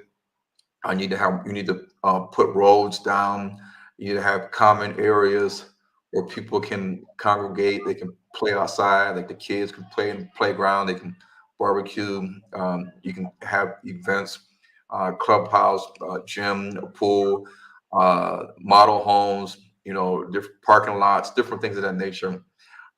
In addition to also, of course, on the land, we're going to have units or single family dwellings, even apartment blocks that people can stay in, similar to what the Ethiopian Jews had when they settled into Israel and they needed to, have somewhere to stay. They stayed in what they called Ethiopian absorption centers. Some of them look like mobile homes.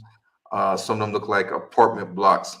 So this is what the mission is in South Africa, where I'm based and located. And the scamming is not as rampant as it is in Ghana and other countries like Tanzania. There's a lot less scamming in South Africa because there's a lot more, you might say, infrastructure or just laws in place that minimizes the amount of scamming. Here in South Africa, they don't really do indentures.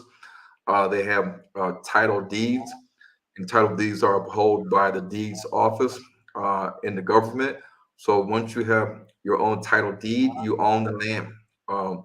And we see the use of indentures in customary land, especially in West Africa, and maybe in East Africa and Central Africa. There are some countries like Tanzania, where a non-citizen can't own land. In Tanzania, a non-citizen, an African American, cannot own land in Tanzania. Maybe in Zanzibar you can because it's a different setup, but in Tanzania, in certain other countries, as a non-citizen, you cannot own land. So therefore, this is where they have the indentured system, and this is where all the land scams and the land disputes come into play, sort of curtailing and thwarting any types of community being built in these areas, because people, when you get your land scam, you obviously ain't building no community because people are getting scammed. But in this case, what I'm doing is heading and leading this project in South Africa, and it's a lot easier when more of us come together and contribute as a nation should to these projects, because like I said, 1 million Black people that put up $1,000, that's $1 billion. That's $1 billion. And so if we have 100 to 300 people that say donate $100, $200, whatever that they can afford, this can help build things that we need for our people that may in the future be coming to Africa. Now, it's a lot of African Americans that are trying to leave America now, but when things start getting really bad in America, the other nations they have their second passport ready to go. These other nations, they're not looking to stay in America forever. They're already getting passports in Africa and other countries. So they're seeing the danger that's coming to America, and they're preparing now. We just don't believe that these other nations are leaving Europe and America and China and Russia and Israel, and they're coming to Africa, but they are, because I see them here all the time, even the Arabs. And even Pakistanis and Afghanistanis, they're coming to Africa because they say their life, their standard of living, just living period is hard in their country, and when they come to Africa, the sky's the limit for them. And so we need to also look at this as well and pay attention to what the Gentiles is doing, and know that this is our land in Africa, and this is a Black continent. You are the majority here. You're not the minority, and therefore there's a lot of opportunities that we can get into without the battling racism and discrimination and things that we see in America. So anybody can contribute to this campaign. Even if you're in America and you're not planning on coming to Africa anytime soon, if you support me and what I'm doing in Africa, trying to wake up people here and get us on the same page in terms of unity and group economics, and this is the campaign that you want to donate to, and it's going to be put to good use. And nobody's going to run away with your money and get a Range Rover and a big house like people used to say back in the day. Oh, Ryan's gonna do this. And we're donating for Ryan and his movie Hebrews to Negroes 1, and he's probably gonna get this money and he's gonna get a Range Rover and he's gonna buy a house. This is what they said. Ron, they've been saying that for how many years now? You still don't have a Range Rover? No, after all this, but that's what I'm saying. People don't look at the track record. If you look at other Hebrew leaders or other Christian leaders and stuff, look at the track record. That's what you got to look at. You got to look at. I'm not saying that having nice things is not nice or whatever this and that. I'm not saying that. But if you look at the track record, you will see that. Look, man, and I believe Ron, speak to the idea that because you want to do community center. And it's not just Ron over this, y'all. It's a group and board of people. All right. Before you do, Ron, I just want to everybody as well that links the community centers. Yeah, before you do, Ron, I just want to let everybody know that I have pinned it in the chat, the web address, okay, to Indiegogo. So please go over there. Even as Ron is speaking, go over there and support. Let's get these numbers up. Yeah. No. What'd you say, Lawrence? In regards, in the email, you stated having a community center, not only just in Africa, but one here that'd be able to work back and forth to be able to help. Oh yeah. I thought about that too. I mean, obviously, only person I'm going to trust in America right now to do that is you. So it'll have to be Laura would be on board with the American piece. Yeah, because I mean, other than people I know in Michigan, you know, yeah, we can do one in America. But in America we're gonna pay high top dollar for these things. And but in Africa, our dollar goes a long way, and we can get a lot more land in Africa than we can in America. And right now, people are struggling to survive in America with the price of things and inflation. And one of the things we need to ultimately get done is get some investments and things off the ground in Africa. We don't want to put all our eggs in one basket in America and then say, okay, we've done this in America, now let's go to Africa. We need to start doing this stuff in Africa now, because if we don't, gentrification and Gentiles, and the turn of events in terms of the dollar's dominance, is going to make it to where our dollars has no power in Africa, and we're coming over here and your dollar's not worth anything. So we need to act fast, because the BRICS are acting fast and things are happening on the world stage. And we don't want to look at a time when the dollar bill is not worth anything, and we didn't try to do any investing in Africa while the other Gentile nations have. All right, everybody. So go on over to H2N Diaspora Absorption Center Project. That is at Indiegogo. Please make sure that you click on there and that you give your support. It is very important. If we say that we are the children of Israel, then we know that time and time again, the Most High called us people to unify, come together, and to build. So please do so. One more thing, and I saw a comment earlier. I don't know in what context it was made. Look, I'm not Yah. Ron is not Yah. We're not Yahusha. Ron is not Yahusha. I'm not Moses, and Ron is not Moses. Look, people, we just love our people, okay? And we love the Most High. And when he's given us a mandate to do well, that's what we're going to do. We're not here to be saviors or anything like that. That's not our job. We're not trying. We're just being obedient to what the Most High has called us to be. Now, if you agree, you agree. If you don't, that's fine. And this is not fear mongering. This is none of that. Okay. This is being obedient to what the Most High has called us to be, which is what? To take care of his sheep. That's it. You see what I'm saying? And I know some people will be salty about it. Some people always talk about, oh, we don't need money. We don't need this. We don't need none of that. Do you know that's a pattern? Anytime it's time to act, that's when we have excuses. We love the knowledge. We love what what Ron has been giving out. We love to teach. Oh, that's deep. Oh, you kick some Jewish butt. Oh, you kick some Islamic butt. Oh, you did that. We love that. It's almost like we've been programmed to love the entertainment of it. But when it comes to act and be real, then we cower. And the Most High don't like cowards. All the other nations, they talk about this stuff just like we are. The only difference between us and the other nations, they act. We don't. And even though they may have scams and stuff that goes on, but at some point, they find people they can rally around and they trust them and they make things happen. But guess what? They do their due diligence to look at that track record. The Most High has given us the same knowledge that he's given the other nation, but we're the only ones. We're the only ones who don't follow suit through our action. That is the only difference. So, yeah, I'm not here to hurt anybody, you know what I'm saying, in terms of when it comes to finances. And I know you probably hear that all the time. And Ron is not either. And look, if we wanted to be driving fancy cars and all that, and look, we could have been doing that, okay? But that I don't even own a home in my name per se. You see what I'm saying? So, but I'm doing what the Most High has asked me to do. And the Most High is always taking care of me. And I'm sure he'll be able to take care of you guys also. So I just kind of wanted to say that. Look, don't worship us. And we ain't trying to worship no man either. But we do what the Most High asks us to do. And we got to be obedient to that.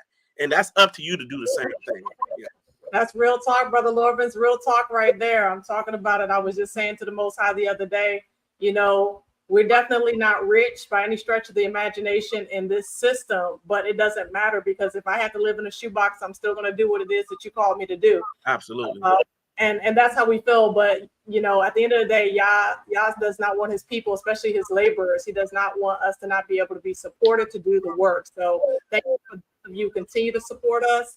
Those of you who will reach out and get to this initiative, because it is a huge undertaking. Y'all see this man? He had 200 slides, man. Come on. Okay, it's a huge undertaking to do what he got to do. So thank you for those of you who are supporting, who will continue to support. TT's Cabinet, thank you so much. Total Rabba Abba Yahuwah for this knowledge. Awesome work, Ron. That's right. Thanks, sis. Sister Linda, thank you so much for your gifts. Sister Ava, thank you so much for your gifts. Sister Regina, thank you for your gift. I appreciate you. Sister Tanya, this was very good and much needed teaching. That's right. Certainly was. I'm telling y'all, yes, it was. And I'm glad that y'all are here to hear it. Hey, Nelson, thank you so much for your super sticker. I appreciate you very much. Thank you. Lajaya7, thank you so much for your gift as well. And Lioness, learned a lot. Keep it up. So glad to hear that. All right, now what y'all been waiting for is time for the Q&A. We're going to ask a couple of questions. All right, we're going to start with my brother Eric Tinsley. He says, Ron, how long did the meeting go on, and did they allow you as much time you needed for your presentation? That's a good question. Yeah, because they took over 2 hours, and then we had a bathroom break, and then I said if they got 2.5 hours, then I get 2.5 hours.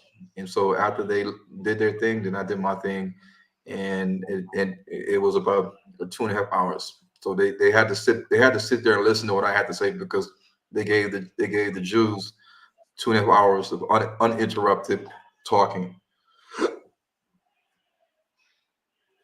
So they got 2 hours, so they gave you 2 hours. Wow, that is absolutely incredible. Okay, well, let's see our next question, because we have some questions in particular about the African diaspora land acquisition that we want to get to as well. So we got Zach, who says, is it possible to provide information about the African diaspora land acquisition and development group, and how Black people can be a part of it? Yeah, they can just email me at Hebrew to Negroes, HEBREWSTONEGROES at yahoo.com. And Ashana can put it up on the screen or in the description. So just email me the correct email, and then I can get back with you on how to join the group. And a question along those lines, I know that this has been addressed before, but how do we participate in the group economics? What are the procedures? Thank you. Well, the thing is, to buy land, we're not buying land as an individual. We're buying land as a company, and the company in South Africa. A lot of what the Jews do in the other nations is that they form either a public or private holding company, a public or private holding company, and the holding company is the holding company for other businesses that are underneath that holding company. So, for example, Walmart bought Massmart Holdings. Massmart Holdings owns Macro. Macro is basically like the Walmart of South Africa. It has the same, I think, 6 dots. It's like a triangle, but it's not connected dots. And they own grocery stores, retail shops, all under Massmart Holdings. And Massmart Holdings is bought by Walmart. So Walmart has its tentacles and extension in South Africa. And so so Walmart, just like Woolworths and Pick and Pay and Checkers and Nike and Kroger's, all these companies have their own shareholders or their investors. And these shareholders and investors can be Vanguard, State Street, BlackRock, Bank of America, Fidelity, whatever, and Wells Fargo. And these shareholders is what is funding the capital for these mega corporations in retail. So, well, since we're not Oprah Winfrey and Tyler Perry, then we just have to do things on a smaller scale. But we can do that if we put in our own money. That adds up to a lot, and we start small and grow big. So we can do the same model in any country in Africa, because in any country in Africa, you can start a business. You can start a business either you can incorporate the business on your own, or you can team up with a local collective, as a team, and you can open up a business, and your business can be targeted to any of the business sectors in that country that's bringing in money, like GDP. So with this group, people can have $1,000, 2,000, 5,000, 10,000. All the more people we have on board with building this nation with group economics means that we can start these businesses, and they can bring in money, can bring in returns, and that these returns and profits can equate to dividends for people that are the shareholders of these businesses. So this is how the Gentiles make money. They're making money with their profits, and then the shareholders are getting their dividends, and they're making money on $1 million scale. Millions of dollars are being made yearly from these companies, and the people that work in these companies in South Africa are getting chump change. They're the labor force of these companies in the top management positions, and those making all the money, including the shareholders. It's because they work together. So the Chinese, they're doing this. Yeah, they're doing this in a lot of different aspects of business in South Africa, and the Jews are doing it. The Jews have already mastered it because they are really some of the richest people or ethnic groups in South Africa. Even though minority wise, they're smaller than the British and the Dutch, the Afrikaans, and they're smaller than the East Indians. But the Jews have expertise at working together in unification in group economics. So that's why they're able to rise above all the other nations in any country that they go to, because they understand that I need to be a banker, I need to be a lawyer, I need to control the grocery store and food supermarket business, I need to control retail, I need to control the gas station, I need to control communications, I need to control furniture stores, I need to control the pharmacies and your Rite Aids, your CVS's, your other one, I forgot, Walgreens. They need to control that.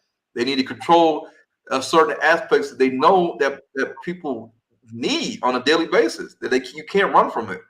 So these are printing like FedEx office, Kinko's copies, all these things. They understand that people are going to need these services on a daily basis, and they attack these certain sectors: hotel, casinos, entertainment, movie theaters.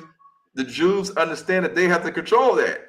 Advertising, marketing, billboards, whether it's digital or static, they understand that the Jews understand in South Africa we have to control that.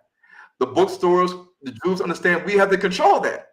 And if you come to South Africa and you start asking questions in every business you go into, you say, who owns this? Who owns this establishment? Who founded it?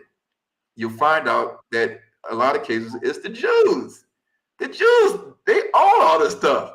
So no matter, you can leave your house to go to the movie theater, to go to the grocery store, to go to the casino, to print out some copies, to scan some copies, to go to get some medication at the pharmacy, to get some diapers and Pampers, to get whatever it is. The majority of the day that you're going to use it from businesses, even if you say like you go to like a Home Depot or a Lowe's to pick up, some screws and some nails and some plumbing and some things of that nature, who owns it? They're gonna say the Jews own it.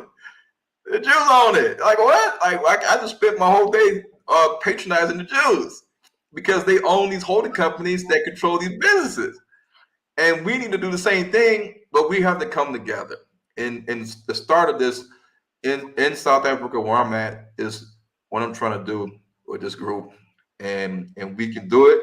It's just that we have to have the mindset of not being stingy, not being it's me, individualized. No, we have to move and act as a nation. So either you're gonna jump on board with the group and what I'm spearheading, or you're gonna just wait and do it yourself if you want to do it yourself, or you're gonna see if my favorite Israelite on YouTube is going to do it. because most likely your favorite Israelite on YouTube is not in Africa. They're in America, and they're not trying to go to Africa. They ain't speaking about Africa. They don't think the land of Canaan is in sub-Saharan Africa. They think the land of Canaan is in the desert. So it's a lot of miseducation and teaching going on that's keeping our people from not even wanting to visit or relocate to Africa, because we're being taught that no, we need to get to Egypt, we need to get to Jordan, we need to get to Israel. So Ron Dalton, no, thank you, Ron Dalton. I don't want to join your group because I don't want to have nothing to do with Africa, because it's the land of Ham, and these are all Hamites, and we're not supposed to go there. This is not the Holy Land. So there's a lot of things that's holding our people back, and I understand that, because we have a lot of Israelite channels, a lot of Israelite leaders that's teaching wrong, but nobody's challenging them, and they're obviously not going to challenge me, because if they challenge me on their platform, then I'm gonna give them a whole wind of truth. And their followers that's looking at their every last video, they're gonna say, "Wow, man, you decided to debate Ron Dalton on your platform where thousands of people can see it, and Ron Dalton's giving all this truth that you can't deny, you can't debunk." And this is the whole reason why most people that always talk about me, they don't ever debate me. You're not going to debate me, because then that means I got to come on your channel and debate you on your channel in front of your followers. And what's that going to look like? So we have to understand that nobody's going to address and confront the truth, because they want to continue to promote their teachings, which is, a lot of it can be lies and miseducation. But this is the same tactics that we see by the other nations. The Christian pastors, the major Christian pastors, are not going to say, I challenge Ron Dalton to a debate. They're not going to do that, because they haven't done that. And the Jews today, they're not going to say, well, Ron Dalton keeps challenging us to a debate. And I told them in the meeting, when we had the meeting, I said, I challenge any Jewish rabbi or Jewish scholar on planet Earth that you can find to debate me, to prove me wrong. What I'm saying is all wrong. And they sat there, they listened to me. I said to all 5 of them, I said, I challenge any one of you. You can find anybody you want on planet Earth, bring them to me, let's debate live, publicly. And they sat there and they didn't say anything. And my email stays empty, and none of these big top YouTube channels that people love to watch, they're not gonna say, I'm tired of Ron Dalton. Ron Dalton is this land of Canaan, wilderness stuff, desolate. Nah, he's wrong. Let's just debate this man and shut him up. They're not going to do that, So, when I see people looking at videos and the people in the videos are prophesying, and they're saying that the true land of Israel is here, and that the Most High is going to drive people out of this land, and I'm like, well, where are they going to go? If the Most High is going to drive everybody out of the Levant, or where they say modern Israel is, the Most High is going to drive them all out. Where are they going to go? To Europe? To Africa? To America? To Asia? To China? To India? Pakistan? Where are they going to go? Are they going to go to Africa? And who's going to go in that area that was formerly occupied? Is it us, Black people? So there's a lot of questions that we have to start asking ourselves. And we're not asking these questions. So I think this is the reason why when me and Laura was talking about a lot of these projects and efforts in America, or on Zoom, or on these lives, that we get lackluster results. And we say this all the time. Even when we do conferences, me and Laura will say, we can do conferences, but you guys can't complain about the price of the conference when you want top-notch artists singing, you want top-notch teaching, you want good food, you want good sound, you want good this, and then we're supposed to do it for $25 a ticket, and the venue costs $12,000, this is the whole reason why we sabotage our own self, because you can't do all this stuff, and then on top of it say, are you gonna stream it on YouTube for free? No. Why we do that? You won't come then. You won't come to a conference if me and Wolfman say, don't worry, guys, we're going to stream it on YouTube for free. You won't even come.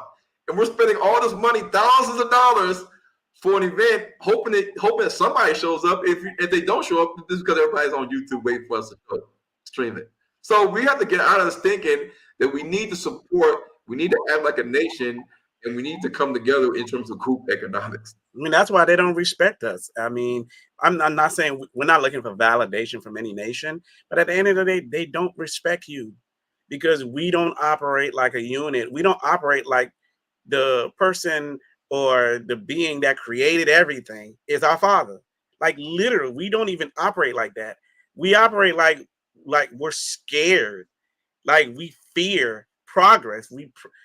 It's weird. It's this thing, this whole that it is the Most High that did it to us. Obviously, we did it to ourselves technically, and He used other nation to punish us in such a way to the point where we've lost ourselves, and we are mad and insane. And the very same people that need money to live will turn around and say we don't need money. How ludicrous is that? The very same people where they'll say Yah gave me a job for me to live, but Yah don't need money. What? I'm confused. You know what I'm saying? So it's just weird how when it comes to financials and when it comes to tangible things, us Israelites make so much excuses, and it stifles our progress. We can never move ahead. It is the weirdest behavior I've ever seen. But I understand because I was there too. But we need to get out of that. Our minds need to change. We need to put on the mind of Yahusha. You see what I'm saying? I mean, he even recognized he was supported. His whole mission was supported through finance. People think he did it like he could, or he just fell on from the sky. No, there were physical people. You read with Johanna, they finance his movement. It's the same thing. So it's no different. And we ain't begging or nothing like that because most are gonna make it happen. But we are looking for true believers. And that's why Yahusha said, Peter was like, Yahusha said to Peter, hey, you gonna leave too? He said, like, why? I mean, you got the truth. You telling her, why would I go back? You see what I'm saying? So if you believe we're telling the truth, then join. You know what I'm saying? And if you believe, you believe. If you don't, we understand that as well. Not everyone's gonna be able to hear. You gotta have skin in the game. You gotta have skin in the game. Go ahead, Brother Ron. Guys, we need to think about this. If we had the money, because one day there's going to be a homeless crisis in America. There's going to be people that can't afford to stay in their homes, in their apartments. One day this is coming to America. People are not going to be able to pay the rent, pay the mortgage, and when these people are sleeping in their cars, or their cars got repoed, so now they're homeless. Where are they going to go if the homeless shelters are already packed early? Where are they going to go? And so we have to look at these things that if we start to put these things together now, then if we start to put these things together now, then we can actually get ahead of the game.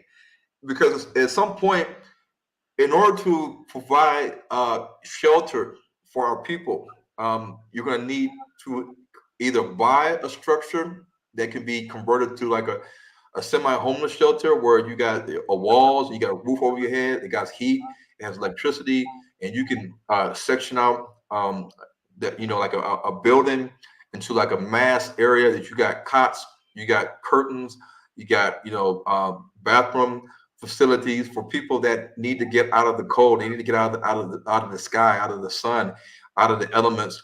And it may not be like a nice Airbnb, but one day these times are coming to America where there's going to be an epidemic of people that cannot afford to pay for an Airbnb room for rent or room for purchase.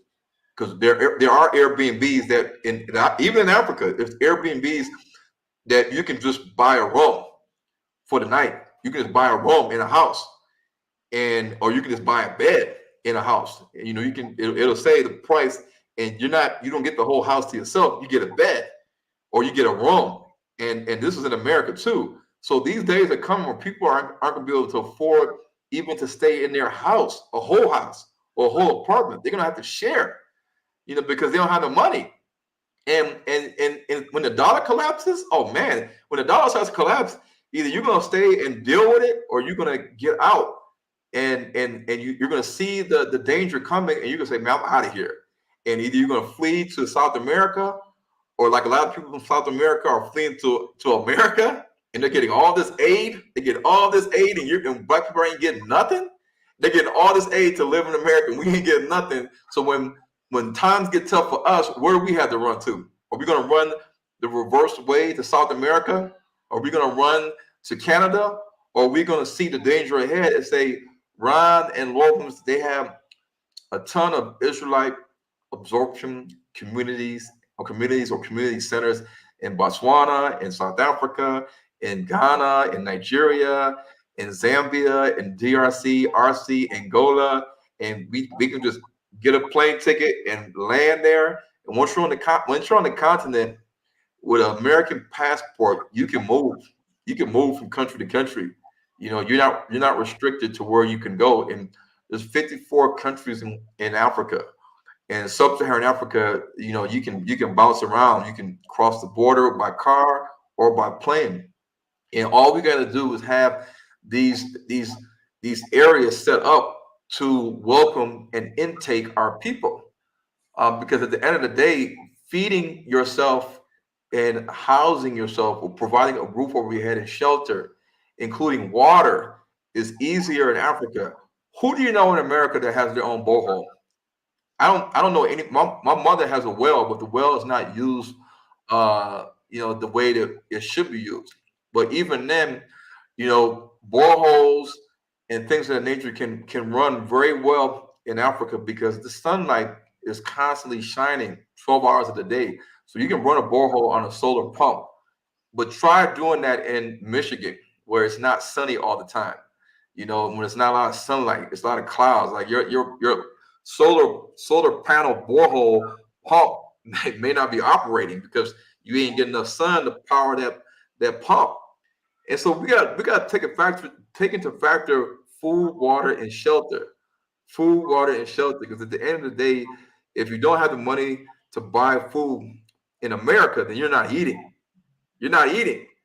I mean, unless you go to the church or you go to the food drive or you go to somewhere, a soup kitchen, you're not eating without money in America because we don't have farms. And in America, if you don't pay property taxes, if you don't have money for rent or mortgages, then you don't got a place to stay. They're gonna come evict you out of there. So there's a lot of things that's against us in America, and we have to start having a plan.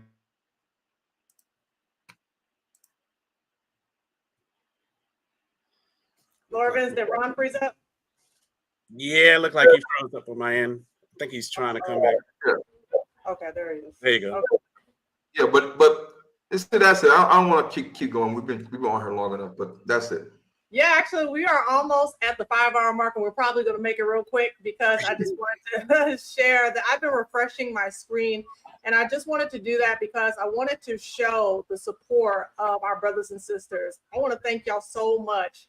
For those of you who have contributed already to the H2N Diaspora and Absorption and Community Centers, there's already 24 backers. Y'all should be very, very proud of yourself. Thank you so much for your contribution. And those of you who will hear this in the back end, there will definitely be an opportunity for you to give as well. I want to also state that I'm going to be breaking this conversation, this discussion up for some upcoming lives for those of you who can't sit through the 5 hours, but some of the meaty things that Brother Ron shared, I'm going to break that up. And Brother Ron, a quick question for you is, will you have this slideshow presentation available for those who just want to hear it all the way through, not necessarily on this live, but all the way through so that they can financially back you and support you, but having that slideshow presentation as well?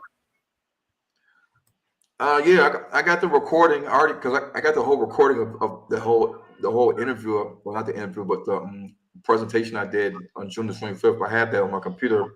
If you want access to it, then just email me. A lot of the stuff that I mentioned today and shown today on the slideshow, this is the same kind of content and deeper that I have on h2ntv.com. So if you looked at this presentation and said, man, this is deep, this is a lot of information, if you go to h2ntv.com, and I'm sure people that are on h2ntv.com that have seen a lot of my content on Hebrews to Negroes media and coming to diaspora category, even if they've seen the third movie, they're going to say, yeah, Ron is telling the truth. Ron has a lot of content. It's mind-blowing way deeper than this that'll make your eyeballs pop up.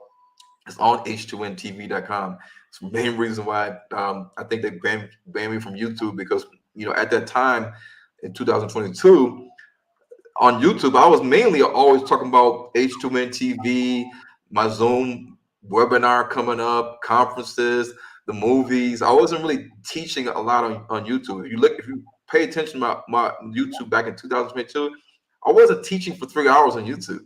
I was keeping it mostly advertising and marketing. And when Kyrie did what he did, people started flooding my YouTube channel. They saw that, like, man, every video this guy has, he's showcasing his movie trailers.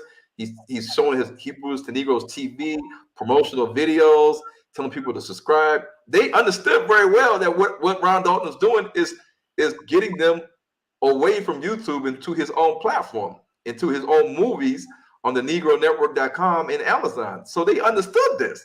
And that's the reason why when they see 400,000 views, 500,000 views after the cover, they say, oh no, we can't let all these people start coming to his YouTube channel, and then he's funneling them to H2N TV and Amazon. No, we gotta stop that. And they banned me immediately, because I'm not talking about Esau's the white man, and white man is the devil, and kiss my boo, and they're going to hell, and all this other stuff that you see Israelites today saying all day long, every day. They're saying the same thing that you were like, man, this is hate speech all day long. It seems like it, but me, I wasn't saying none of that stuff. But as you see, your favorite Israelite YouTuber that teaches a lot of teachings, they're still on YouTube freely monetizing, advertisements, ads, a lot of views, no violations, no takedowns, no banning. And here I am, banned since 2022. and have you here. We're glad to have you here, because we know that it's not fair what they did. We're grateful. I think me and Lorvins, we're kind of like, we stick our neck out there every time, but we're grateful. We get beat up too. Right. But seriously, because we understand that it's a censorship. It's not fair. But this is a part of working together. This is a part of coming together in community. When we see one of our brethren who are down, we see one of our brethren who are being persecuted, we got to raise each other up. This is a part of it. So we out here sticking our necks out, but at the end of the day, we know. And that's despised the differences. And that's the even for the difference. Me and Ron don't agree on everything. You would think me and Ron, like, oh man, he probably agree with everything Ron said. No, I don't. Ron will tell you I give him the business. You see what I'm saying? But you need brothers like that. You see what I'm saying? When it's Ron time to increase, he will increase. And by golly, that's pretty much most of the times.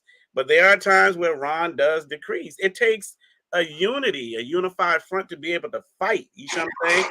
And if you don't fight other Israelites, you got time for that. It's bigger fish to fry. We know who the adversary.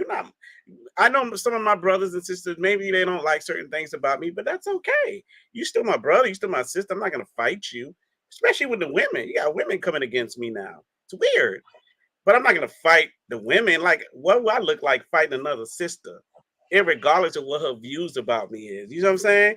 That, to me, my father taught me way better than that. Disrespectful. You know what I'm saying? But at the end of the day, I'm much bigger than that. Even another brother coming against me, like, that's okay. That happens. We have fight in the family, right? But I know my eyes is on the enemy, and I know who the real enemy is. You see what I'm saying? So it is what it is. Yeah. All right. So we've been on here for 5 hours, 1 minute, and then it'll be 5 hours. That is awesome. So thank you so much, everybody who just showed up and came out tonight. I want to give a special thanks to Theola Sears, who gave on Cash App, as well as a couple of more of you all who have given tonight. Lioness, I believe I said thank you. Hebrew, thank you so much for your gift. Psalm 83, thank you for your gift, as well as Diane Gardner, thank you so much as well. And Eli, thank you so much. Thank you for sharing that about me staying on the course. All praises to the Most High for that. And y'all continue to support the work. Please do so. I'll put this information in my description box so that you all can support the H2N Diaspora Absorption and Community Centers. And you all can find out, of course, more about everything that Brother Ron Dalton is doing at h2ntv.com. Definitely support. We got to have skin in the game. family, thank y'all for showing up tonight. And we ain't gonna worry about last words because we gave a lot. So, Indeed. so with that in mind, family, we are getting ready to say our adieus. We love you all very much. Thank you so much for showing up. As always, family, love yourselves without hating your enemies. And until next time, y'all bless. And Salaam.